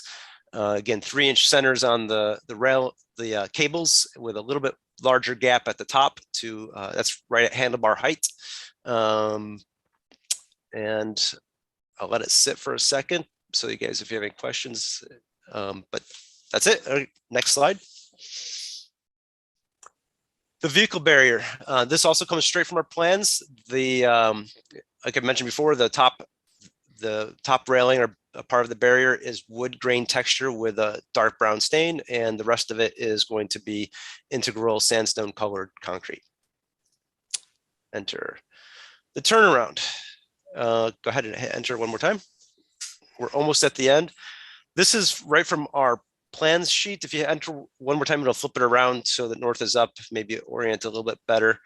And some of the things to see here, we talked about the hardscape. That's the honeycomb on here between the on-ramp and the bike path. Also a little island in the bike path there on right of Sandpoint Road. And then in the turnaround island, there's a landscape buffer or maintenance area that will be utilizing that rock blanket, the hardscape. The bike path does cut across the, there you go. It does come across, enter one more time. We'll go to the simplified view. So the bike, some of the features that we have added to the project are high visibility crossings. The Continental painted crossings are high visibility. It does highlight the crossing more than other methods. And so we are proposing that on the project. There is a stop at Sandpoint Road. It's an interesting intersection. It is designed to operate like a roundabout, but it won't actually be a roundabout. There's only one movement that is coming into the project without any control, and that's Santa Claus Lane. Sandpoint Road is a private road. It's stop controlled, and then the on-ramp is one way out of the turnaround. Turnaround is integral. It's a critical part of the county's project because they have angled parking all along Santa Claus Lane, and the only way to access the angled parking on the northbound direction is to have a legal turnaround somewhere within the project. So we brought this into it to not only help our project during construction and to provide a safe terminal for the project in the interim when the county is building theirs, but it makes a lot of sense, and it actually I think is going to have less of an impact by doing it this way on both the businesses and the Sandpoint Road residents. I think on top of is the elevation of the wall, but yeah, I think that wraps. Oh, I guess we added the street lights. I could point them out to you if you wanted to. There's a street light highlighting or right at each crossing. So there will be light over the crossing. The lighting is typically on the side of the cars approaching the intersection so that the people are lit up in the crosswalk. And then there's a light. The third light is at kind of the merge point or the departure point for the ramp and turning traffic in Sandpoint Road. So there's 3 lights there. They will be owned and maintained by the county as part of their streetscape project. And I think that wraps it up. Cool, thank you. You're welcome. We should use PowerPoint more often. That's fun and easy. All right, back to the board then. Questions from anyone? I had a minor question. On top of the concrete barrier between the freeway and the path, do you also have the metal rail on top, like the Olive Mill picture? Okay. Yes, we do, and it will be Natina finished as well. Okay. But it's just not shown here. Yeah, it's you're right, it's not shown there. Okay. Other questions? I have a question. The image of the turnaround there. Around the turnaround between the bike path and the turnaround, it looks like a landscape area. Do you have like a proposed planting plan, or is that correct? Planted area? It will be. So we don't. The county is proposing as part of their project. This was their project. They want to have a uniform planting and irrigation. So we're providing sleeves for irrigation crossovers to the island and also across that driveway. But we aren't proposing any landscaping as part of our project. They will be landscaping and irrigating it as part of the Santa Claus Lane streetscape project. Okay, cool. And another question. You had like a cross section looking at the bike path. Is there something that demarcates between the walking lane and the bike path, or is it just like marked on it almost looks like there's a curb or something there? Yeah, no, those have taken those off. You know, during preliminary, that was our way of distinguishing lane lines or the actual path limits. There's not going to be anything sticking up from the surface. There will be a center stripe and it'll be a skipped stripe. But a class 1 bike facility is designed to provide ADA access. Access is, it's a bike path as well as a pedestrian path, even though it's called a class 1 bike path. It has to meet ADA accessibility. We don't have a separate demarcation for pedestrians versus bicycles, but that's pretty typical for a class 1 bike path. It's not required or usually done to, usually it's a different type of multi-use type path where you have more room where you can actually separate the peds from the bicyclists. So there's no paint on the ground either? There will be a center line stripe that'll be a dash stripe. Okay. So Dash passing is yellow. allowed? Yes, except for at the ends. Right, Yeah. okay. Is there any lighting along the bike path? There is not. Okay. That was I just something wanna- that was, Oh, that was something all on the project. I think the project's awesome. I ride my bike to Carp all the time, and riding on Via Real isn't the most special experience. So, yeah, this is a much more enjoyable way to connect the two areas. So, I think it's awesome. I had a question. So I assume that everything that you showed us material and color wise is the same that will be happening in the city, right? It doesn't turn to purple right here when you get to the city of Carp. Right? correct.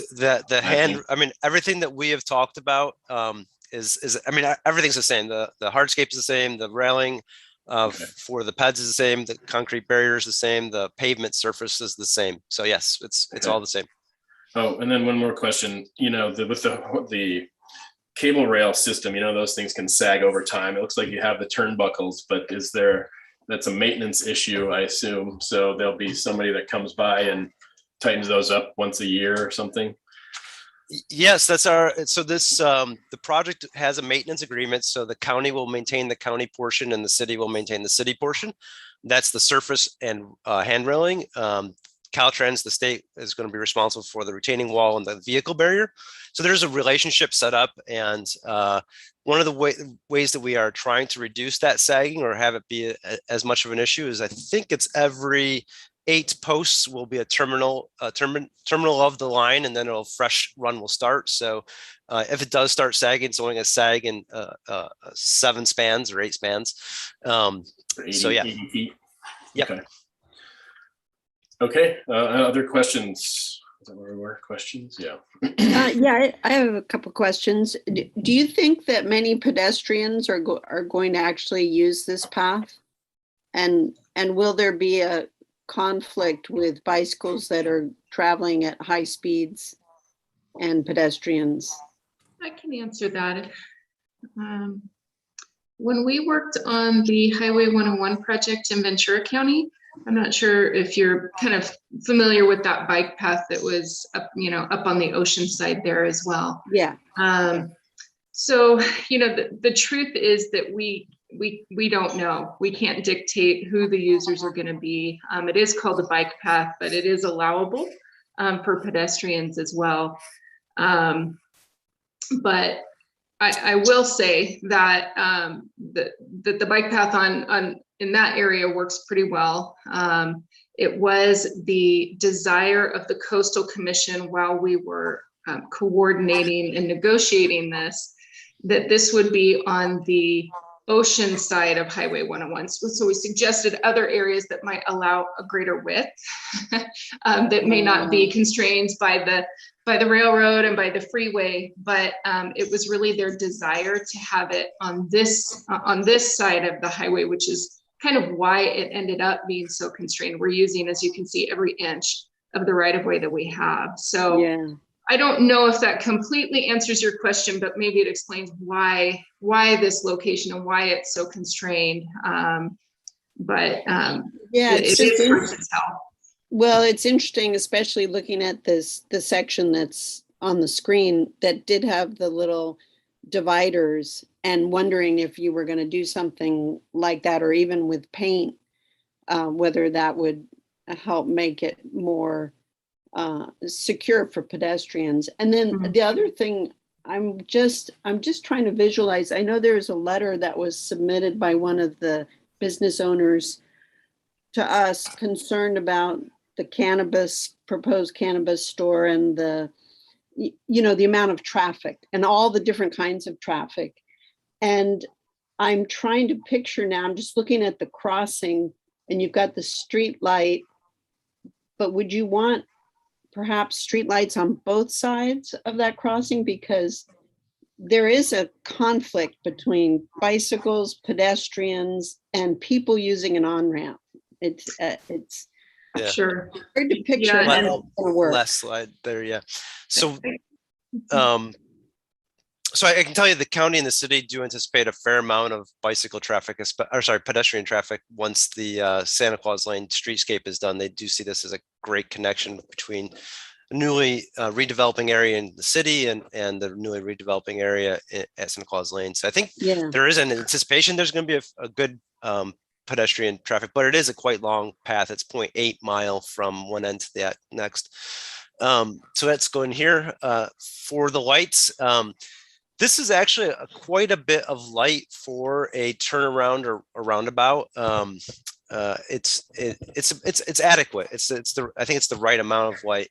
The light that's proposed at the left side, the west crossing, is going to be more than enough to light up that crossing. And then it's hard to see, but there is another light right there. Yes, there's a light right there. Yeah, I like that. Thank you. And those are the three lights that are proposed. So the one on the left will light up that crosswalk. The one on the right will light up the only traffic that could be coming up to that crosswalk at any speed or without control is going to be coming from the turnaround. The people coming down Sandpoint Lane have a stop already, so there's less of a need to have a light right there. And then the other light is kind of where the three there. You've got Sandpoint coming in, you've got the ramp leaving, and you got potential U-turners going around the roundabout. So it's going to provide a fair amount of light. There was a light study done by the city's electrical engineer that made sure that the light levels were adequate. Does that answer your question? Yeah. I mean, I'm just intrigued by it because the people go so fast now getting on the freeway. They're trying to get up to speed by the time they get out on the freeway. So there's really a lot of different activities going on in a confined space.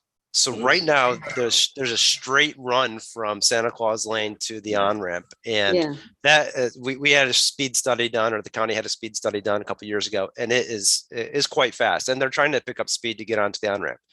The on-ramp is designed to be able to allow traffic to get up to speed from 0 miles an hour right at the start of the ramp to the freeway. So there isn't a need for people to be accelerating, they just do. The geometry of the turnaround, being it's designed to operate like a roundabout, the geometry is what is going to force drivers to slow down. Just slow down. Yeah, we're looking at about 15 mile an hour circulatory movement, or as you enter the roundabout, people will want to slow down to about 15 miles an hour because of the geometry. It's relatively tight.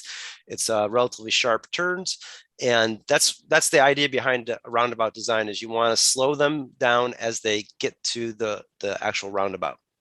So I'm wondering if there could be some kind of textural change before the first crosswalk that would slow people down before they get to the roundabout, that would slow them down before they get to that first crosswalk, because that's where all the bikers are going to go across there, and some pedestrians too.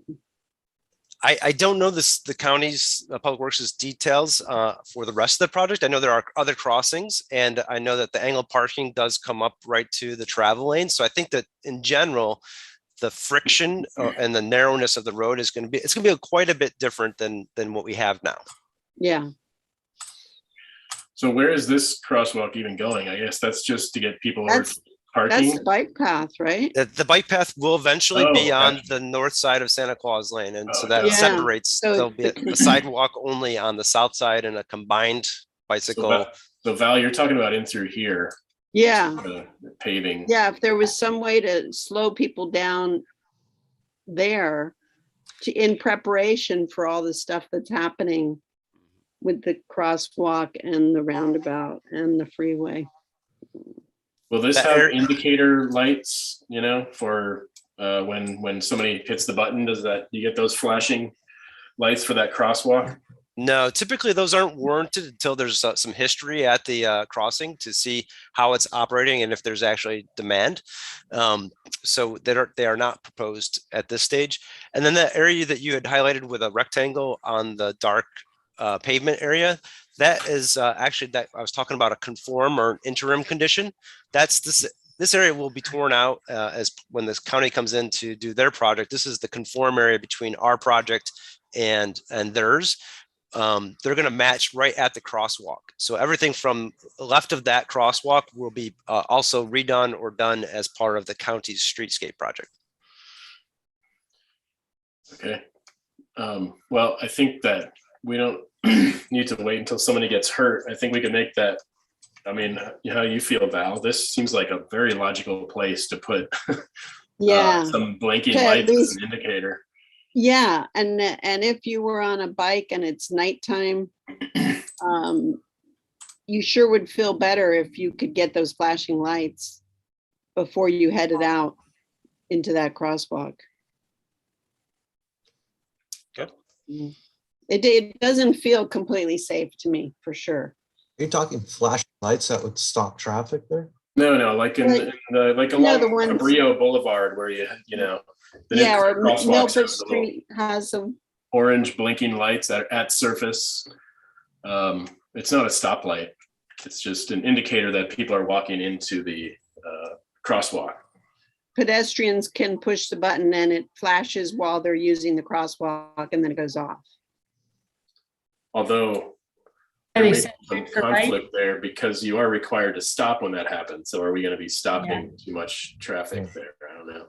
I can tell you the volume currently is quite low. We're getting less than 400 cars on Sandpoint Road, and I think it's less than 1,000 or 2,000 cars on the on-ramp.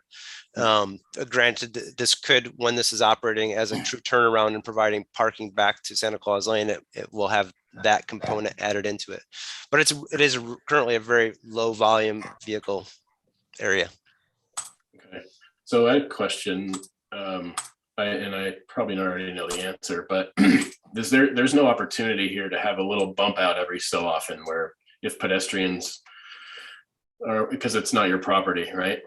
Correct. I was going to say, if there is a conflict between bikers and pedestrians, they could move it over here and have their fight and then, just get out of the way of traffic. But yeah, so this section is showing a typical section, 14 feet wide total from barrier to barrier. There are a couple of spots where it necks down a little bit more, but there are lots of locations where the barrier is further away from the right-of-way line, and we're getting up to 16, 17 feet.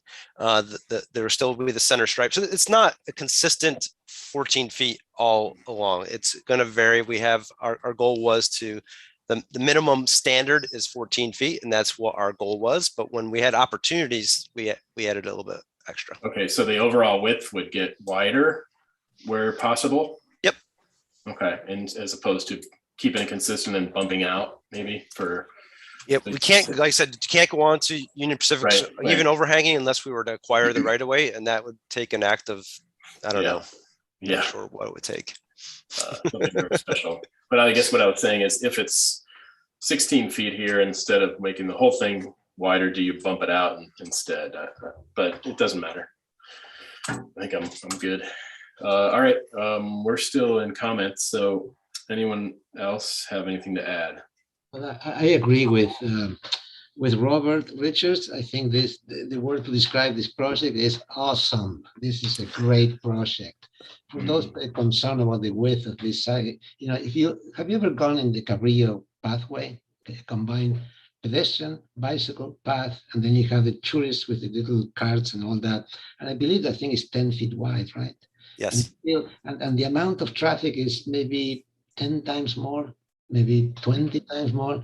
And you do have, this is great. 14 feet, it happens all the time. It's just a zigzag around the few pedestrians. There are not going to be that many pedestrians. I think. It's a great project. Thank you for working on this, really. Well, it's a So- great connection between Carp and Santa Claus that's never been there. Yeah, definitely. All right, so this is here for further conceptual. So where are you off to next? I mean, I think you got pretty much positive comments throughout, so take it, run with it. But will we see this again? Well, what we're hoping for is to get through conceptual, and then once our application is deemed complete, we would of course go to Planning Commission. And so when you will see it again is during our compliance and or coastal permit issuance process, we would come back for the prelim and final reviews prior to construction. All right. If we're still on this board, because it does take a little bit of time. Well, we hope to go to construction in June or in the summer at the very least. So we kind of have to bust a move here, and we're hoping that you see it sooner rather than later. This is Alex. Hey, sorry to interject, and I apologize, but I may have missed a comment. Besides great project, was there a comment you wanted me to reflect regarding the material for the crosswalk? Well, Val, do you want to field that? Well, it's a suggestion that there could maybe be more of a texture change at that westerly crosswalk to help. Sorry. Yeah, go ahead.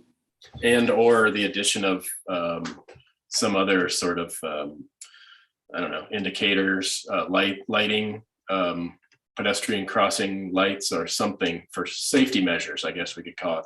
Yeah. They call it like a beacon. They're usually called beacons. The beacon lights, that's what they call them in Goleta, right? Like the flashing beacons, yeah. So I guess it would be, board is concerned with safety at initial crosswalk, consider change in paving or beacon lighting. Yeah, that's good. Safety.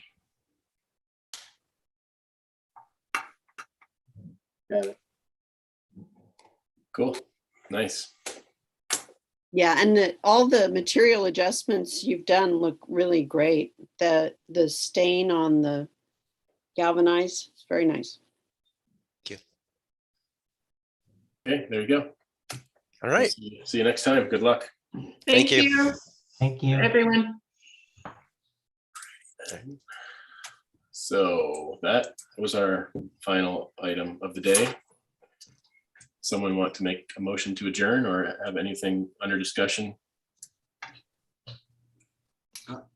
Make a I'll motion. make a motion to adjourn. What took you so long? Well, second. All right, all those in favor? Aye. Aye. Okay, thanks, everybody. We'll see you in a couple weeks. All right, take care. Bye. That concludes the FR meeting of December 3rd. Thanks, guys. Have a great weekend.